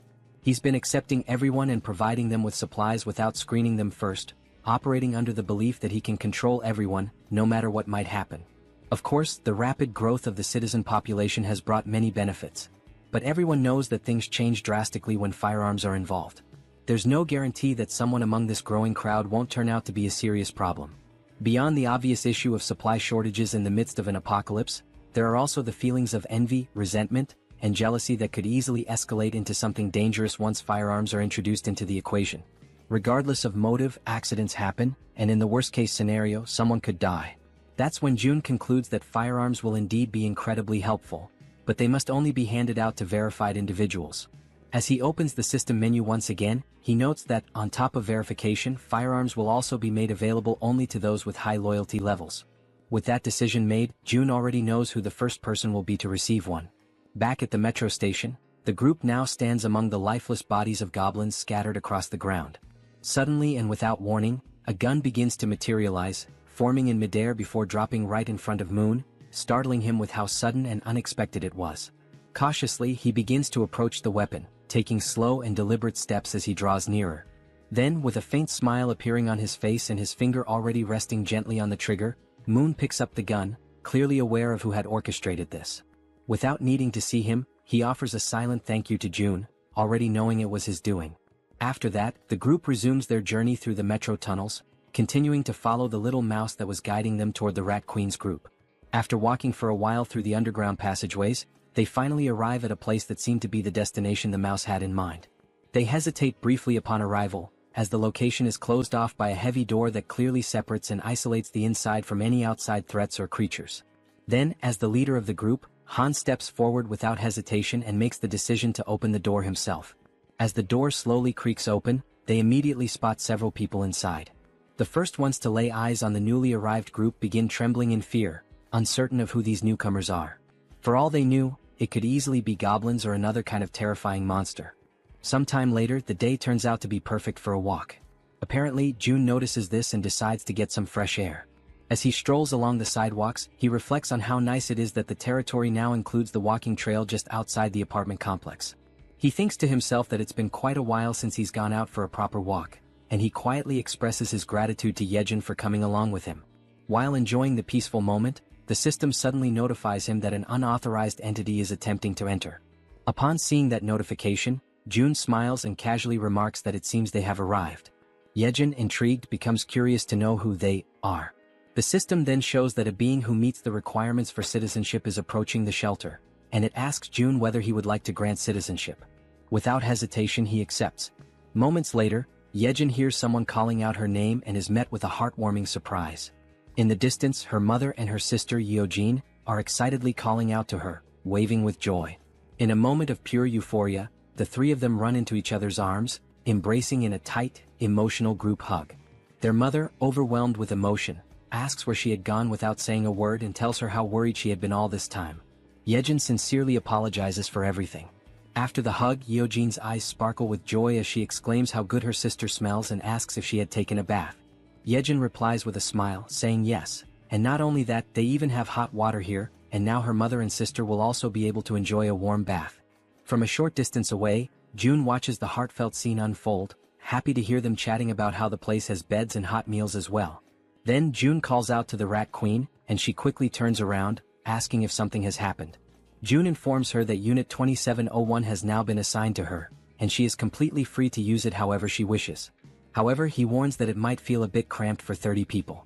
Upon hearing this, the girl turns back toward her mother and sister again. But they were not alone. All 30 individuals who had been trapped in the metro were rescued and brought safely to the shelter. Jaehyeon lowers her head for a moment, visibly deep in thought as she tries to come up with a solution to accommodate everyone. Interrupting her train of thought, June steps in and says that he'll provide 3 extra rooms for her, because she is more than worth it and truly deserves it. Hearing this makes her feel a little flustered and she offers a heartfelt thank you. June adds that she can also use units 2402, 2301, and 1902, all within the same building. Hearing that causes her eyes to fill with tears, and in the background her mother and sister smile with happiness and relief. Jaehyeon expresses her gratitude and says she will always do her best.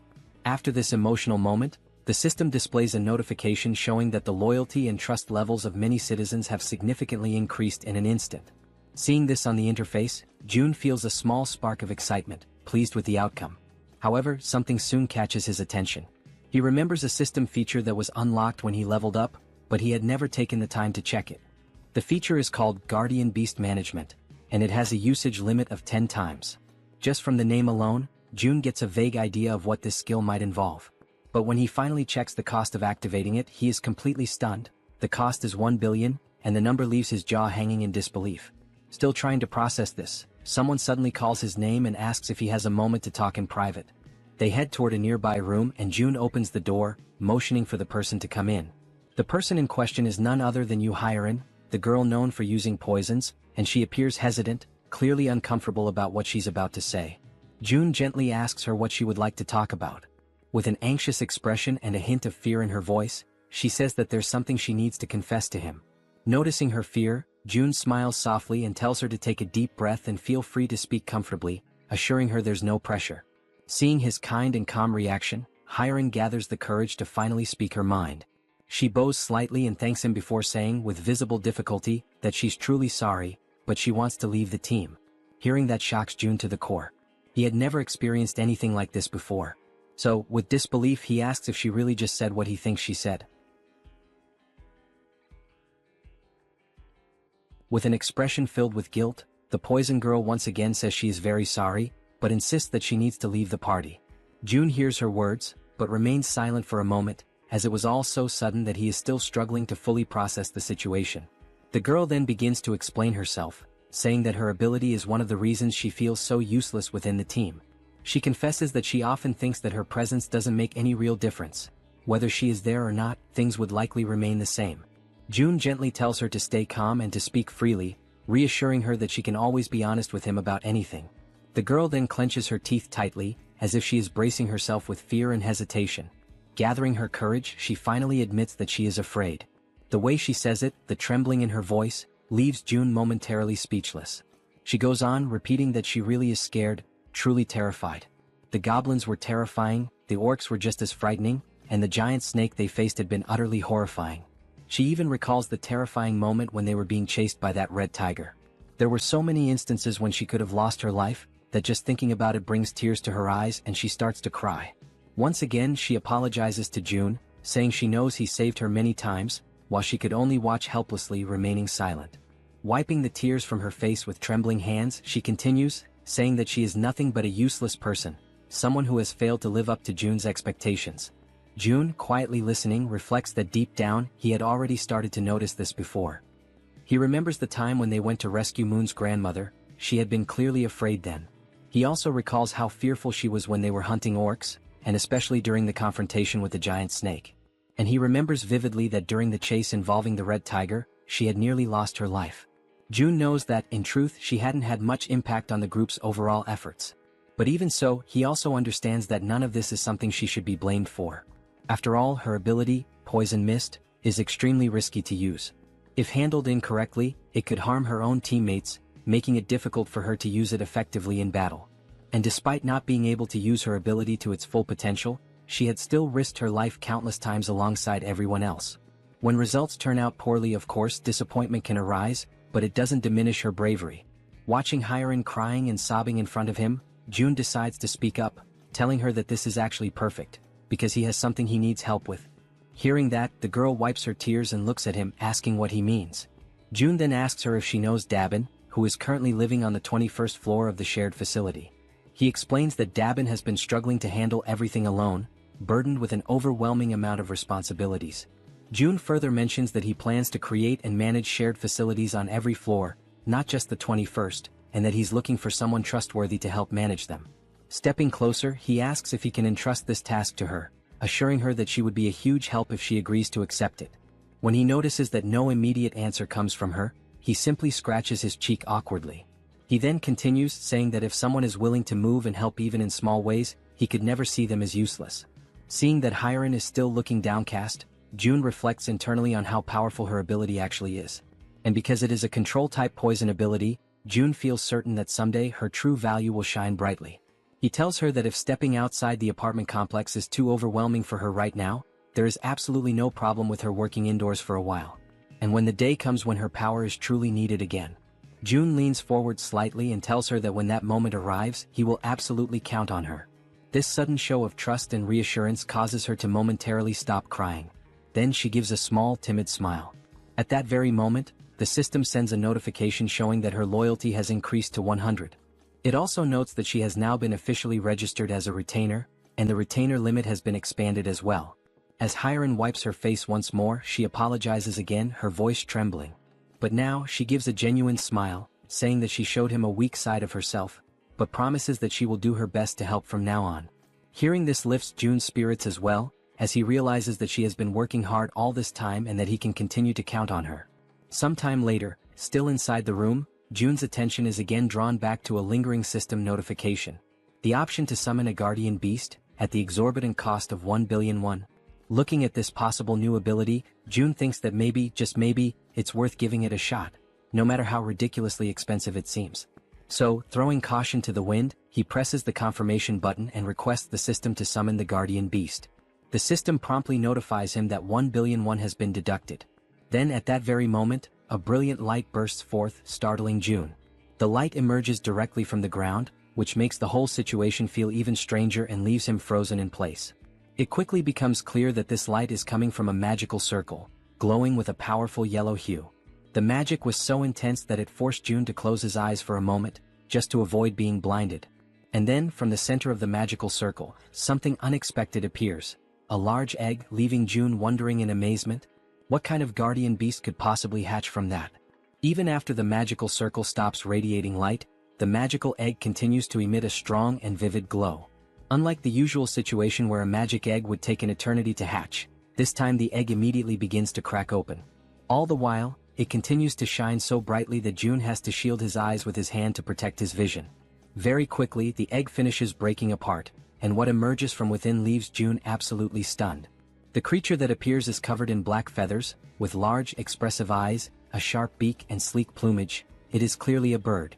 A small black bird with strikingly large eyes and a stylish crest on top of its head has just emerged from that magical circle.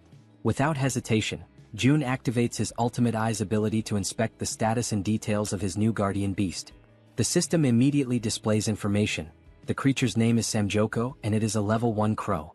The system further explains that this crow is a divine beast with 3 legs, born with the power of the sun itself.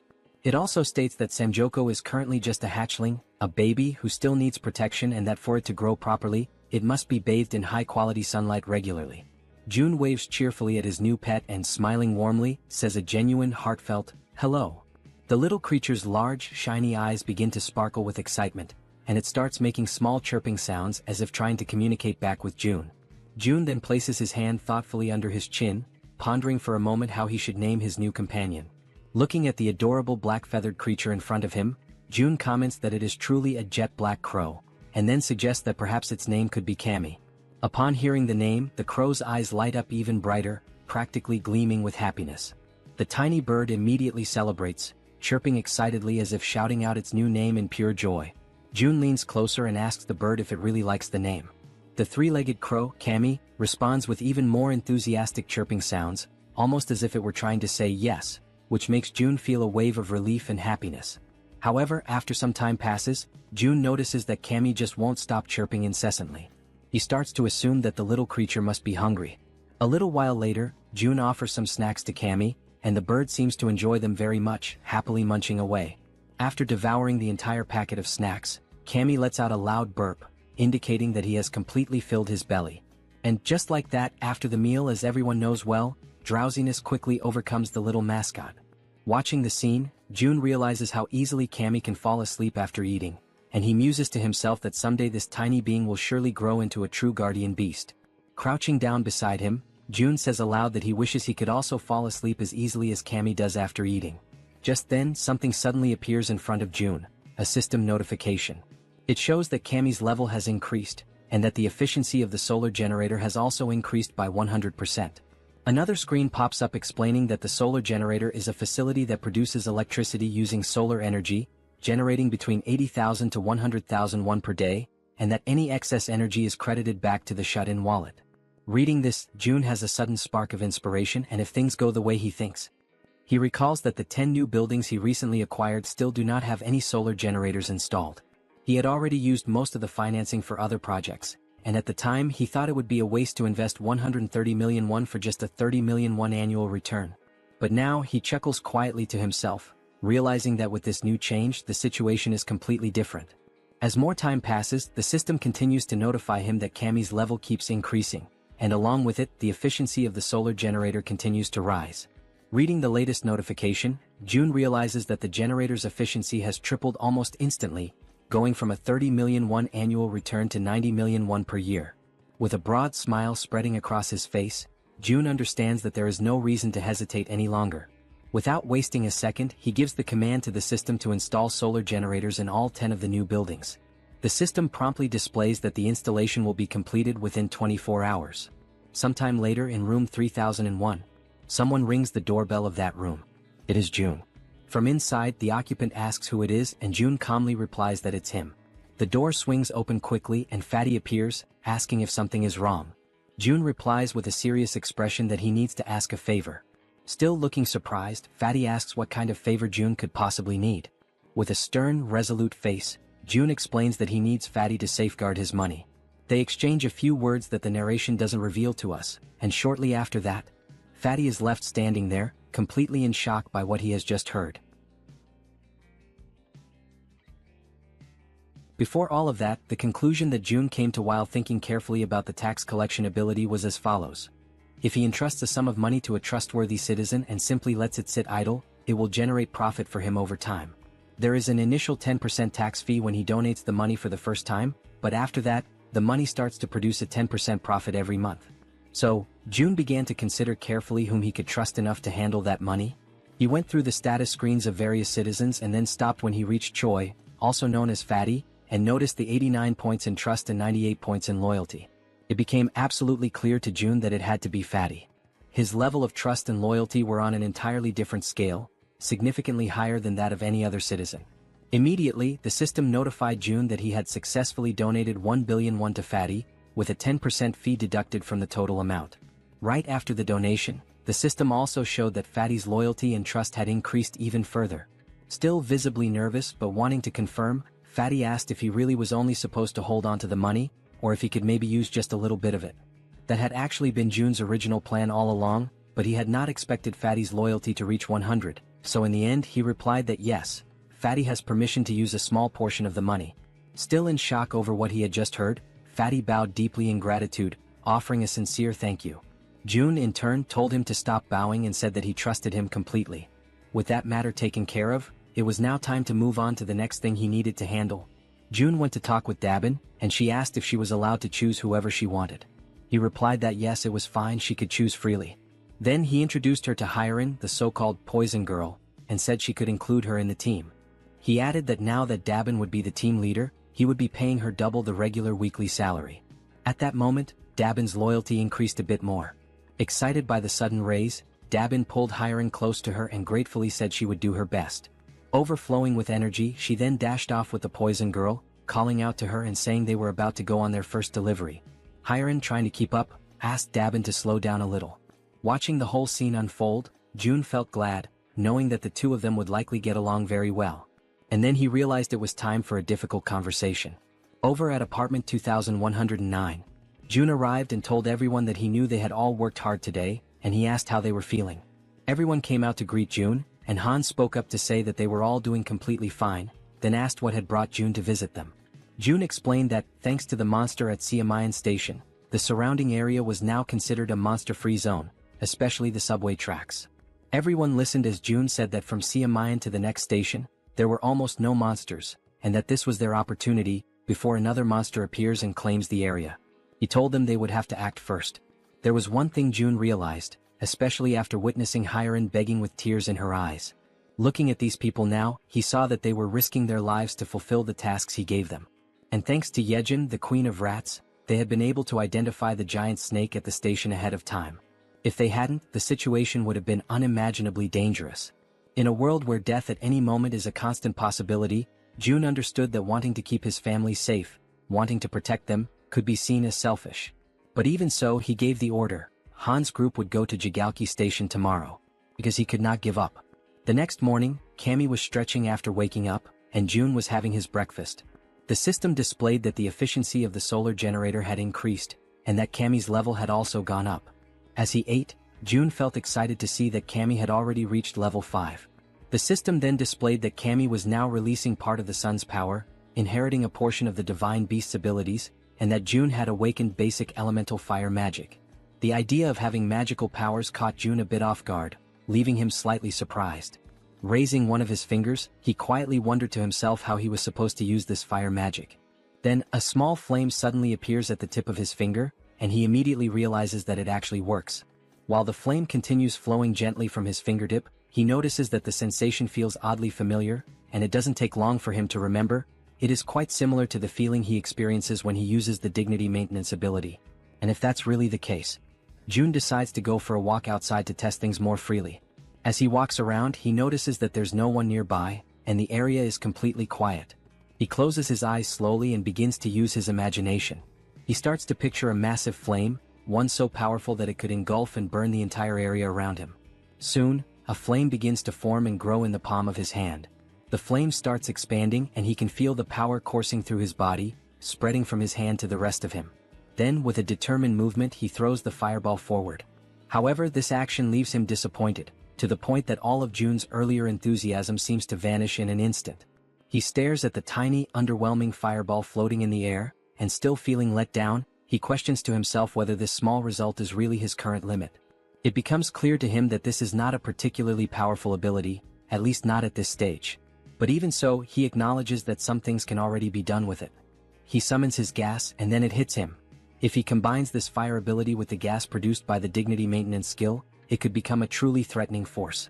For now, that is the current level of what he can do, but the potential is absolutely limitless. With this, he can now fuel everything he needs, still have electricity left over, and eventually this surplus can be converted into money, which will then be deposited directly into his shut-in wallet. At that moment, someone arrives singing some kind of tune, and catches the attention of our secluded monarch. It's Jaehyeon, the queen of rats, and she's expressing her gratitude for the rest period he allowed her. She says that thanks to him she was able to rest well. June replies that he simply gave her the treatment her ability deserved. And besides that, thanks to her help, the range of his own abilities had expanded significantly. Of course he should support her. Smiling, he says that he'll be counting on her again today. He informs her that Han's group is currently waiting at Siamayan station, and that she should go guide them as soon as possible. Jaehyeon responds that she has already sent rats along the subway tracks, since the rats are capable of reaching Koryang station without any trouble. Hearing that, June's eyes widen as he asks her if something happened beyond Koryang station. She confirms that yes, something did happen, specifically at Busan station. She says she thinks it would be better if he saw it for himself. She sits down on the ground and begins to concentrate deeply, activating her ability to control one of her rats over there. Through the rat's vision, they can see that the station is completely destroyed, with debris and rubble possibly blocking access. And on top of that, the area appears to be flooded with water. Seeing this through his ultimate eyes, June quickly realizes that there's no way to get through that place in its current condition. Jaehyeon comments that now that he has seen how the tracks are, that's precisely why she sent rats ahead. But then, she saw something far more alarming, a scene of chaos and total destruction. Using his own abilities, June sees the same thing. Not a single building remains standing over there. Everything is destroyed. He asks himself, stunned, what on earth happened in that place. One of the rats moves closer to a hole in the ground, which turns out to be some kind of crater. June wonders what that thing could possibly be. Then the rat adjusts its position, and only at that moment does it become clear. That crater is actually a footprint, likely left behind by some kind of giant. Only then does June understand that the problem in that area is far more serious than he had imagined. That explains why there are no intact buildings and why even the roads are completely destroyed. Then suddenly, June feels a tremor at that exact moment, something that resembles an earthquake. Both he and Jaehyeon are startled and immediately on alert as everything begins to shake violently, just like during a real earthquake. The Queen of Rats drops to the ground, crouching in fear and screaming from terror. June quickly moves closer, trying to reach her in order to calm her down. But at that moment he begins to feel deep discomfort, realizing that if this continues with the tremors growing stronger, all the buildings will eventually collapse. The earthquake continues to grow stronger, shaking the buildings more violently with each passing moment. Still visibly shaken, June turns to Jaehyeon and asks if she is alright. Jaehyeon reassures him that she is, but then with a worried expression, she asks what is really happening. June starts to explain that it is a tremor, but before he can finish, he is interrupted by a loud, booming voice shouting his name. Both June and Jaehyeon, still caught in a state of panic, hear that they need to go check what is going on. After a moment, Jaehyeon glances at her companion, and he gestures for her to follow him outside. Meanwhile, Fatty, visibly shaken and fearful, mutters in disbelief, questioning what all this chaos could be about. He adds that June needs to head to his house first. Without a second thought, both of them dash towards Fatty's house, despite the obvious danger all around. As they run, Fatty explains that from his place in Siamayan, they can get a clear view of the station area and assess the situation better. As they move swiftly through the quaking streets, June can't help but recall the loud crash from earlier, wondering why Fatty is dragging him to his place with such urgency. After some time they finally reach the destination. Upon opening the door, June is met with the sight of Fatty and his wife, both overwhelmed with fear and anxiety. Fatty quickly points towards the balcony, urging June to take a look. As June steps out onto the balcony and takes in the view, he becomes utterly shocked and paralyzed, his mind racing as he wonders why it always has to be some kind of madness. Outside, a gigantic, fearsome cyclops looms over the city, with sharp fangs and imposing horns, mercilessly destroying everything in its path. As the monstrous creature continues to demolish buildings with sheer brute force, June, still in a state of disbelief, summons everyone back to regroup. The group, now gathered, looks at one another in confusion, uncertain about the reason behind June's sudden call. When they reach Fatty's house, Han and Moon speculate about whether the earthquake from earlier might be linked to what's happening now. But suddenly when they glance ahead, they are all left frozen in terror as they spot the terrifying Cyclops approaching. While they helplessly watch the giant creature crush and topple massive buildings, the group can only question in disbelief what that monstrous being in front of them could possibly be. The Cyclops, consumed by unbridled rage, continues to smash and pulverize everything in its vicinity with its powerful fists. Then Han shouts out, desperately wondering what on earth is going on, while Fatty points out that the Cyclops is moving closer to their location, urging June to take a look. Feeling overwhelmed, June, in a state of panic, acknowledges that they have to do something, but he has no idea where to even begin. From the balcony, June glances down at his hands, unsure whether his abilities would be enough to withstand the Cyclops' attack. Nervous and trembling, June clenches his teeth, trying to keep his composure despite the dread creeping in. Suddenly, June hears someone calling his name and he freezes. Turning around, he sees the Werbear woman, her expression resolute and unwavering. With fierce determination, she requests a chance to take on the Cyclops. Hearing her words, June is initially taken aback and a bit fearful, unsure of what to think. However, the Werbear woman remains focused, her fiery resolve to battle the gigantic beast evident in her eyes. June, still anxious, manages to muster a faint smile after hearing her confident plea. Then he turns to her and asks if she is truly willing to confront the Cyclops. With unwavering courage, the Werbear woman firmly declares that she will make it happen right away. Just then, the system interface pops up, displaying that a mission has been granted. The objective is to hunt the Cyclops within a 24-hour time limit. If the mission succeeds, the reward will be 1 day of resurrection for the sun. However, if they fail, the penalty will be a full day of excruciating pain. June immediately calls for the group to assemble, stating that he will give a quick rundown of the plan. Standing before them, June asks everyone to pay close attention. To begin, he divides the group into 3 teams. The first team consists of Han, the Werbear woman, the healer, and Toji. The second team includes Moon, the archer woman, and Jaehyeon, the guy with glasses. The third team consists of June himself and Jaehyeon. June states that he will take charge of their current area, while the others must quickly move to their designated positions, emphasizing that he is counting on their effort and bravery. Following this, the group members race through the streets, each heading to their respective locations with a determined focus. Somewhere else, June hears his name being called again. When he turns around, he sees Hyerin, who, after surveying the area, confirms that June was right. The individuals with military experience are positioned at the main gate, while the other residents are gathered in the underground parking lot. Smiling in relief, June thanks her for the efficient work and suggests that she move to the underground parking lot as well to continue assisting the others.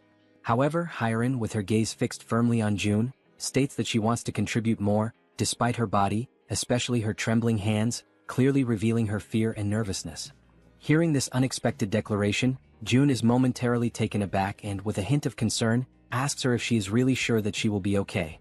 Hyerin, lowering her head while tears well up in her eyes, admits that she is indeed scared. Yet, almost immediately, she lifts her head with newfound resolve and declares with a spirited voice that she will strive to be brave. Feeling a sense of relief and admiration, June allows a faint smile to appear on his face. He then turns around and calls for Jaehyeon and Hyerin to accompany him to the main gate. Upon arriving at the designated location, June promptly begins a quick survey to assess how many residents have previously completed military service. After gathering the necessary information, he discovers that, out of more than 1,200 residents, only 101 people have that experience, which he concludes is ridiculously low given the circumstances. Suddenly, one of the residents, a man wearing a red jacket, raises his hand and hesitantly asks what they are supposed to do. Before addressing the question, June inquires about the twins and the red-haired man, wanting to know their whereabouts. As soon as he hears this question, the man in the red jacket scratches his head nervously, his entire demeanor shifting as unease visibly takes over his body. In that instant, June, with a sharp intuition, realizes something that catches him completely off guard. They ran away. He quickly notices that not only did the twins and the red-haired man escape, but they were also accompanied by hundreds of other people who fled to the underground parking lot. Anger immediately surges through June's veins, and he clenches his teeth, feeling utterly furious at their cowardice. Without hesitation, he calls them cowards, his voice filled with a mix of disappointment and frustration. With every pair of eyes now focused intently on him, June raises his voice to address everyone present. He declares that those who have chosen to stay behind and fight did not risk their lives out of foolishness. They made this choice because they know that if they do not stand their ground and fight, everyone will die. He emphasizes that each one of them is not only protecting themselves but, more importantly, defending their precious families. June continues, recalling something he once heard: courage is not the absence of fear, but the decision to act despite it. It is a choice, a conscious decision to face danger despite being afraid. He then concludes by stating that in a world overtaken by fear, survival depends on the brave. And these people standing here today are precisely those brave individuals. Finally, he thanks everyone for their presence and willingness to stand their ground. After finishing his speech, June opens the system window and proceeds to purchase 101 weapons and ammunition. As soon as the transaction is completed, the weapons and ammo begin to materialize right in front of everyone, leaving the crowd stunned and wide-eyed with disbelief. At that moment, the system promptly notifies that XP and participation in the liquefaction process have increased by 100%, indicating that their efforts and willingness to fight have been recognized. June instructs the residents to pick up the weapons and ammunition that have appeared before them. One by one, they cautiously reach out and take the weapons, their expressions reflecting a mix of shock and awe as they hold the newly acquired firearms in their hands. Then, with a firm and resolute tone, June assures them that those who have chosen to face their fears will be duly rewarded. Turning around sharply, he activates his absolute eyes ability, his gaze now burning with unwavering determination. In a calm yet commanding voice, he declares that the chaos is only just beginning. Meanwhile, the Cyclops, with his fangs bared and overflowing with uncontainable fury, charged forward into the attack without a moment's hesitation, driven entirely by instinct and rage. At the same time, Han, positioned carefully outside the Cyclops' field of vision, was holding a solid iron bar, waiting silently and patiently for the perfect moment to strike. With a fierce and determined expression etched across his face, Han gripped the iron bar tightly and raised it with both hands, initiating his carefully calculated attack. In one swift and precise motion, he hurled the iron bar directly toward the Cyclops with all the strength he could muster. The projectile hit its mark, violently piercing through the creature's leg and immediately causing blood to gush out in a gruesome display. Caught off guard by the unexpected assault, the Cyclops turned around sharply, his monstrous body twisting as he directed his gaze toward the source of the attack. His fiery red eyes locked onto Han, the one who had dared to wound him, and for a moment, time seemed to stand still as Han remained frozen, paralyzed with fear in the face of the towering monster. Han clenched his teeth and furrowed his brow, panic flooding his senses as he struggled to process the overwhelming danger standing directly before him. Despite the deep wound in his leg and the blood dripping down, the Cyclops began marching forward with a steady and terrifying resolve, determined to make Han suffer the most excruciating pain of all, death. But at that very instant, unexpectedly, the Werbear woman came rushing in, already fully transformed into her fierce beast form. She was driven by her mission, resolute in her goal to stop the Cyclops at any cost and earn the reward that awaited her. With her razor-sharp claws extended, she lunged at the Cyclops and slashed through his thick flesh, unleashing a brutal impact that sent her hurtling backward, crashing to the ground with crushing force. However, the attack wasn't nearly enough to bring the Cyclops down. He remained upright, completely consumed by rage, his fury only intensifying with every passing second. With a cruel and merciless grin spreading across his monstrous face, the Cyclops lifted the same leg Han had wounded. Summoning all his wrath, he delivered a savage and hate-filled kick straight at the Werbear woman. She was sent flying through the air with terrifying force, soaring from an unimaginable height, the wind violently whipping around her as she fell. Her cries of resistance sliced through the air until, finally, her body crashed with tremendous violence against the ground, as though the very heavens themselves had rejected her. The Cyclops' brutal attack left the Werbear woman lying motionless on the floor, her body shattered and completely drained of strength, now utterly defenseless. Even from a distance, the Cyclops kept his piercing eyes fixed on her broken figure. Determined to annihilate everything and everyone that dared to stand in his way, he began preparing for the final blow. He swiftly raised his arm, ready to strike and end her once and for all, but then a loud shout echoed through the air, grabbing his attention and halting his motion. The shout, amplified by a white megaphone, rang out clearly, calling him an idiot and stopping him mid-attack. It was Toji who held the megaphone, and he continued to shout, insulting the Cyclops by calling him a lard-faced monster, pushing the creature's rage to new heights. In response, the Cyclops turned his massive head. His burning eyes widened, filled with both confusion and fury, as he tried to comprehend what was going on around him. But suddenly, his attention was drawn downward, to his own leg. The cold metal of the iron bar was still embedded deep in his flesh, and his blood continued to pour from the wound, soaking the ground around him. At the same time, Toji, overwhelmed by terror, lowered the megaphone and ceased his insults, fear gripping him tightly as he whispered to himself, trying to understand what kind of monster he was truly looking at. The Cyclops narrowed his dark eyes and locked them onto Toji. His gaze moved slowly, methodically, studying every inch of the weapons Toji carried, carefully evaluating their offensive capabilities. He looked like a wounded beast, still bleeding, still in pain, but mentally calculating the perfect moment to strike back with devastating precision. Suddenly, Toji found himself standing still, completely frozen, and tried to plead for a moment of time, but it was already too late. Without a second of hesitation, the Cyclops lunged toward him, driven by a single overwhelming purpose: to obliterate everything in his path. Toji screamed in desperation, his voice trembling uncontrollably. His eyes, wide with fear, gleamed with pure terror, and his entire body shuddered under the crushing pressure of the moment. Without thinking twice, he turned and sprinted with all the speed and desperation his legs could muster, running as though his life depended on it, because it did. Elsewhere, Jun was watching the entire scene unfold using his ultimate eyes ability. Observing Toji's desperate situation, he stated that Toji was approaching, and that the Cyclops was coming with him. Immediately, he turned to the group around him and instructed them to prepare without delay.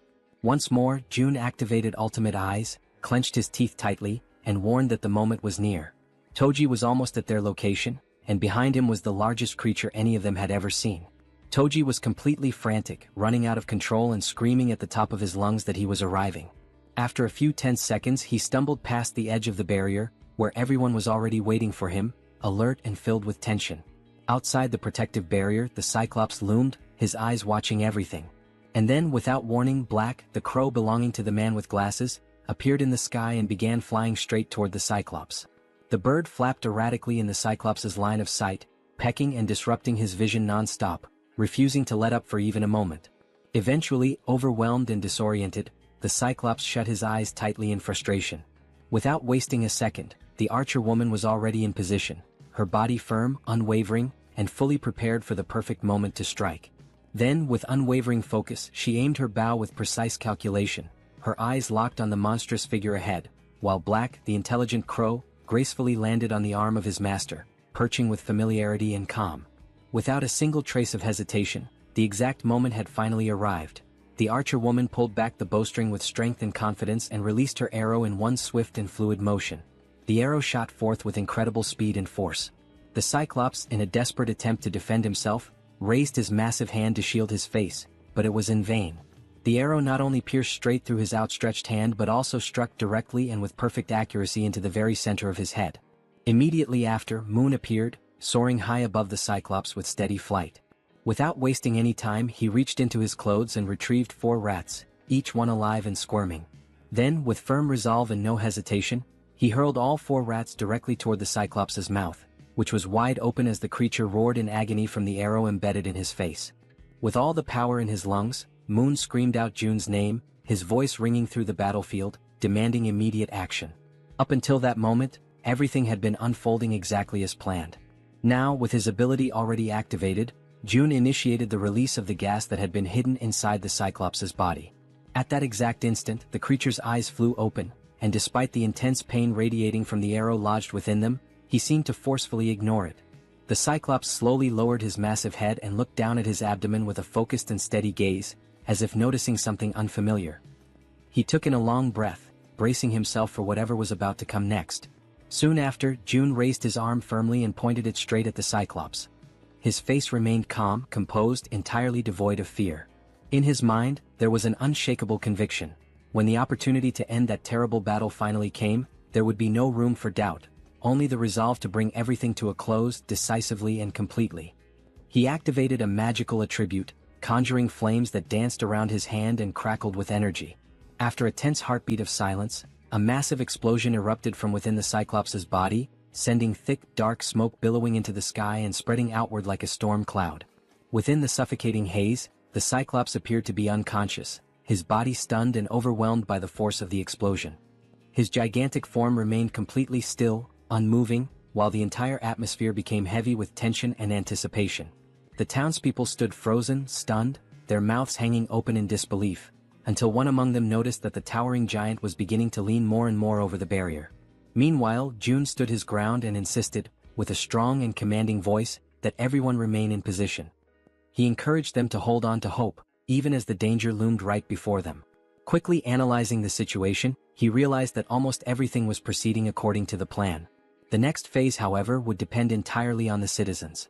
They would need to concentrate all their strength and aim their firearms with absolute precision at the Cyclops' head, which was now visibly drooping and hanging heavy over the barrier.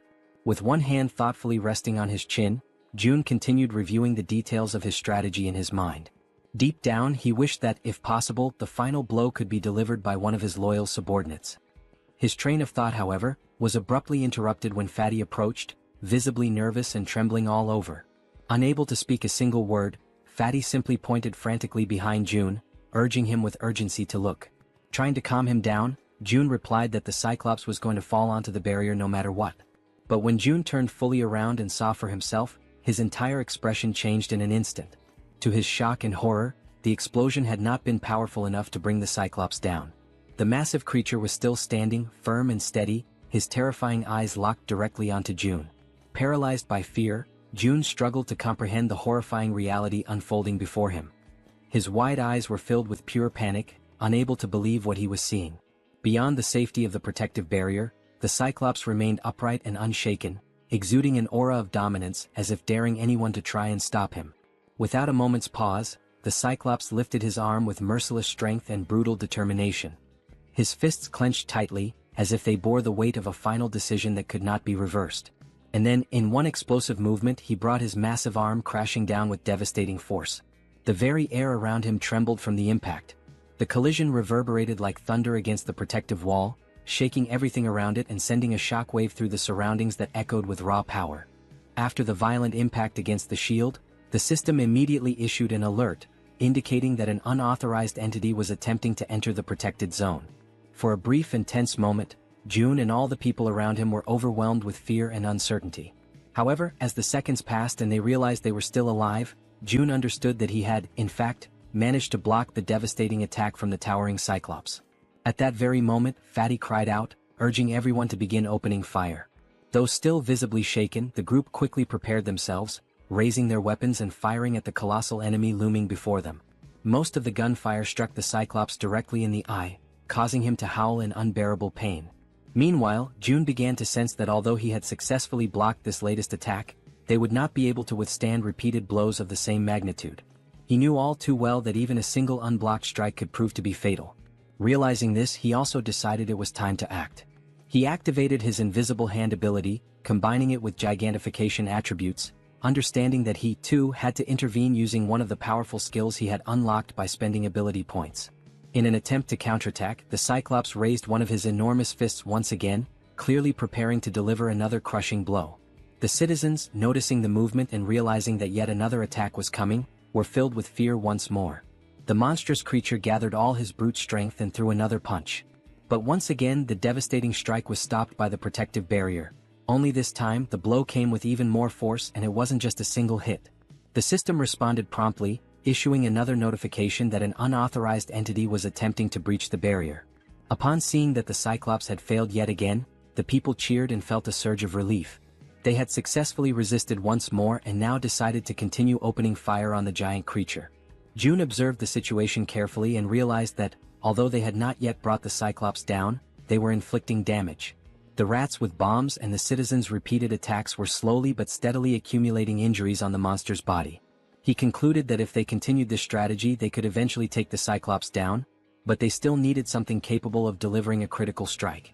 Then a spear was launched with that very intention. It pierced the Cyclops' massive body, driving deep into his flesh, causing him to let out a furious and agonizing roar of pain. It had been Han who hurled the spear, and June felt a wave of excitement and hope. He had been expecting this moment. Alongside Han stood the Werbear woman and the healer, though she already appeared to be exhausted and worn from exertion. Enraged and roaring with fury, the Cyclops turned his full attention to Han's group. June, trusting in Han's abilities, declared to himself that he was now counting on him. Without wasting time, he opened the system interface and gave the command for it to summon multiple spears. The weapons materialized instantly beside Han, whose eyes now reflected a deep and unshakable conviction. Without hesitation, he began launching the spears toward the giant enemy. The spears flew through the air, striking the Cyclops from various angles. The giant did what he could to defend himself, raising his arms and trying to block the incoming projectiles. But the assault didn't stop. More and more attacks rained down upon him.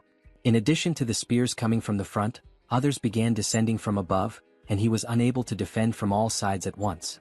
These overhead strikes came from the archer woman, who had resumed her attacks, assisting Han by shooting from a higher vantage point. The assault continued in coordination, Han attacking from the front and the archer woman supporting from above.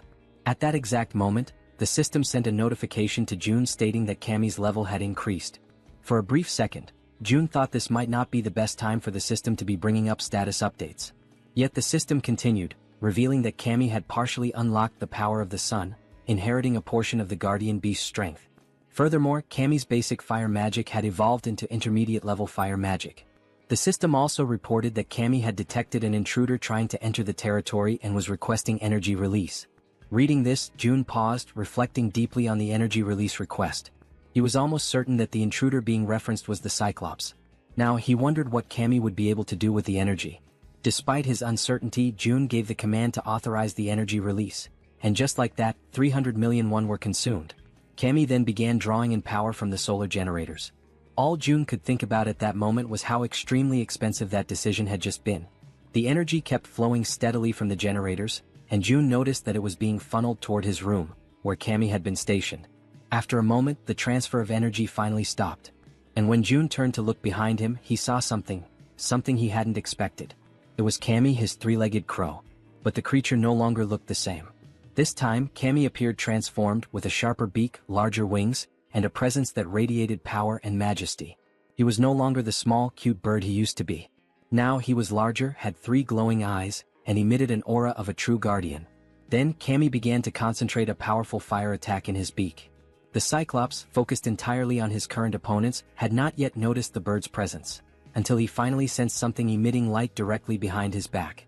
With no further delay, Cammy unleashed his fiery attack, and the sheer power of it left all the citizens, including June, completely stunned and amazed by the incredible magnitude and strength of the blast. The powerful blast unleashed by Cammy strikes the Cyclops directly in the back, and with immense force, it pierces through the creature's thick body. Immediately after the impact, the enormous Cyclops begins to collapse, crashing heavily onto the ground. He lets out a guttural scream of agony as blood starts pouring from his mouth, a sign of just how fatal the attack had been. While Han stands still, watching everything unfold without any visible reaction, someone else takes the initiative and moves forward without hesitation. The Werbear woman leaps toward the fallen Cyclops, aiming to deliver the final blow and end the creature once and for all. From the Cyclops' limited point of view, all he can see is an enormous, furious bear charging at him with full speed and fury. In just a matter of seconds, the Werbear woman successfully finishes the Cyclops, ensuring that the threat is completely eliminated. The system then sends out a notification. A level 51 Cyclops has been hunted down. As a result, a massive amount of experience points and a large sum of one have been awarded. Additionally, the system displays that several skill levels have also increased as a consequence of the battle. Seeing this, Jun is immediately reminded of what always happens to him whenever his skill levels increase like this.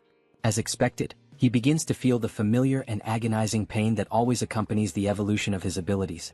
The effective range of his skills expands even further, now reaching much farther than it did before, giving him more influence and control. The system then flashes another message on the screen, congratulating Jun for successfully declaring the entire apartment complex as a unified refuge, and confirming that a large deposit of one has been transferred to his account. Unable to bear the overwhelming pain, Jun falls to his knees on the ground, clutching his body as the surge of new power courses through him. At that moment, Cammy lands right beside him, having returned to his normal, small form. The three-legged crow begins to emit a series of proud, chirping sounds, clearly boasting about his role in defeating such a ferocious enemy. Jun, still kneeling and catching his breath, mentions that it cost him 300 million won for that outcome, prompting Cammy to fall silent, now visibly embarrassed that the price for his attack had been so high. Despite the expense, Jun feels genuinely happy and grateful that Cammy's strike was so decisive. It had been a critical and essential blow in taking the enemy down. With a soft smile, Jun gently strokes the top of Cammy's head and acknowledges that he did a great job. Although the summoning of the guardian beast seems to be unavailable within the refuge, Jun reflects on the outcome. He had spent 300 million won, but in return he profited 30 billion. This makes him start to wonder if it might be time to consider summoning all 10 guardian beasts, because if their performance is anything like Cammy's, there's really no reason to hold back. Then the system displays a new update. The current cost to summon a guardian beast has increased to 10 billion won. Seeing that, Jun immediately questions why the cost had skyrocketed so dramatically. But before he has time to fully process the situation, he hears the sound of someone's voice. It sounds faint and emotional, like someone crying. What he sees next brings back a delicate and emotionally complex memory for him. Both he and Cammy turn to look toward the source of the sound. It's Yeonju, the Werbear woman. And at that very moment, Jun realizes something unexpected. Just for a brief instant, the faint alert sound from the system window transforms into something else entirely, the very sound that Yeonju had long been wishing to hear. A little while before all of that unfolded, inside a certain abandoned building, someone was quietly using his special ability to fill a small bottle with water. The people around him were deeply grateful, genuinely thankful, to finally have clean water to drink. The man with the ability stood there, silently thinking to himself, troubled by the fact that they were now completely out of food. He had carefully formed a line, allowing the people to come forward and receive the precious water he was able to generate, but there was no denying it. Their food supply was nearly gone. And that, he understood clearly, was the absolute limit of what they could achieve with just these few resources they had managed to gather. The man felt a deep, growing sense of unease because at the end of the day, it seemed they would have no choice but to leave that place. A place that had seemed, until now, relatively safe. Then, at that very exact moment, he and everyone else inside the building felt the entire structure tremble. Like anyone would in that situation, he immediately asked those around him whether that had been an earthquake. Right then, another man came rushing in, shouting frantically and begging everyone to come see something that was happening up above. When the man mentioned the word monster, the one with the water ability was stunned, completely frozen for a second. Without wasting any more time, he began running, dashing up the staircase to reach the top floor and see what was going on with his own eyes. Once he arrived at the rooftop, what he saw left him breathless. The enormous Cyclops was still standing tall, radiating overwhelming fury and power. While the white-haired man trembled beside him, anxiously asking what they were supposed to do now, the one with purple hair, Jun Hyuk, was already thinking ahead, telling the other to go and hide everyone else in the basement to keep them safe.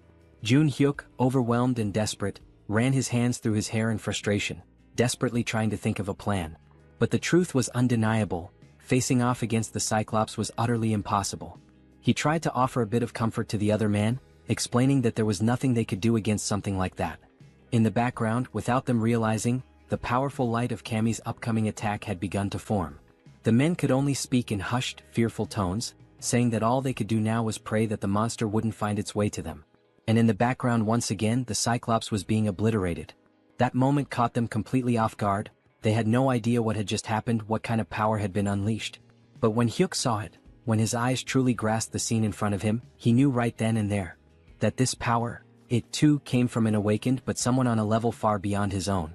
Hyuk then called out to the silver-haired man, addressing him as Hyun, and told him to gather the people. Hyun, utterly shocked, asked him if he had lost his mind. Was he really suggesting they go toward that? But Hyuk was certain. Even though he didn't know who the awakened one was, he had no doubt about what needed to be done. If they truly wanted to survive in this wretched, merciless world, they had to stand beside the person who possessed the kind of power capable of bringing down a creature like that Cyclops.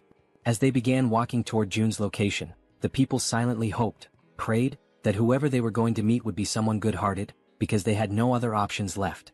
Their fate was entirely in the hands of chance now. They eventually arrived at the apartment complex and immediately suspected that this must be the place. After all, the buildings were still intact, completely untouched in a world otherwise devastated. Hyun, walking ahead of the group, remarked with disbelief, wondering how such buildings could remain standing in a world that had fallen apart. But then he suddenly smacked right into some kind of invisible barrier. Right after that, a message appeared in front of them from the system, declaring that entry was prohibited. Another message followed immediately, asking them whether they would like to obtain citizenship. They confirmed the prompt, and the system quickly responded, showing that they had been successfully granted citizenship. However, along with their new status came an initial quest. They were instructed to proceed to June's apartment on the 30th floor. Once they arrived there, June was already waiting to receive them. Strangely, he was already calling them by their names, despite the fact that they had never met before. June introduced himself as well, calmly stating his own name. At that moment, Hyuk felt something deep within, an instinctual certainty that this man standing before them was the one responsible for forcing the towering Cyclops to its knees. And now that he was face to face with him, his instincts were screaming louder than ever. Without hesitation, Hyuk reached out, took June's hand in his own, and introduced himself, earnestly asking June to take care of them. Because in his heart, he knew this was a moment he must never let slip away. Elsewhere, in a quiet and peaceful place, Yeonju, the were-bear, was gently serving a warm meal. This time, a bright and genuine happiness could be seen in her eyes as she cheerfully called out the name of Siwoo. Siwoo was her little boy, her beloved child, who was happily eating, and she lovingly asked him if the food tasted good.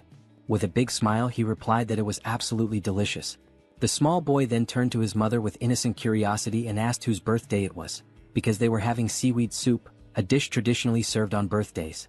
She responded with a warm and affectionate embrace, hugging him tightly while he told her how much he loved that particular food.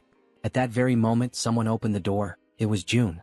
Upon seeing him, the little boy excitedly called him Wizard Uncle. Yeonju asked June whether everything went smoothly with the new residents, and he confirmed that it did. He had already provided them with food and a place to stay. Then June apologized for something, and Yeonju, curious, asked why he was suddenly saying sorry. He explained that the newcomers wouldn't be able to leave the house, and that he hadn't expected that restriction to be in place. However, Yeonju didn't seem the least bit concerned about that detail. She calmly replied that just being there, together like that with her little boy, was more than enough for her. Holding her son even more tightly in her arms, she said with sincerity that she was truly content now. Right after that, the system displayed a message stating that her loyalty had increased significantly, officially registering her as a retainer. But even if the system had said nothing, June could already tell, through her expression, her voice, and her gentle actions, that her heart was full. He could feel Yeonju's emotions clearly, without any need for confirmation. More time passed in peace. Mother and son continued enjoying their time together, now watching television side by side, smiling and sharing laughter. And during that simple, tranquil moment, June found himself reflecting deeply on his own family, on how long it had been since he had last seen them. He wondered how they were doing, if they were eating well or if they were possibly sick. He closed his eyes and imagined the worst, thinking that something terrible might have happened to them in this chaotic world. Right then, Cammy appeared, making a bit of noise. The small creature began playing and having fun alongside the were-bear and her son. Watching them all together like that, June felt a quiet realization settle in. There was no need to rush. It was just one day. One peaceful, ordinary day. And he understood how hard Yeonju had worked for this day to finally come. At the same time, he also thought about how Yijin's rats were at that very moment heading toward the main house. When the rat reached the house, he would be able to deliver whatever his family needed. So today, looking at mother and child, smiling and content, June made a choice. He would focus only on taking care of them. Because this was the moment when Yeonju's one and only dream was finally shining brightly. Then June suggested that they sleep in the master bedroom. However, with her child still wrapped around her body in a loving embrace, Yeonju gently declined, saying that they could settle down in another room instead. Even so, June insisted that they stay in the master bedroom, emphasizing that it was the coziest and most comfortable place for them to rest. With a warm and reassuring smile on his face, he added that it was an order. Without hesitation, Yeonju lovingly stroked her son's hair, and together, they expressed their gratitude to June for his kindness and thoughtfulness. Soon after, they headed toward the room, wished him a good night, and the little boy waved sweetly at June before going in. June, watching them go with a deep sense of fulfillment in his heart, allowed a faint, content smile to appear on his face. The lights in the house slowly dimmed, and a gentle lullaby began to softly echo through the home, drifting from the bedroom as the child, still awake, listened in silence. Meanwhile, in the living room, June lay on the sofa, quietly listening to the sweet lullaby that continued for a long while, tenderly sung by Yeonju's voice. It had been a very long time since he had heard a melody like that. Yet somehow, just by hearing it, his body began to relax and his eyes gently closed, just like a child falling asleep in their mother's lap. A new day dawned quietly and peacefully. June began the morning enjoying a breakfast lovingly prepared by Yeonju and her little boy. Afterward, they all settled comfortably in the living room to watch the boy's favorite cartoons. The child could barely contain his excitement, laughing at every scene as if he were seeing it all for the very first time. Soon, Saiwa began chasing after Cammy, who had been peacefully basking in the sunlight, until being abruptly interrupted, which clearly did not please the creature. Later, after exploring every new toy they had, Yeonju, her son, and June laid down on the floor together for a brief nap. Between colorful scribbles and laughter, they drew pictures, and every second of the day was filled with joy and cherished with genuine happiness. But time waits for no one. With Cammy perched on his shoulder, June quietly wept, consumed by the silent grief of having only been able to offer a single day of life to Yeonju's beloved son. Soon after, Yeonju knelt down on the floor, saying her final goodbyes while holding her son tightly, pouring all her love and strength into that embrace. Still too young to fully understand the intensity of that moment, the boy asked innocently if she was crying. With tears already streaming down her face, she struggled to keep her voice steady and calmly whispered that she wasn't crying. But with his tiny hand resting gently against her cheek, he could feel the tears slipping down her face. So softly, Saiwa began wiping away her tears, doing his best to comfort her and asking her, ever so kindly, not to cry. Yeonju held him tightly again, and in a trembling voice she finally admitted that she was afraid of the world, because a world without him was far too terrifying. Then, filled with the innocence of a child, the boy simply called her Mom, and assured her, with unwavering confidence, that he was right there beside her. Those words, so pure, so genuine, caused Yeonju to break down even more, tears overflowing from the sheer weight of her sorrow and desperation. Even as Saiwoo continued trying to reassure her, Yeonju remained in tears. Yet still, he took a step back, slowly pulling away from her arms. Looking her directly in the eyes, he firmly promised that he would always be by her side. Gripped by despair, she called his name with a choked voice. But without hesitating, he continued to walk toward the setting sun, while behind him, she shakily called out that she still had so much left to do for him. Then suddenly he stopped.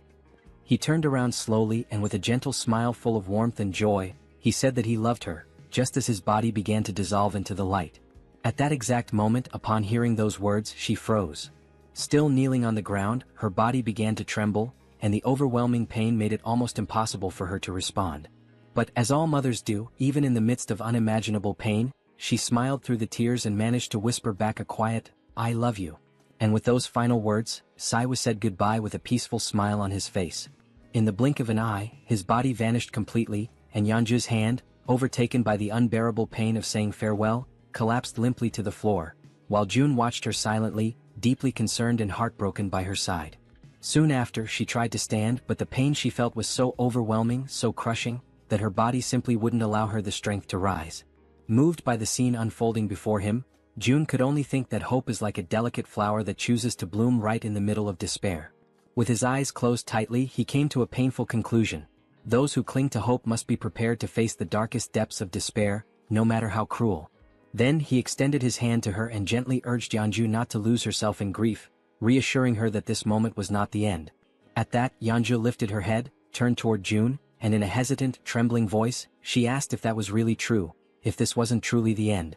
With unwavering conviction, June answered that if there was even the slightest chance, he would bring her son back again and again as many times as it took. His words ignited a new spark of hope, and Yeonju received them with a renewed sense of determination and strength. At that exact moment, the system displayed a notification. Yeonju's trust level had reached 100%, and she had obtained primordial vitality. The scene then shifted to the red-haired man, who was screaming with uncontrollable rage and fury. The twins, who had been silently listening to everything that was being said, became visibly frustrated when they realized that the standard spear, the orc spear, and all the money the red-haired man had painstakingly saved had vanished completely without a trace, leaving him utterly disoriented and at a loss for what to do. The red-haired man, clearly agitated, asked about his brother's belongings. His brother then explained that, when he had woken up, every single one of his possessions had disappeared without warning or explanation. Following this, the other twin chimed in and explained that many other people had experienced the same mysterious loss of their items. He pointed out that there was a specific pattern among these incidents. All of those who lost their belongings had not been present when the summoning occurred for those who had previously completed military service. Then one of the twins turned and stated that they should have returned to that place earlier. Suddenly, and completely without warning, he was violently grabbed by the collar of his shirt and pulled with force. The red-haired man, overtaken by a wave of anger, demanded to know if the twin was trying to place all the blame for what had happened squarely on his shoulders. Quickly, the twin clarified that he had misunderstood his words. Even so, the red-haired man remained furious, raising his voice even more as he shouted with escalating rage, insisting that they had all agreed from the very beginning that it was a foolish decision to follow June's orders. Faced with the rising tension, the brother, already clearly anxious and losing his patience, admitted that, indeed, June's plan had been a foolish one from the start. Hearing this, the red-haired man finally released his grip on his brother's shirt. It was only then that it dawned on him. He might have been expelled because of his own actions. Now tense and nervous, he remembered that there had been only one similar case in the past. He began to recall the story of a man who had tried to get involved with an underage girl. That man had been caught in the act and was immediately expelled, only to be found dead in the middle of the street shortly afterward. As he continued reflecting on the situation, he came to the unsettling conclusion that even now, with the appearance of that giant and all the surrounding chaos, the survivors still gathered in abandoned apartments. So, it was highly likely that there were enough people who would be more than willing to make sure he became the next one to be expelled. He was completely consumed by the hatred he felt for the situation he had ended up in. The image of the man in the red jacket reappeared vividly in his mind, calling him a bastard, and he imagined just how satisfied that bastard must have felt when he managed to get his hands on a weapon. Soon after, the red-haired man scratched his head, restless and agitated, trying to understand how everything had spiraled so far out of control. Elsewhere, June observed everything, the tension surrounding the red-haired man, and remarked to himself that this was only the beginning of the punishment he had meticulously prepared for him. Back with the red-haired man, a system window suddenly appeared behind him, displaying a new mission, catching him completely off guard. Startled and disbelieving, he immediately turned around to see the notification for himself. The system window revealed a new mission: hunt 20 goblins within 24 hours. If successful, the reward would be a small amount of experience.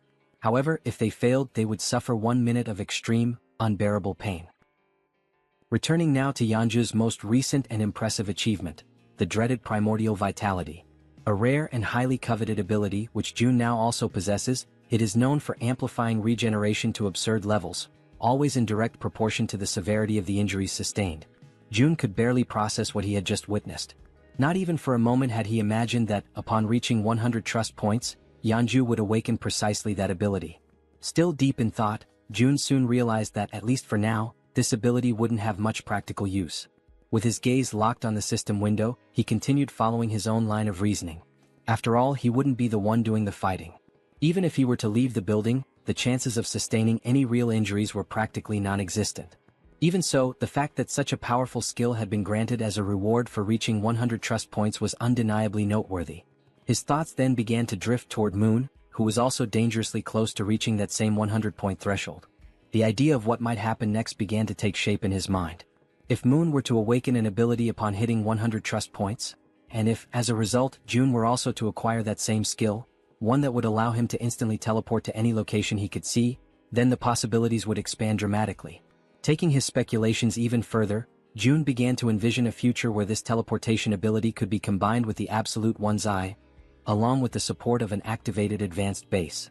Right at that moment, the system displayed a notification about the advanced base, a safe zone that could be deployed outside of Haven. When activated, it temporarily replicated the authority and protection of the city, so long as it included a citizen of knight rank or higher. However, if enemies occupied it for more than a day, the base would be automatically destroyed. Returning to his thoughts, June concluded that as long as he had enough mental strength to support it, he would indeed be able to travel to the advanced base. With that clarity, June made a firm decision. From that moment onward, his main priority would be to strengthen his mental fortitude. For that reason, all his upcoming missions would be focused on boosting this specific attribute. At that very instant, someone called his name and explained that they needed his permission to leave now, as they were feeling more stable. It was Yeonju, who stated that she would personally handle the return of June's family. Upon hearing this, June realized that the mission should have started the previous day, but he acknowledged that the delay had been entirely his fault. Yeonju expressed her gratitude for his valuable time and his understanding. She then assured him that she would find a way to repay the kindness he had shown her. Without displaying any particular expression, June couldn't help but think that she had read his thoughts precisely. He made a light-hearted comment, asking if he really seemed like the impatient type, and confessed that although he was thankful, he also felt slightly embarrassed by her words. Yeonju responded gently, saying that he definitely didn't seem like someone who lacked patience, and admitted that, had she been in his place, she probably would have acted the same way. With a soft smile, she confessed that, in the end, everyone values their own family the most, and that she fully understood how precious that single day was that June had offered her and her son. Once again, she thanked him sincerely for what he had done. June smiled modestly and expressed his own appreciation for her understanding. He then asked her to head to Unit 2901, where a group of people was already waiting for her, assuring her that he would join them there shortly. Yeonju gave a respectful bow and, with a quiet yes, walked toward the designated location. Sometime later, it was explained why June had not sent the group directly to Siamayan Station. Due to the Cyclops attack, a large portion of the tracks near the station had collapsed. Not only the tracks, but the station itself had suffered massive damage and had been rendered almost entirely unusable. Faced with this situation, June declared that new routes would need to be opened. To that end, it had already been 24 hours since Jaehyeon had begun sending her rats to search for a viable path. Apparently, it seemed she had finally managed to find a new route of access. June activated his absolute one's eye skill, seeking full control and awareness of the situation. At that very moment, something unexpected caught his attention. The system displayed a notification about a level 7 tamed giant rat. Immediately, a wave of nervousness surged through June's body as he grasped what this meant. Jaehyeon had evolved. Still stunned, June wondered if this was the result of the new ability Jaehyeon had unlocked after being officially registered as his retainer. In addition to this, June noticed that something was following the rat, but no matter how hard he tried, he couldn't identify exactly what it was. Suddenly, his vision picked up something even more alarming: a swarm of zombies of varying levels, level 9, level 11, and level 13, emerging right behind. A jolt of dread ran through June's entire body as, through the lens of his powerful ability, he watched this disturbing scene begin to unfold before his eyes. Faced with that situation, the rat dashed forward at high speed, desperately trying to escape the relentless pursuit of the zombies that were chasing after it with unwavering determination. However, in a completely unexpected turn of events, the rat suddenly stopped in its tracks. It turned to face the incoming enemies and, without showing even the slightest hint of fear, growled aggressively at them, baring its teeth with a ferocity that contradicted its size. The zombies quickly surrounded the rat from every possible angle, closing off any potential route of escape. Yet, even in the face of overwhelming danger, the rat stood its ground, refusing to retreat even a single step. From a distance, June watched the scene unfold. Realizing that the rat would likely die a meaningless death if it stayed there, he considered triggering a gas explosion to take the zombies down with it. Nevertheless, even with the threat closing in, the rat remained unwavering, assuming an even more aggressive posture. In a sudden burst of explosive speed, it charged forward. Despite being completely surrounded, the rat managed to dodge every single attack from the zombies, weaving skillfully between them with surprising agility. Still observing from afar, June was thoroughly impressed by what he was witnessing. After evading the zombies, the rat leapt forward and continued its mission. Remarkably, it emerged from the encounter without a single scratch and resumed its rapid sprint toward the designated exit. With only a short distance remaining, the rat took one final leap and burst through the opening toward the outside. However, something was already waiting for it on the other side, silently, watchfully observing its approach. Its eyes locked on the rat and its sharp fangs exposed, the creature let out a low, menacing growl. It was fully prepared to pounce at any moment. Instantly, the rat froze in place, completely paralyzed by an overwhelming fear in the face of the predator's threatening presence. From afar, June was caught completely off guard, unable to hide the shock from his face as he witnessed the unexpected confrontation unfold before his eyes. In an instant, the level 23 land shark lunged forward with terrifying force. With its enormous mouth wide open, it bit down in a single, clean motion, swallowing the rat whole. The scene shifted to June, who stood in silent despair, deeply disturbed by what had just happened. He questioned what kind of creature that was, but more than anything his eyes widened as he recognized the location. Nampo Station, only a few kilometers away from his own home. This realization struck him hard, making it clear that creatures as deadly as that one were likely roaming near the very place where his loved ones lived, only deepening the anxiety clawing at his chest. Struggling to keep his composure, he quickly acknowledged that he had to hurry. Time was no longer a luxury he could afford to waste. The scene shifted again, this time to Dabin, who was crouched down, sorting through a few boxes. She was clearly exhausted but also visibly relieved to have finally finished her task. Suddenly, someone called out to her, the person in charge of that task. She turned her head and saw that it was June who had arrived, thanking her for the effort she had put in. Wearing a small smile, Dabin responded that she didn't consider it hard work at all, especially since she was being paid for it. She then asked what the new problem was this time. June, slightly uncomfortable, averted his eyes as he tried to collect his thoughts and figure out how best to explain the new situation to her. Immediately picking up on his hesitation, Dabin grew visibly concerned. Now sounding tense and increasingly anxious, she urged him to speak up and just say what was going on already. With a measured and careful tone, June explained that he wanted to request the assistance of Jaehyeon for a specific task over the next couple of days and that he hoped Dabin could manage things in the meantime. Caught off guard by the sudden and unexpected request, Dabin forced a smile in an attempt to mask her nervousness. With her voice slightly unsteady, she asked if he expected her to take full responsibility for everything on her own. June then replied that he would be leaving it in her hands for just 2 days. She already knew that this meant a significant amount of work and responsibility. With a skeptical look, she asked if she would be paid extra for the overtime hours she would inevitably have to put in during those 2 days as the acting lead. Upon hearing her question, June offered a subtle smile. Then, with an enthusiastic tone, he confirmed that he would pay her double for the overtime. The moment he gave his answer, Dabin's face lit up with joy. She could barely contain her excitement, now completely energized and ready to handle whatever came next. Elsewhere, a wave of thick green mist, released directly by the system, completely envelopes Hyeon's body. The scene swiftly transitions to another location, where everyone in the group is now seated around a table, all eyes fixed on June as he prepares to begin the mission briefing. June begins by explaining that, due to the appearance of the massive Cyclops, navigating through Jaehyeon Station had become significantly more difficult. He expresses regret, saying it would be a shame to abandon the use of the subway line altogether. Soon after, Jaehyeon steps in to clarify that the section between Jaehyeon Station and Byumnaegal, all the way through to Koryang Station, is still fully intact. According to her, there are no monsters positioned along that part of the route, so the group can cross it without much concern. She then places a sheet of paper on the table, which outlines the first main objective of the mission, to secure the route to Byumnaegal Station. The man with glasses, visibly uneasy, starts thinking that the best way to get through the current route would be by flying over it. Suddenly and somewhat unexpectedly, Toji interrupts the discussion, not to contribute anything urgent, but merely to compliment Jaehyeon on her impressive talent for drawing maps. June quickly cuts through the mood and brings the conversation back to focus. He recaps Jaehyeon's explanation and then points to a specific area on the map, noting that they must proceed with extreme caution before reaching their final destination. He then informs the group that approximately 500 orcs are currently active in the vicinity of a large supermarket complex. Upon hearing this, Han immediately asks whether they'll have to engage in direct combat with the orcs. Jaehyeon responds clearly, stating that fighting the orcs is not part of the plan. They only need to reach Byumnaegal Station and use the underground subway line. She assures them that she has identified a route completely free of orcs, with only a few lower-level monsters needing to be cleared along the way. Silently, June recalls just how much he had invested prior to the mission to ensure that nearly everyone in the group reached at least level 30, with only Fatty and Hyeon falling short. Against goblins he believed that would be more than enough.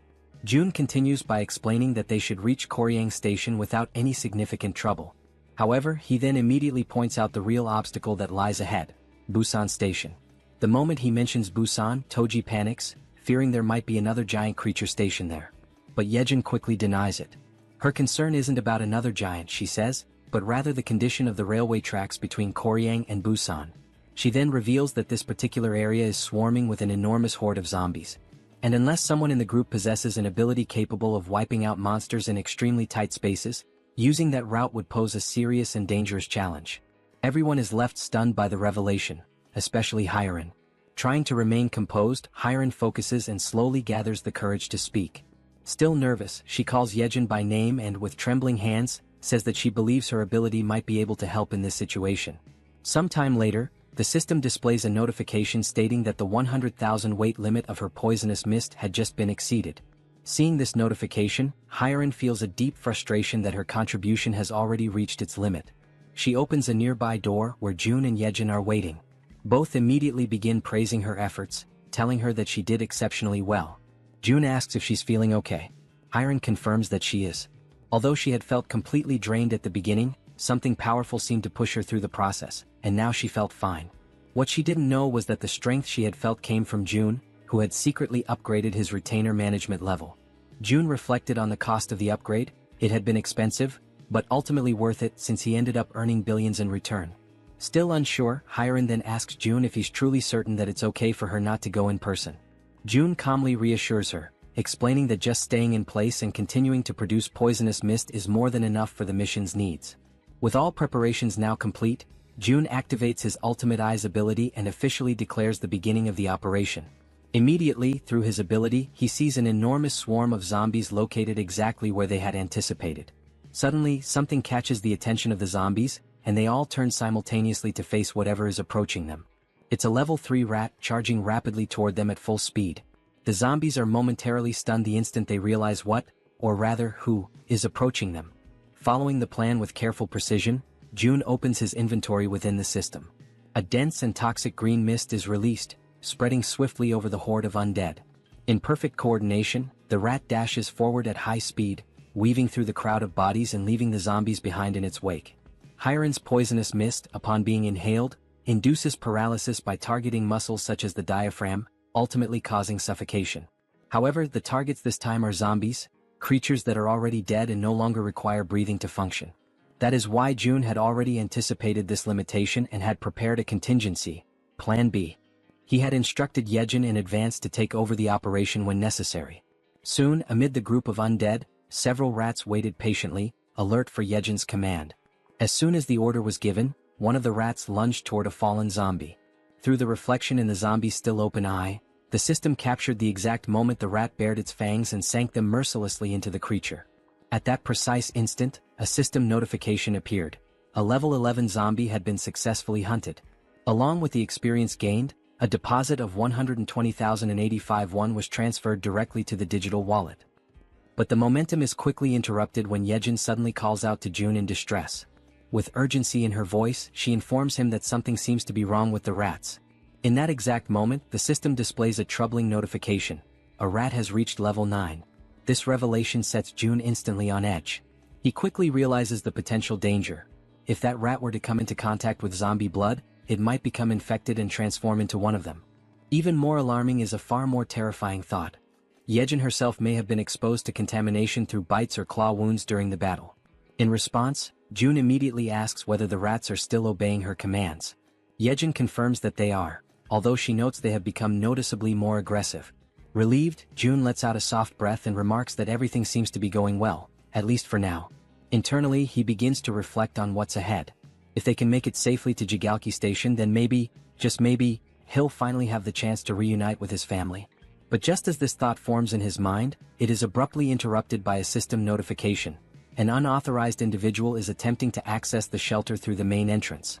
Baffled and alarmed, June stares at the message, struggling to grasp what is happening. Before he has time to act, a second notification appears. The system states that a group of 157 individuals meets the requirements for citizenship and asks if he wishes to grant it. Relying on his instincts, June gives his confirmation. Immediately, another system message is displayed. The total population has now reached 3,000 residents.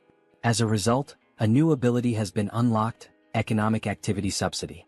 Reading this new development, June feels a brief moment of apprehension, uncertain of what the implications might be. But then gradually, a small smile forms on his lips. After all, this might actually turn out to be a good thing. The system continues to display new information, this time announcing that salaries will now be paid to citizens, with the amount determined by the titles or positions they hold. The wages will be dispersed separately from the chief's wallet, depending solely on the person's assigned role within the community. Reading this update carefully, June realizes that this would be the perfect opportunity to assign official titles to Dabin and the entire team responsible for managing public facilities. After all, a weekly salary of 700,000 won neatly aligns with a daily wage of 100,000 won, making the accounting straightforward. Tapping the system's interface, he remarks that there is no longer any need to pay people manually, especially when doing so previously meant sacrificing reduced taxation benefits.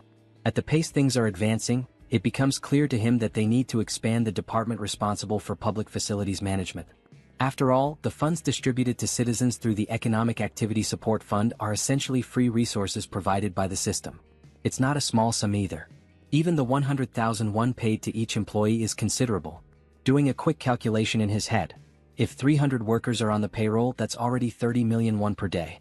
And if all positions, ranging from basic workers to general managers, are filled, the total amount paid daily could easily reach 50 million won. Thinking ahead, June envisions that as this money circulates, the total income he receives from his tax collection ability will continue to grow. On the other hand, the citizens will inevitably spend that money in his store, effectively funneling it right back to him. This leads him to the realization that assigning titles to as many citizens as possible is likely the most profitable long-term strategy. Yet, he still isn't entirely sure which titles would be most appropriate beyond facility management. Soon, another idea sparks in his mind. Positions related to maintenance, cleaning, and security would be practical starting points to invest in. So, before doing anything else, he goes ahead and appoints Dabin as the general manager. He recalls that she had already accepted Fatty and Hyran as members of the team, although he can't quite remember who the remaining members were. Just then, something catches June's attention. It's the system again, this time displaying a notification that Dabin has reached 100 loyalty points, officially registering her as a retainer. At that moment, June realizes something significant. Once a citizen reaches 100 loyalty, they automatically become a retainer. And now he begins to wonder, do all retainers awaken a new skill at that exact point? Driven by curiosity, June prepares to check and see what new skill Dabin may have acquired. But just as he's about to click on the system, he's interrupted by an unexpected sight. Hyran, completely relaxed, sound asleep on the sofa to the point of drooling. Watching the scene, Jaehyeon appears slightly uncertain and asks if they should wake her up. June replies that they should let her rest. She's completed her duty and she must be completely worn out. Smiling faintly, he acknowledges to himself that although she tried to appear fine, she likely went through something difficult and pushed herself right up to the edge of collapse. If anyone deserved a break, it was her. June activates his invisible hand ability and gently picks her up, carrying her carefully to a bed in one of the rooms so she can sleep more comfortably. Returning to the living room, the two of them talk quietly, agreeing that Hyran may indeed be going through a rough time. June then turns to Jaehyeon and asks how she herself is doing. Jaehyeon responds calmly that nothing is difficult for her, that she's doing perfectly fine, especially now that they've reached the tracks near the station. June nods in understanding and encourages her to keep up the good work. She smiles and tells him to leave it to her. However, at that exact moment, her expression shifts subtly. Something makes her hesitate. June, immediately picking up on the change, asks her if something's wrong. She stammers slightly and replies that all of a sudden the link isn't connecting anymore. June, caught off guard, asks what she means by that and she tells him to give her a moment. Closing her eyes, she tries to reconnect with the link. But apparently it's no use. She then explains that it's probably the distance. It seems to be just too far this time. June asks whether the link had been working properly before. She responds that it's possible to go a little beyond the maximum range if the link was already established beforehand. However, the reach of the link currently only extends as far as the central station. She then turns to him and asks what they're supposed to do now. Without an immediate answer, June falls into thought. He realizes that something always seems to go wrong at a critical moment, and just beyond the station lies the house where his family is supposed to be. He had been counting on using one of Jaehyeon's rats to check the house before making a move. Clenching his fist tightly, June mutters that this is a complication. Still, he asks Jaehyeon to try re-establishing the link from the central station in any way she can. She agrees, saying she'll give it her best shot. Closing her eyes once again, she begins to focus her powers in an effort to restore the connection. With the vision of zombie rats moving through the station still lingering in his ultimate eyes, June reminds himself that they have to explore every possible option available to them, and until then, all Kim can do is hope, with all his heart, that his family is still safe. The system now displays the current locations of everyone participating in the mission. Yejeon's rats are moving ahead to scout the path, while Han's group remains further back, following at a safer distance. The scene then shifts to the station where Han's group has just arrived. Everyone stands frozen, completely overwhelmed by what they see before them. The entire area is a scene of utter devastation. All the surrounding buildings have been reduced to rubble, and massive footprints, far larger than anything human, are deeply embedded in the ground, scattered across the terrain. Jaehyeon, the bespectacled man, stares at the destruction in disbelief and finally mutters that the sight is incredible. The archer, noticing that he's distracted and not focused on their task, prompts him to begin scouting the area immediately. Obeying her prompt, Jaehyeon commands his raven, named Black, to begin aerial reconnaissance of the area. After some time observing through the raven's vision as it flies overhead, he reports that there appear to be no monsters nearby. Toji then speaks up, saying that the station itself also seems to be clear of any goblins, and that thanks to the massive avalanche that occurred earlier, they should be able to move through the area with little resistance. Jaehyeon agrees and comments that it's likely the case because no sane person, or creature, would dare approach a place marked by such overwhelming destruction. With a hint of concern in her voice, the healer mentions that night is falling fast and that they should find somewhere safe to stay until morning. The archer quickly reassures her, explaining that, based on known goblin behavior patterns, nighttime is actually the safest period, since goblins tend to hide away or go dormant once darkness sets in. At this point, Han appears deep in thought. After a moment of silence, he speaks, saying that they should keep moving. If anything truly dangerous happens, there's a high chance June will summon them back right away. Suddenly, one of Yejeon's small rats appears, making faint gestures as if trying to communicate something important. The entire team comes to a halt, recognizing it immediately as one of Yejeon's specially trained rats. They take this as a sign to follow it without question.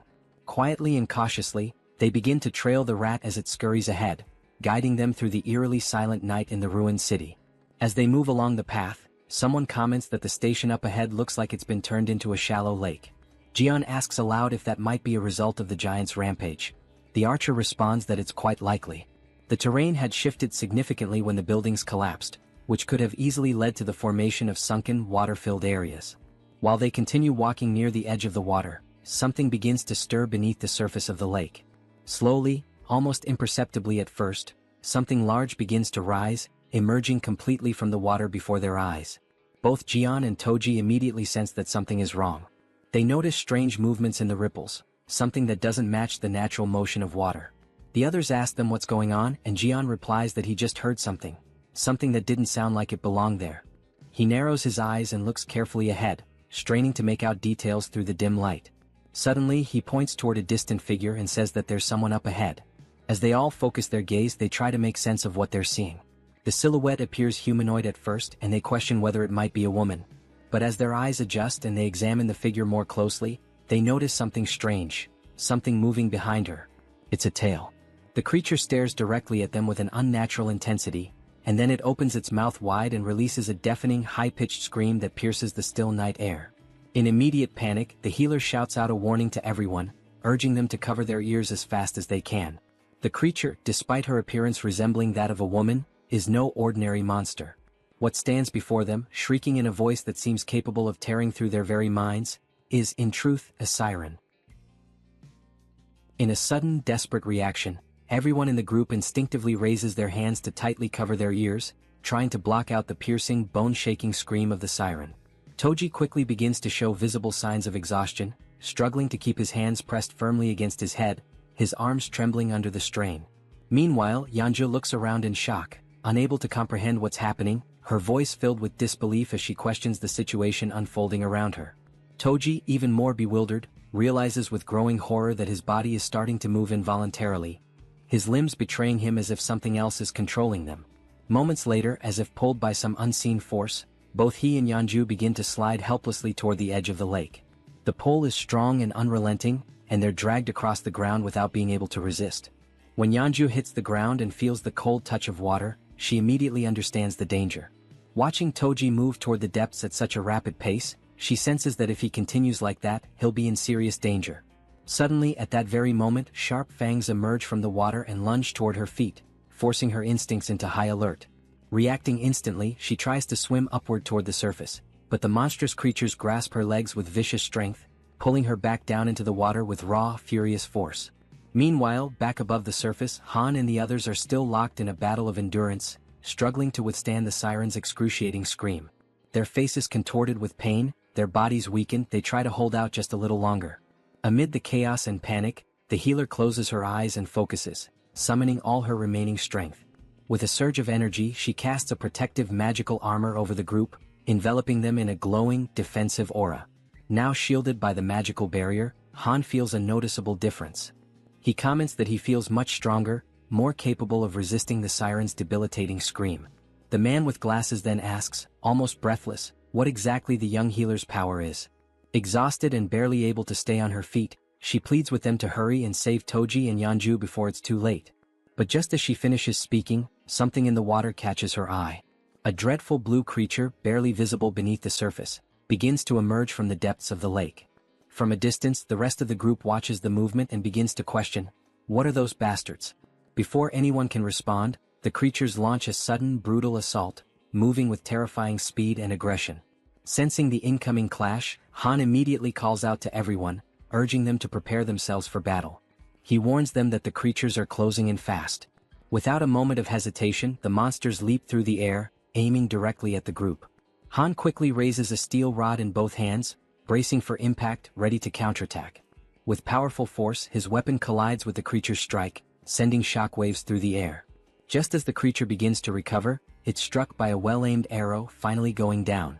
However, only one of the monsters is defeated, while several others continue to emerge from the shadows. The female archer, clearly frustrated, mutters under her breath about the relentless, never-ending wave of creatures. Without delay, the monsters reach the surface, surrounding the group from all sides with terrifying speed. In growing distress, Han insists that they can't afford to waste time, they have to save Toji and Yeonju now. Meanwhile, from the opposite side of the lake, something begins to draw the creature's attention. It's the werbear woman returning from the depths, carrying Toji in her strong arms. As she surfaces, Toji gasps and coughs, expelling the water from his lungs. He mutters that he genuinely believed he was going to die. Overcome with relief, the group's faces light up with joy at the sight of their safe return. Toji then turns to Yeonju and, with deep sincerity, thanks her for saving him.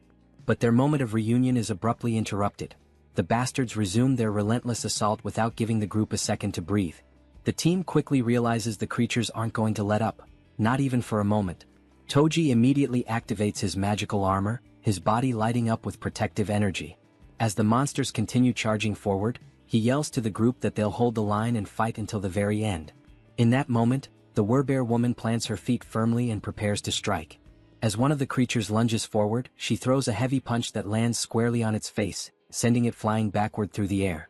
The creature crashes violently into a thick wooden pillar, splintering it with the force of impact. Atop that very pillar, a goblin's body had been suspended, tied in place. At that instant, both Han and Toji glance upward and shout for everyone to move away quickly. Without hesitation, the group leaps back just in time as the place they had been standing is struck. Moon immediately turns and asks Han if he's okay. Han replies that he's fine and asks what just happened. As he sees the wreckage more clearly, Toji freezes in place, unable to speak. It was the body of the goblin, still tied to the broken pillar, that had fallen from above. As the group stares at the unsettling sight, the man with glasses urges everyone to look up. When they do, they are horrified by what they see. Numerous goblins, their bodies bound and suspended high above, arranged in the shape of a massive cross. Han comments that the group had been so focused on the danger below that they hadn't even noticed what was above them. And in that moment, he comes to a terrifying realization. These bastards don't care whether their victims are monsters or humans. Just then, the female archer's bow slips from her hand and falls to the ground. Her body begins to tremble uncontrollably, and she becomes completely speechless. She simply can't believe what's in front of her eyes. In complete silence, she wonders to herself, could that man really be her father? Suddenly, one of the creatures charges forward at full speed. Han watches in horror as the beast sprints directly toward the defenseless archer, who remains frozen, completely unaware of the incoming attack. Without hesitation, he desperately screams her name. At that very moment, a loud gunshot echoes through the air. The bullet hits the creature midair, striking it down and sending it crashing to the ground. Holding the weapon was Moon, who immediately turns to ask the archer woman if she's all right. Han commends him for his quick reflexes in such a dire situation, but soon notices something is terribly wrong. The archer is now kneeling on the ground, visibly shaken, her expression distant and broken. Suddenly, the man with glasses appears, urgently calling out to Han. He says he may have found a way to deal with the situation they're trapped in. He explains that, through black, he has been able to observe the surroundings from above, and that's how he discovered something crucial. The agonizing sound that's been tormenting them is also what's commanding the creatures. Han is taken aback by the revelation. The man in glasses adds that he still can't fully understand what the siren is saying, but he noticed that every time she opens her mouth, the fish-faced creatures react and begin to move. He then states that if they can find a way to cut off the sound, it's highly likely that the creatures will lose their coordination and retreat due to the lack of command. In the midst of this tense and increasingly hopeless situation, Han agrees that the idea is worth trying. However, he expresses concern that the creatures won't give them the opportunity to make it happen. Wanting to clarify things, Toji asks directly if the entire plan boils down to simply stopping the sound. Han confirms it with seriousness in his voice. Then, with resolve burning in his eyes, Toji declares that he'll be the one to bring down that damn thing and that he has a plan. Meanwhile, on the other side of the battlefield, the siren opens her mouth once more, releasing the dreadful sound, and like obedient soldiers, the creatures respond as if bracing themselves for another coordinated assault. Observing their behavior closely, Han notices that the creatures are changing their formation. The man with glasses assumes they must have realized the group's new objective is to shut the siren down. Han then turns to Toji and asks if he can really rely on him. Toji confidently answers yes, urging everyone to trust him, and makes it clear that all they have to do is open a path for him. He'll take care of the rest on his own. Without hesitation, Healer affirms that she will stay behind to protect the archer. And with the plan now in motion, the group charges forward with unwavering determination. Each member of the team focuses solely on creating that crucial opening for Toji, attacking the enemy forces without mercy and taking down one creature after another with relentless resolve. Han pauses for a brief moment, glances back at Toji and shouts for him to move now. This is the chance. Toji locks onto his target, plants his feet, and grips his halberd with precision and strength. Then, with all his might, he hurls the weapon through the corridor, aiming straight for the siren. The weapon cuts through the air at incredible speed, but the siren reacts swiftly, dodging with ease. The halberd misses its mark and continues its path, clattering past her. The group freezes in stunned silence, watching as the opportunity they carved with so much effort vanishes in a single instant. Yet, Toji remains completely unfazed. The siren erupts into maniacal laughter, along with her grotesque creatures, mocking his failure. But Toji simply smiles, calm and collected. With a sharp glint in his eye, he asks Han if he's already forgotten something. Confused and frustrated, Han doesn't understand what he's referring to, until, in a sudden realization, his eyes widen. With a trace of sarcasm, Toji then asks, "What's the best way to deal with a fish?" As he speaks, he lifts his hand and activates the recall command on his halberd. The weapon obeys the order, and on its way back, it slices cleanly through the siren's back, impaling her and cutting off her laughter for good. At that moment, the system notifies the group. A level 33 siren has been hunted down. Experience points have been awarded. The halberd returns to Toji's hand as everyone turns to stare at the siren's lifeless body. The fish-faced creatures become disoriented, clearly lost without their leader, and quickly retreat back into the depths of the lake. This sudden disappearance brings a wave of relief over the group, as they now have one less threat to face. Without wasting a second, Han approaches the archer woman and gently asks how she's doing. She remains trembling, unable to compose herself. Concerned, Healer turns to Han, asking what they should do now. Han considers going to find June. Then, the archer woman suddenly reveals, with a trembling voice, that one of the bodies hanging on the crosses above is her father. Han is struck speechless. He quickly turns around, unable to accept that his father-in-law could be among those mutilated victims. Overwhelmed by a deep, unbearable grief, the archer collapses into uncontrollable tears, mourning the fate of her father. Beside her, Han falls to his knees, consumed by panic and disbelief. The entire group around them feels the weight of her sorrow as if it were their own. And right there before their eyes, hanging from a cross in an appalling state, was her father's body, a heartbreaking sight that pierced the soul of every witness. At that very moment, the system displays a mission reconstruction screen, this time with the archer as the target. The reward? To bring her father back to life. However, the system clearly warns that resurrection is only possible within the boundaries of the absolute domain. Staring at the screen in a mixture of urgency and desperation, June taps rapidly on the system window, trying to complete the reconstruction process. Jaehyeon, seeing him in such a state of despair, is left absolutely stunned by his behavior. But then all of a sudden June stops. He begins to reflect more deeply on the situation and on the trust the group had placed in him. He knew that if things had escalated to a point where lives were truly in danger, he would have been summoned without delay. With that in mind, he tried to convince himself that this meant there was no real danger, no other option, no action to take. But even as he tried to settle his thoughts, a lingering doubt echoed persistently in his mind. Was it really true that there was no other choice? Being dragged underwater, surrounded by a group of armed fishmen, didn't feel like something that could be brushed off or ignored. It was clearly a serious threat. June couldn't help but worry about his own family, filled with a desire to see them again as soon as possible. But he also recognized that this longing wasn't his alone. The others had their loved ones and personal stakes too. Even so, he tried to suppress that reality, convincing himself that saving his own family had to come first, above everything and everyone else. His hands trembling, he finally selects an option from the system window. A new mission is created for the group. The goal is to build a tomb within a 1-hour limit. The reward is a small amount of experience and the mission comes with no penalties. When the archer reads the notification, she becomes even more shaken. A sense of hopelessness and deep grief takes over her body, weighing down her spirit. Meanwhile, from afar, June watches silently, filled with regret, observing the entire painful scene through the lens of his ultimate eyes ability. Eventually, the tomb is completed. The entire group now stands in front of it, solemn and silent. Han turns to the archer and gently asks if she's truly okay with all of this. She replies firmly that her father would have wanted it this way. She explains that he was obsessed with his job, constantly speaking of how he wanted to be buried near the railway tracks when he died. Then, holding a metal plate with her father's name engraved on it, she remembers how, as a child, she thought that wish was ridiculous. But now she's fulfilled it. He is resting exactly where he always said he wanted to be. And the metal plate bearing his name marks the place. From a distance, June finds himself struck by a sudden, unsettling thought. Maybe one day this same pain might become his own. He can only hope that their sorrow never becomes his. It's precisely because of that fear that he makes a decision, to protect them no matter what. Looking back at the system screen, he realizes something. To do that, he's going to need stronger people by his side. And so, in that moment he makes up his mind, the person who matters most now is... But the scene shifts before the thought is completed. Somewhere else, a goblin is struck by a man who possesses the power of water. At that instant, the system displays a notification. The loyalty of citizen Jun Hyuk has surpassed 30, and he now qualifies for registration as a vassal. Immediately afterward, another notification confirms his successful registration.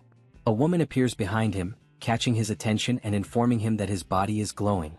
He quickly glances down at his hands and is astonished by what he sees. He becomes completely intrigued, wondering what on earth it all could mean. At that moment, the system notifies that he has reached level 40 and obtained the titles of 12th Bell, Knight, and Mage.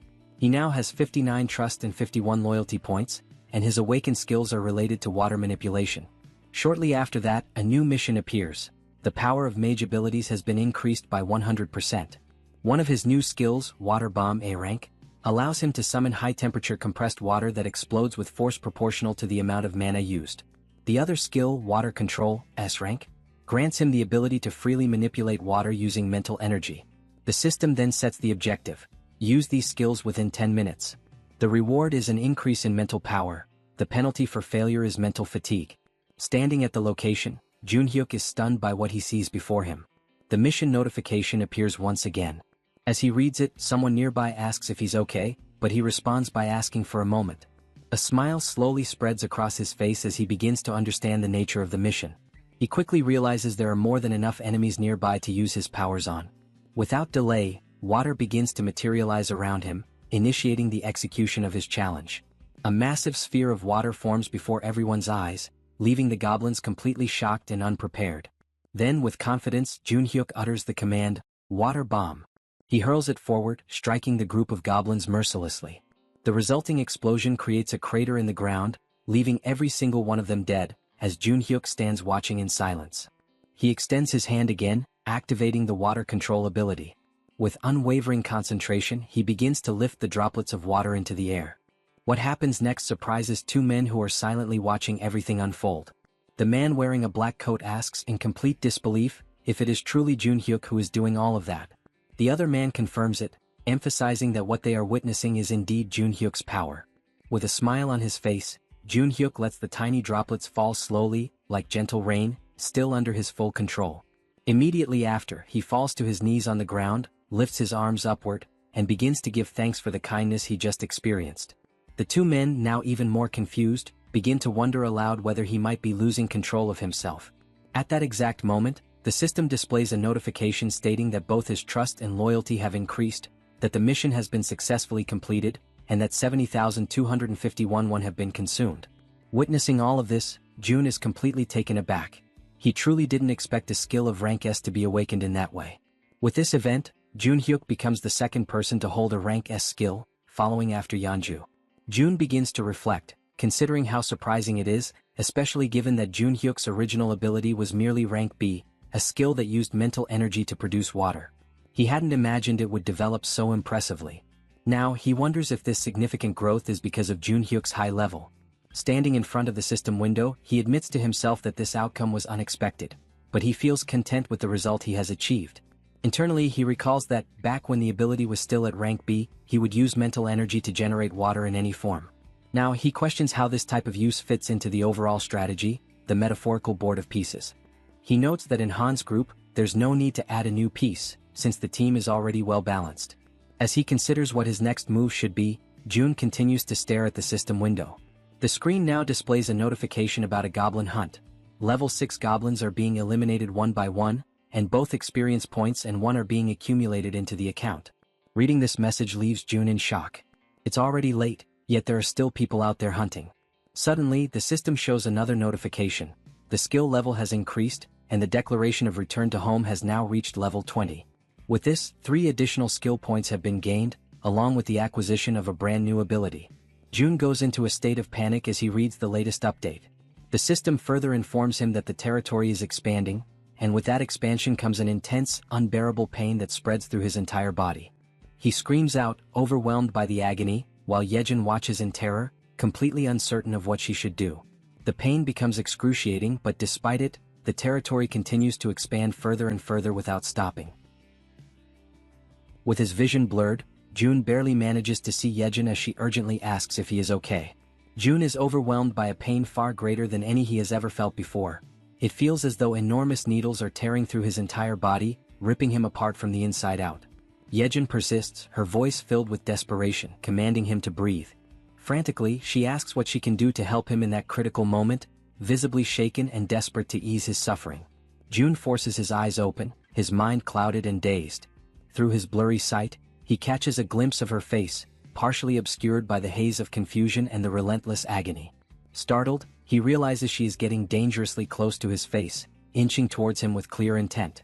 With a strained voice, he asks her what exactly she thinks she is doing. Embarrassed and flustered, Jaehyeon immediately backs away in a hurry, apologizing profusely.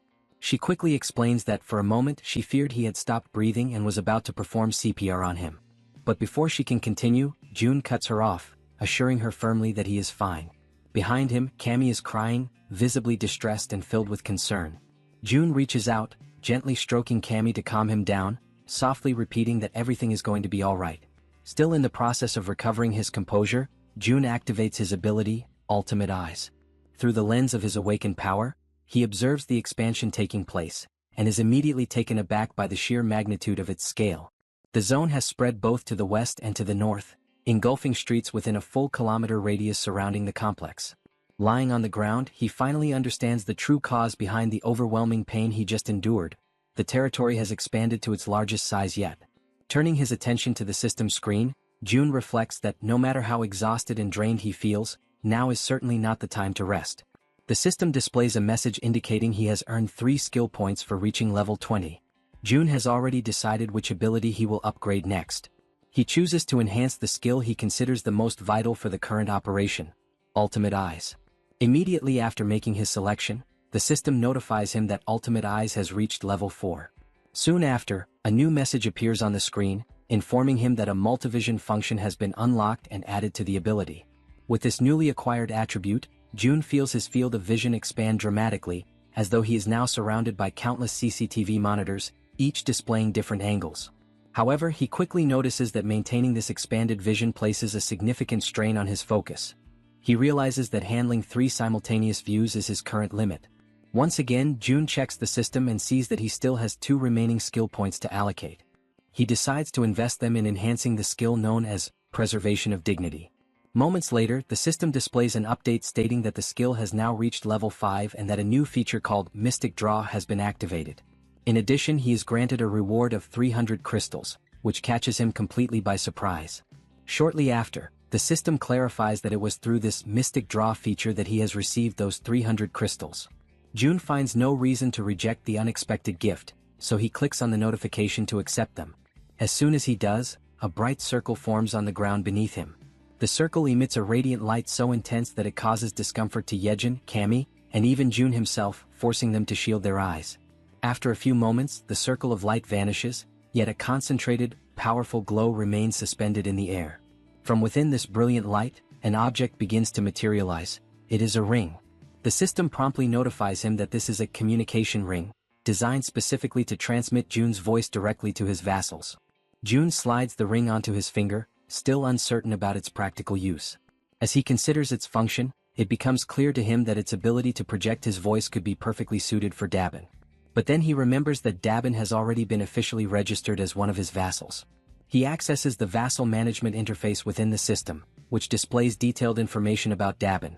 Level 25, holding the title of 11th Servant, Trust at 77, Loyalty at 100, and a newly awakened skill, Telepathy. Astounded by Dabin's awakened ability, June acknowledges to himself that telepathy is indeed the perfect skill for someone tasked with such communication-driven responsibilities. Suddenly, through the multivision function of his ability, June sees a disturbing scene. 50 people are crammed together, sharing a single housing unit to sleep in. Inside that crowded unit, Dabin tries to explain to the agitated group that the situation is only temporary. However, her words are met with anger and indignation, as if she were treating them like they were insignificant, like they were nothing. One man, visibly furious, raises his voice and shouts, reminding her that they've all seen countless empty houses along the way. He demands to know what she's even talking about, as though her excuses were entirely unreasonable. Clenching their fists in frustration, several others step forward, insisting that at least the children should be allowed to sleep comfortably. They demand that some of the vacant rooms be opened up so everyone can rest properly after enduring so much. Overwhelmed by the escalating situation spiraling out of control, Dabin hurriedly apologizes, struggling to maintain her composure as she explains that current policy does not permit such allocations. All the while, from a distance, June watches everything unfold in silence through his ultimate eyes. At that moment, the system displays a new notification. A skill named Ultimate Shut-in's Door has been activated. With this, June is now able to connect to and control all doors within the territory he has declared as his own domain. Back inside the unit, just as Dabin desperately tries to regain control of the situation, a door suddenly swings open on its own. Annoyed and suspicious, one of the men immediately questions the audacity of barging into someone else's home during an emergency. He reminds everyone that in times like these, people should be helping each other, not creating pointless conflicts and divisions. He demands to know why so much unnecessary resistance is being put up against such a basic request. At that precise moment, June steps through the open door, catching Dabin completely by surprise. He turns to the man, his expression unwavering, and declares bluntly that if the man disagrees with the house policies, then he is more than welcome to leave his house immediately. The man, stunned by June's words, demands that he repeat what he just said. But June, without the slightest hesitation, simply proceeds to evict him on the spot. Witnessing this abrupt and firm action, the rest of the group begins murmuring among themselves, remarking how things have suddenly calmed down. June then turns to face them all and poses a sharp question, asking if anyone else has complaints they wish to bring up. With a cold and resolute tone, he announces that from that moment onward the electricity, water, and gas supply to that entire unit will be cut off. Hearing this, a young woman, visibly alarmed, questions whether he is being serious about such an extreme measure. June locks eyes with her and responds curtly that, in fact, that's exactly the question he wanted to ask them. With an unwavering gaze, he states that it's no coincidence they appeared right after the fall of the giant. He then asks if they came because they judged this place as being capable, just like so many others who arrive every single day with the exact same mindset and expectations. His words strike the group like a bolt of harsh reality, leaving them momentarily speechless. But June doesn't stop there. He continues, explaining that giving in to such demands would lead to 3 major problems. First, all the empty rooms would eventually be exhausted, making it impossible to accommodate new arrivals who genuinely need shelter. Second, the residents who have been living there, those who are already settled and abiding by the system, would begin to feel disrespected and marginalized. And third, once they give in to one demand, the cycle of requests and entitlements would never come to an end. With absolute ruthlessness, Jun raises his voice and declares that the basic rights and welfare they expect to find here simply do not exist in this place. He emphasizes that the South Korean government has already collapsed, and that he, standing before them, is not the representative of anyone's ideals or dreams. He acknowledges that some might perceive him as a tyrant, abusing the power he holds. But he warns them that the world has become far too brutal, far too unforgiving, for naive ideals like rights and welfare to survive without being fought for and earned. He points out that if they wish to enjoy such privileges, they must first prove themselves worthy of them. He goes on to explain that the other survivors, those who arrived before them, are enduring extremely harsh conditions, organizing rotating shifts just to catch some rest. And despite all the discomfort and hardship, these people are still making sure to care for the children and the weakest among them, choosing to fight for survival as a community. Finally, Jun delivers a firm and non-negotiable order. They are to return immediately to the accommodations that have been designated for them. He warns them that if they refuse to comply, they will be paving their own path to lose even more than what has already been taken from them. Upon hearing those words, the group immediately stepped back. Dabin, feeling a wave of relief, let out a soft sigh and expressed her gratitude to Jun for helping her in that situation. However, he replied that there was no need for thanks. In fact, he insisted that he was the one who should be grateful to her. His unexpected response left Dabin momentarily taken aback, trying to understand what he truly meant by that remark. It was then that Jun pointed out that perhaps she, too, might be capable of doing something similar to what he had just done. He asked if she was familiar with the concept of telepathy, and then instructed her to think of a person with whom she would like to communicate, picturing herself speaking to them mentally, as though having a conversation inside her own mind. Dabin closed her eyes, focusing all her concentration. A short while later, a faint aura began to surround her body. Pleased with the result, Jun emphasized that she would need to learn the exact conditions and limitations of this ability, and the best way to do so was through frequent practice. At that moment, someone with trembling hands gave a small wave and called out for Jun. Both he and Dabin turned to see a figure who appeared nervous, standing with his head lowered.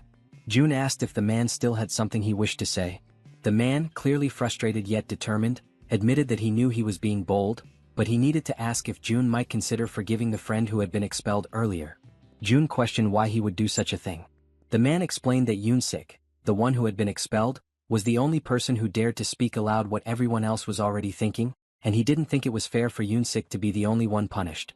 He then leaned forward respectfully and stated that he would accept any punishment himself, but begged Jun to show mercy toward Yoon-sik. Jun silently considered whether it was time to bring Sung Yoon-sik back, knowing deep down that it was not right to take someone's life simply to serve as an example to others. Resolute in his decision, he opened the system and noticed that the man was still standing in front of the door, having gone nowhere at all. Looking directly at him, Jun asked for his name. The man answered that he was called Kyung-hoon. Jun then informed him that he would grant Yoon-sik his citizenship back. Kyung-hoon was taken aback when Jun went on to say that he would also restore electricity and water service, though not the gas supply. Before Kyung-hoon could respond, Jun added that he was doing this out of respect for the man's sincerity, but warned that there would be no second chances, and everyone needed to understand that clearly. Right after, the system issued a notification that Yoon-sik's citizenship had been officially restored. Kyung-hoon, visibly relieved, hurried back to his quarters. Soon afterward, another notification appeared, informing Jun that Kyung-hoon's trust in him had increased. For a moment, Jun considered restoring the gas supply as well, but he knew that if he did, the punishment for what had happened would lose its intended effect. His thoughts were interrupted when Dabin remarked that he seemed to be a warm-hearted person. Jun asked if she was truly giving him a compliment, to which she confirmed with a smile. He thanked her, but she playfully teased that he seemed to be getting embarrassed.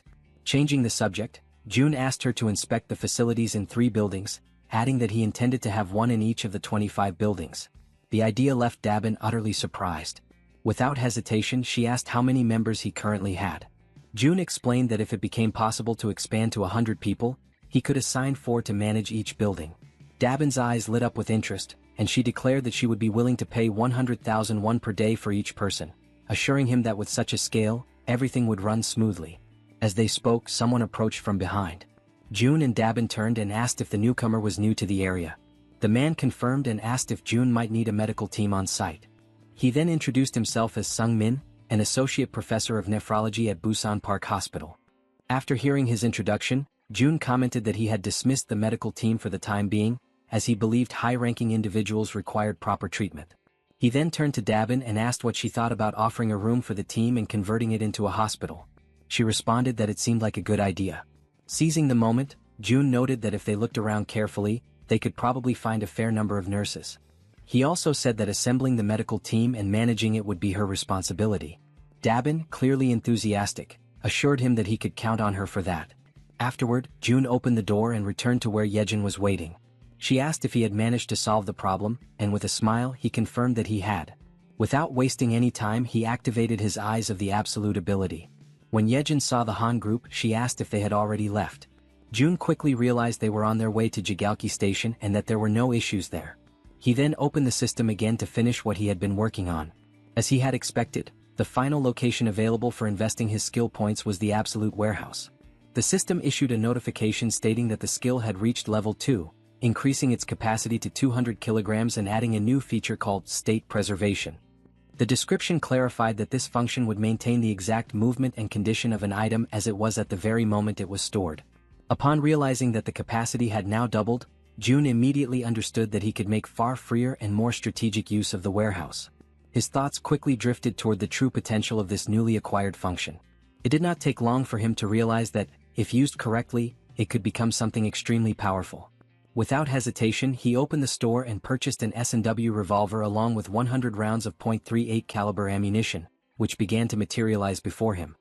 He reasoned that, if the movement of the firing mechanism were preserved, then upon summoning the warehouse, the action would resume precisely from where it had been paused. With the firearm in his hand, he extended his arm and calmly instructed Jaehyeon to cover her ears for a moment. She stared at him in alarm, her unease growing rapidly when she noticed that he was holding a gun.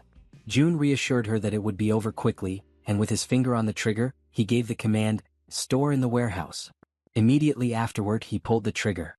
The gunshot cracked loudly through the room, reverberating with force, but almost instantly, the system confirmed that the bullet had been successfully stored. It worked exactly as he had envisioned. Flawless. Feeling a surge of excitement, June stepped out onto the balcony of the building, his mind already testing the possibilities of his prediction, while Jaehyeon remained frozen in shock at what she had just witnessed. Extending his hand, he focused intently and issued the command, "Summon." From the system's storage window, a stream of bullets began to pour out at remarkable speed. June watched, impressed, as his idea came to life exactly as planned. This, after all, was an absolutely foolproof way to provide support to Han's group, who were locked in battle at Jaehyeon Station. There, goblins were being struck one after another by the incoming bullets, collapsing to the ground in rapid succession. Those that survived the initial barrage turned and fled in terror, leaving Han's group finally unharassed. Now, with renewed conviction and confidence, Han declared that they had at last arrived at Jaehyeon Station. On the other side, June attempts to establish communication with the group, asking if they are able to hear his voice. Han is caught off guard, genuinely surprised to hear him so clearly. Observing Han's startled reaction, June quickly deduces that everyone in the group must be hearing his voice without difficulty. With that in mind, he explains that communication will continue in that manner from now on, and he instructs them all to proceed toward exit number 2. When they finally reach the indicated exit, Han casts a sharp and cautious look around, carefully observing the surroundings, which are now completely deteriorated and consumed by ruin. From a distance, June reflects silently on the fact that, from this moment forward, they are stepping into truly unknown territory, where every path could hide a threat. Meanwhile, Jaehyeon is still struggling to re-establish the lost connection with the rats stationed at the central hub, but despite her efforts she has not managed to succeed. Without that crucial link, the group advances blindly, entirely unprepared for whatever might await them ahead. In the midst of this uncertainty, Han breaks the silence, voicing the question that weighs heavily on everyone's mind: where should they go now? June provides direction with calm determination, guiding them toward the large road that stretches to the left. He explains that if they follow it for about 1 kilometer, it should bring them closer to their intended destination. At that very moment, suddenly, something unexpected appears, drawing Han's immediate attention. Through the gleaming reflection in the eyes of the approaching creatures, it becomes clear that the group has fallen into panic. They scramble desperately, trying to put distance between themselves and the vicious fangs of the beast. Han, overwhelmed by discouragement, recalls how exhausting and perilous it had been to face the fishmen earlier, and how narrowly they had managed to escape alive. Now, standing before yet another daunting challenge, he finds himself face to face with a colossal shark. In an instant, the creature opens its massive jaws, revealing rows of razor-sharp teeth ready to tear them apart. Han reacts instinctively, seizing a heavy iron bar to shield himself from the imminent strike. The man with glasses raises his weapon and unleashes a storm of gunfire at the shark, the bullets hammering into its body, leaving the beast dazed and confused. Seizing this fleeting opportunity, Han charges forward with determination, delivering a decisive and powerful blow directly against the terrifying shark's fin.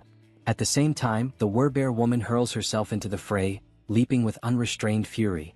She crashes down upon the monster's head with brutal force, inflicting a devastating wound. Almost instantly, the system issues a notification announcing that a level 24 shark has been successfully hunted. Experience points are added, and a sum of wands is automatically deposited as a reward. In the aftermath, Han signals to the man with glasses. She focuses intently, linking her consciousness to her raven, Black, and immediately gains a sweeping aerial view of the area. The man with glasses freezes, stunned by what he witnesses through the shared vision.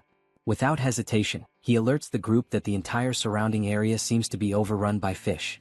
At that tense moment, yet another figure suddenly emerges, and the entire group finds themselves staring directly at an overwhelming presence. Almost simultaneously as Toji looks upward, he notices movement above them. It is not a single creature, but countless blue figures resembling swordfish swiftly closing in from the sky. The group steels themselves for yet another imminent clash. As the creatures approach dangerously close, Han calls upon Toji. He raises his halberd high, focusing his energy, and his armor activates with a flash of power. In the precise instant, Toji strikes with deadly accuracy, his blow landing true. The system immediately notifies the successful hunt of a sky blue marlin, rewarding them with additional experience points and wands. Without a moment's pause, the archer woman unleashes a flurry of arrows, her shots rapid and unrelenting, cutting down the creatures that stubbornly linger in the air. Her voice rings out with unwavering conviction, declaring that the group will not move an inch until every last one of these enemies is eliminated. But suddenly, something unexpected catches her attention. It is the healer. Despite firing directly at one of the sky blue marlins, the massive creature continues advancing steadily and unshaken, heading straight toward her. Her ammunition eventually runs out, and she realizes with growing dread that the creature continues to approach, drawing nearer with every passing second. At that precise moment, the system issues a notification announcing the summoning of storage. Immediately, bullets materialize and strike the creature with sharp precision. The system then reports that a level 17 sky blue marlin has been successfully hunted, awarding experience points and depositing the amount of 231,733 won into the account. Upon reading the notification, Jun notices with frustration that whenever he personally fires the weapon, the payment turns out to be lower than expected. With determination, he calls out to Jaehyeon. He demands that she stop trying to connect with the rats and instead focus her efforts on shooting in his place. Without hesitation, he places the weapon firmly into her hands, though she instantly feels insecure and uncertain, nervously questioning where exactly she should aim. Rising to her feet, she hesitates, but Jun calmly remarks that anywhere she points will be good enough. Gathering her courage, Jaehyeon fires her very first shot, and immediately the system notifies the deposit into storage. Seizing the moment, Jun concentrates intensely and commands that the bullets fired by her be redirected into the ongoing battle. Right after his command, countless system windows open before them, acting as gateways through which the bullets travel, passing directly into the battlefield and striking their intended targets. The system then notifies that another level 17 sky blue marlin has been hunted, granting additional experience points and depositing more wands. Amid the unfolding situation, Jaehyeon urgently warns Jun to step aside and reload quickly so that the assault can continue without delay. Absorbing the urgency of the moment, Jun reflects silently that the overall efficiency of the operation has now increased for the 6th time. Even though he feels genuine pity for Jaehyeon, who is clearly overwhelmed, he knows deep down that this approach is absolutely necessary. At that instant, the door swings open. Hyerin, known as the Poison Girl, enters the scene, her expression filled with intrigue as she takes in the chaotic sight before her. Upon noticing Jaehyeon firing repeatedly, she questions the reason behind the gunfire, trying to discern whether what she is witnessing is reality or merely some kind of dreamlike illusion. In the middle of the chaos, a massive creature suddenly attempts to strike at them. However, both Han and the Werbear react swiftly, dodging the violent attack just in time. The creature reveals itself to be red in color, with the enormous and terrifying form of a monstrous crab. Distressed and exasperated, Han asks aloud whether this is some kind of twisted joke and desperately questions if they are truly expected to try and defeat such a horrifying monstrosity.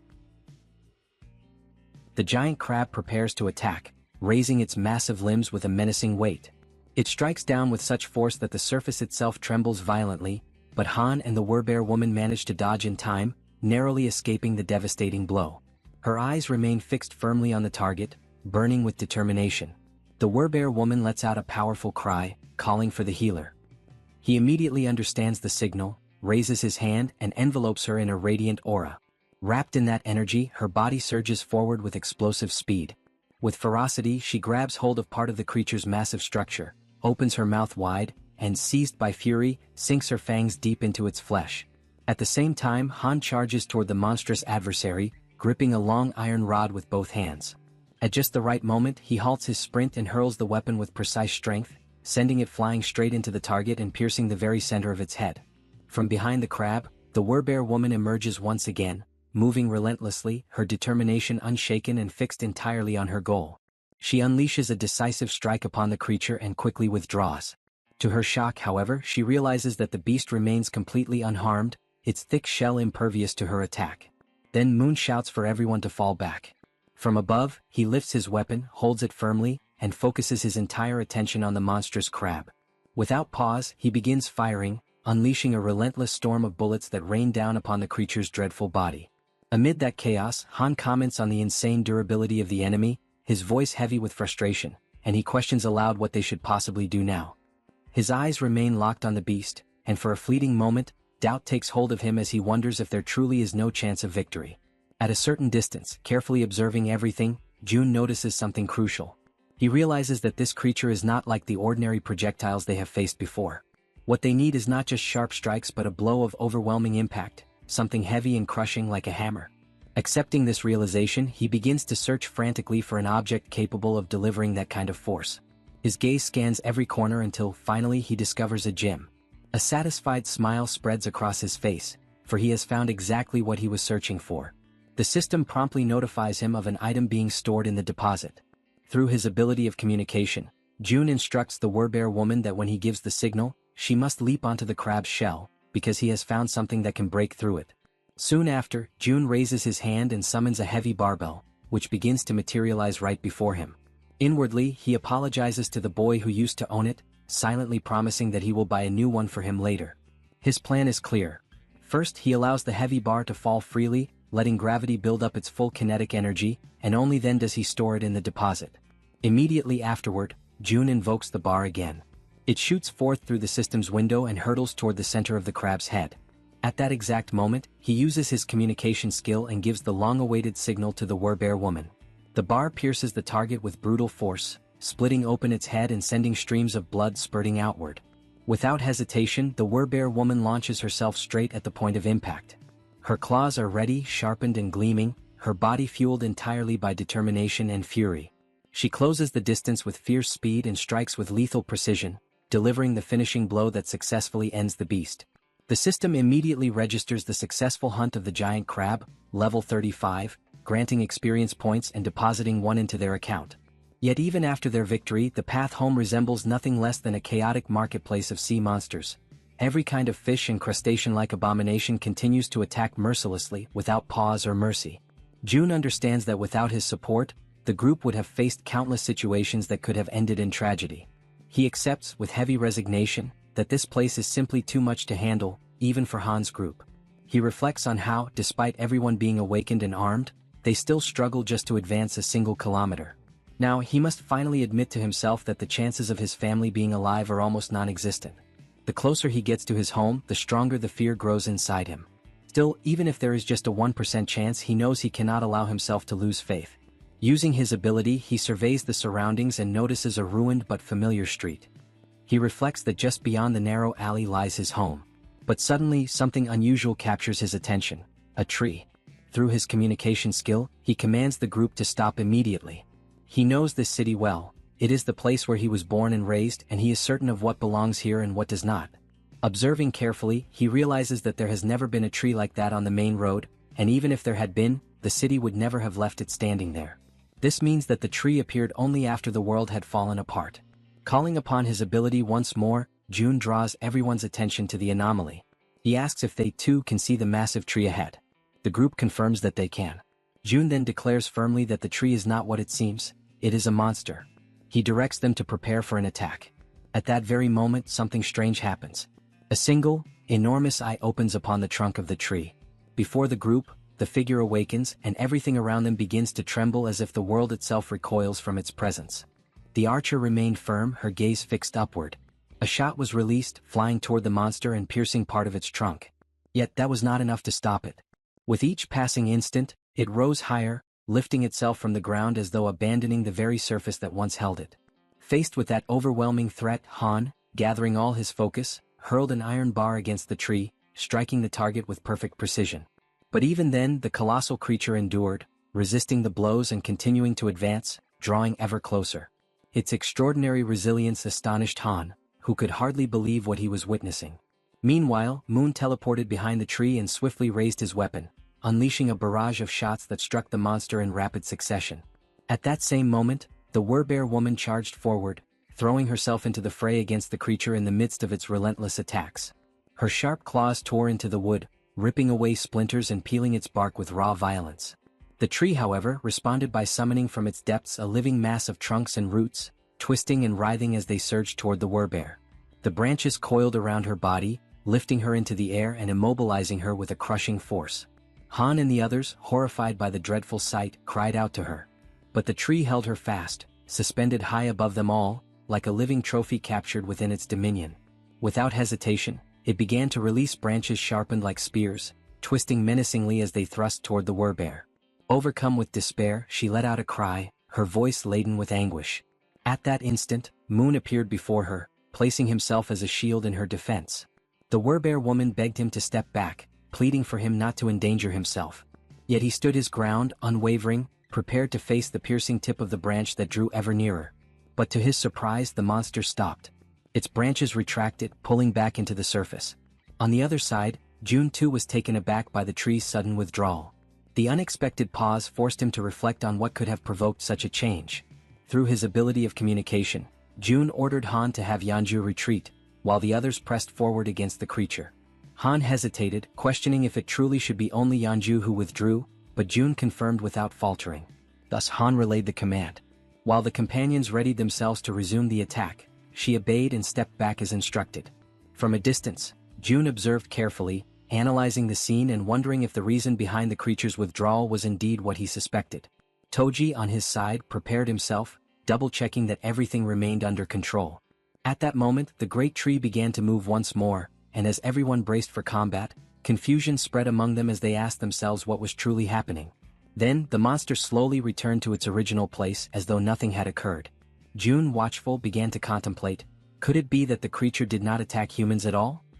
He noticed that ever since Jaehyeon had taken on her Werbear form, the monster had directed its aggression solely at her. Gradually, the conclusion took shape in his mind.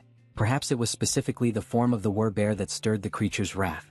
June continued to observe closely, but suddenly the massive tree rose once again. From the other side, a shark appeared, charging fiercely toward the tree with its teeth bared wide. The branches erupted once more, striking the shark deep. From this, June felt certain, the tree did not attack humans. With this realization, he commanded the group to ignore the creature and continue advancing, since it showed no hostility toward them. Han accepted the order and the group moved on, step by step, until something halted their progress. Han immediately signaled June, who silently prayed that the exact location of the tree would not be revealed. The group stood before the gigantic tree, questioning whether they had arrived at the wrong place. With trembling hands, June confirmed there was no mistake. This was indeed the place where his father, mother, grandfather and grandmother were meant to be. Rage overtook him, and he became convinced that this monstrous tree had no right to occupy that sacred space.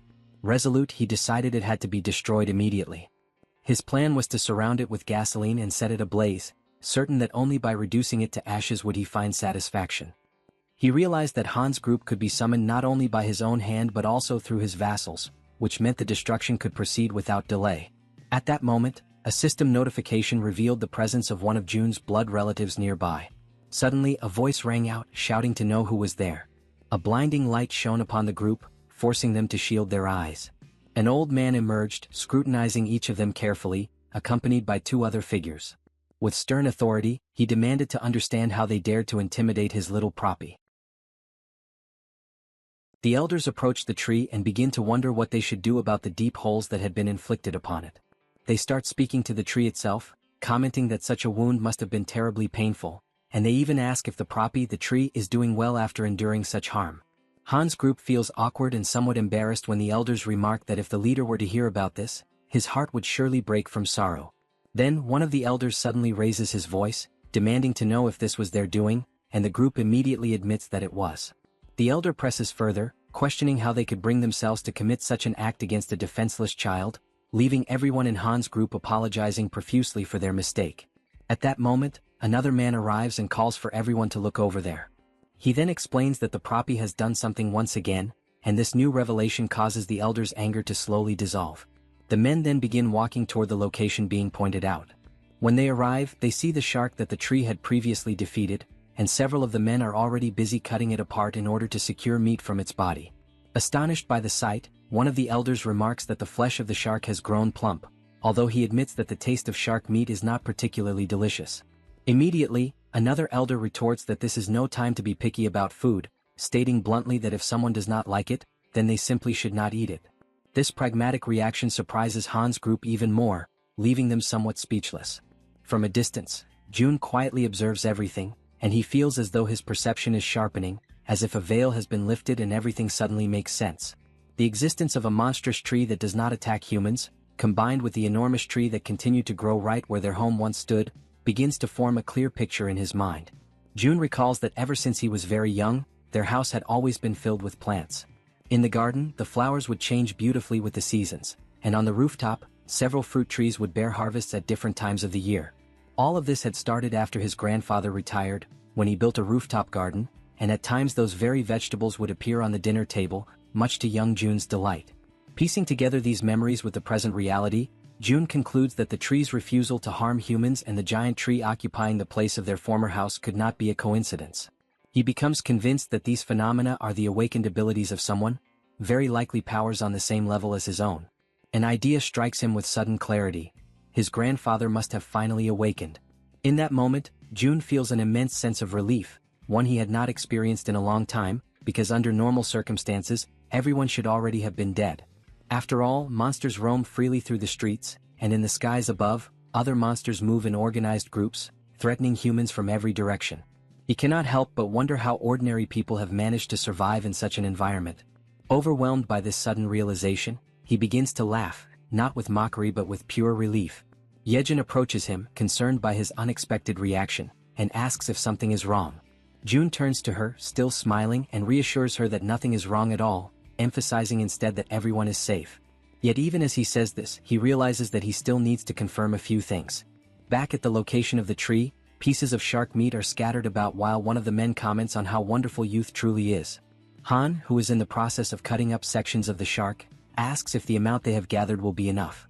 A mustached elder replies affirmatively and expresses gratitude for their efforts. At that point, Jun sends a telepathic message to Han, instructing him to ask the elders for the name of the village chief. Han turns to the mustached elder, politely asks for permission, and inquires about the chief's name. The elder immediately responds by asking if Han is an acquaintance of their leader, before revealing that their chief's name is Lee Bongjia. Upon hearing this, Jun affirms with certainty that he already knew, and explains that, indeed, Lee Bongjia is his grandfather. After some time, the group follows the mustached elder, who informs them that before they go to meet the chief, they should stop at a certain place. It is an area where everyone works together to prepare meals and distribute the meat from the fish. The presence of such an organized communal space leaves Han's group impressed and a little taken aback. Observing from a distance, Jun notices that the place is crowded, filled with a large number of people, around 100 in total. Giving the impression that the entire marketplace of the city had relocated to that place, the mustached man called over a bald-headed fellow who was busy slicing the meat from Old Park's catch. The bald man stopped cutting for a moment and remarked that he had heard a rumor saying that Poppy had pulled off something once again. The mustached man confirmed with a nod, replying that this was exactly what had happened, and that the shark had been so enormous that the young ones had been forced to step in and lend their strength to help. The mustached man then urged the bald fellow to cut quickly, explaining that he wanted to serve several plates of sashimi to the youngsters. Without wasting a moment, the bald man set to work with practiced efficiency, his hands moving with remarkable speed as he sliced and prepared the fish. Soon enough, he presented an exquisite platter of sashimi for Han's group, the glistening cuts of fresh fish arranged so beautifully that it immediately left everyone in awe, their mouths watering and their stomachs growling with anticipation. The archer, unable to hold back her curiosity, asked the bald man if they had chopsticks available. He replied that they had no need for chopsticks and could simply use their hands. Yet in that very instant, a set of chopsticks materialized in front of them, manifesting out of thin air. The bald man blinked in astonishment and, realizing what had just happened, offered his gratitude to June for this miraculous gesture. Every elder who witnessed the sudden appearance of the utensils was left with their jaws hanging, utterly dumbfounded, for none of them had ever laid eyes on anything remotely similar in their entire lives. The archer then began eating, and the moment the sashimi touched her tongue, her eyes widened in amazement. The taste was so exquisite, so overwhelmingly delicious, that she quickly realized she could not stop herself from eating more. Soon, everyone joined in, devouring the sashimi until their bellies were completely full, all the while remarking that it had been centuries since they had last tasted a dish as fine as sashimi. Watching from a distance, June observed this moment of peace and contentment shared by the group, and an idea suddenly struck him. With a thought, he caused bottles of soda to appear, neatly arranged to complement the meal.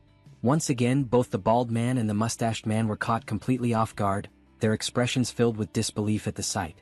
Han, noticing their surprise, asked kindly if they would like to have some as well. Almost at that same moment, several packages of food and provisions began to materialize one after another, stacking neatly in the area as though delivered by invisible hands. The elders, unable to contain their amazement, asked if all of that was truly meant for them. Han confirmed with a smile that it was, explaining that June must have taken a liking to them and was offering these gifts as a gesture of goodwill. From above, someone who had been silently observing all along finally spoke, wondering aloud whether this June, whom they kept mentioning, was something akin to a god. The mustached man turned to his companions, uncertain, and even asked if they should bow in reverence before such a being. But before the conversation could go any further, a voice rang out, demanding to know why the place had grown so noisy. All eyes turned toward the source, and there, standing high upon the massive root of a towering tree, was their chief, who had just arrived. At that moment, June's heart trembled, for he immediately recognized that figure. It was his grandfather, the very man he had not laid eyes on for what felt like an eternity. Then, as though to confirm this revelation, the system displayed information about his grandfather. It revealed that he possessed a mythical passive ability known as Guardian of the World Tree. The very name alone radiated power and grandeur, leaving no doubt in June's mind that it was an ability of overwhelming strength, one that could easily be described as overpowered.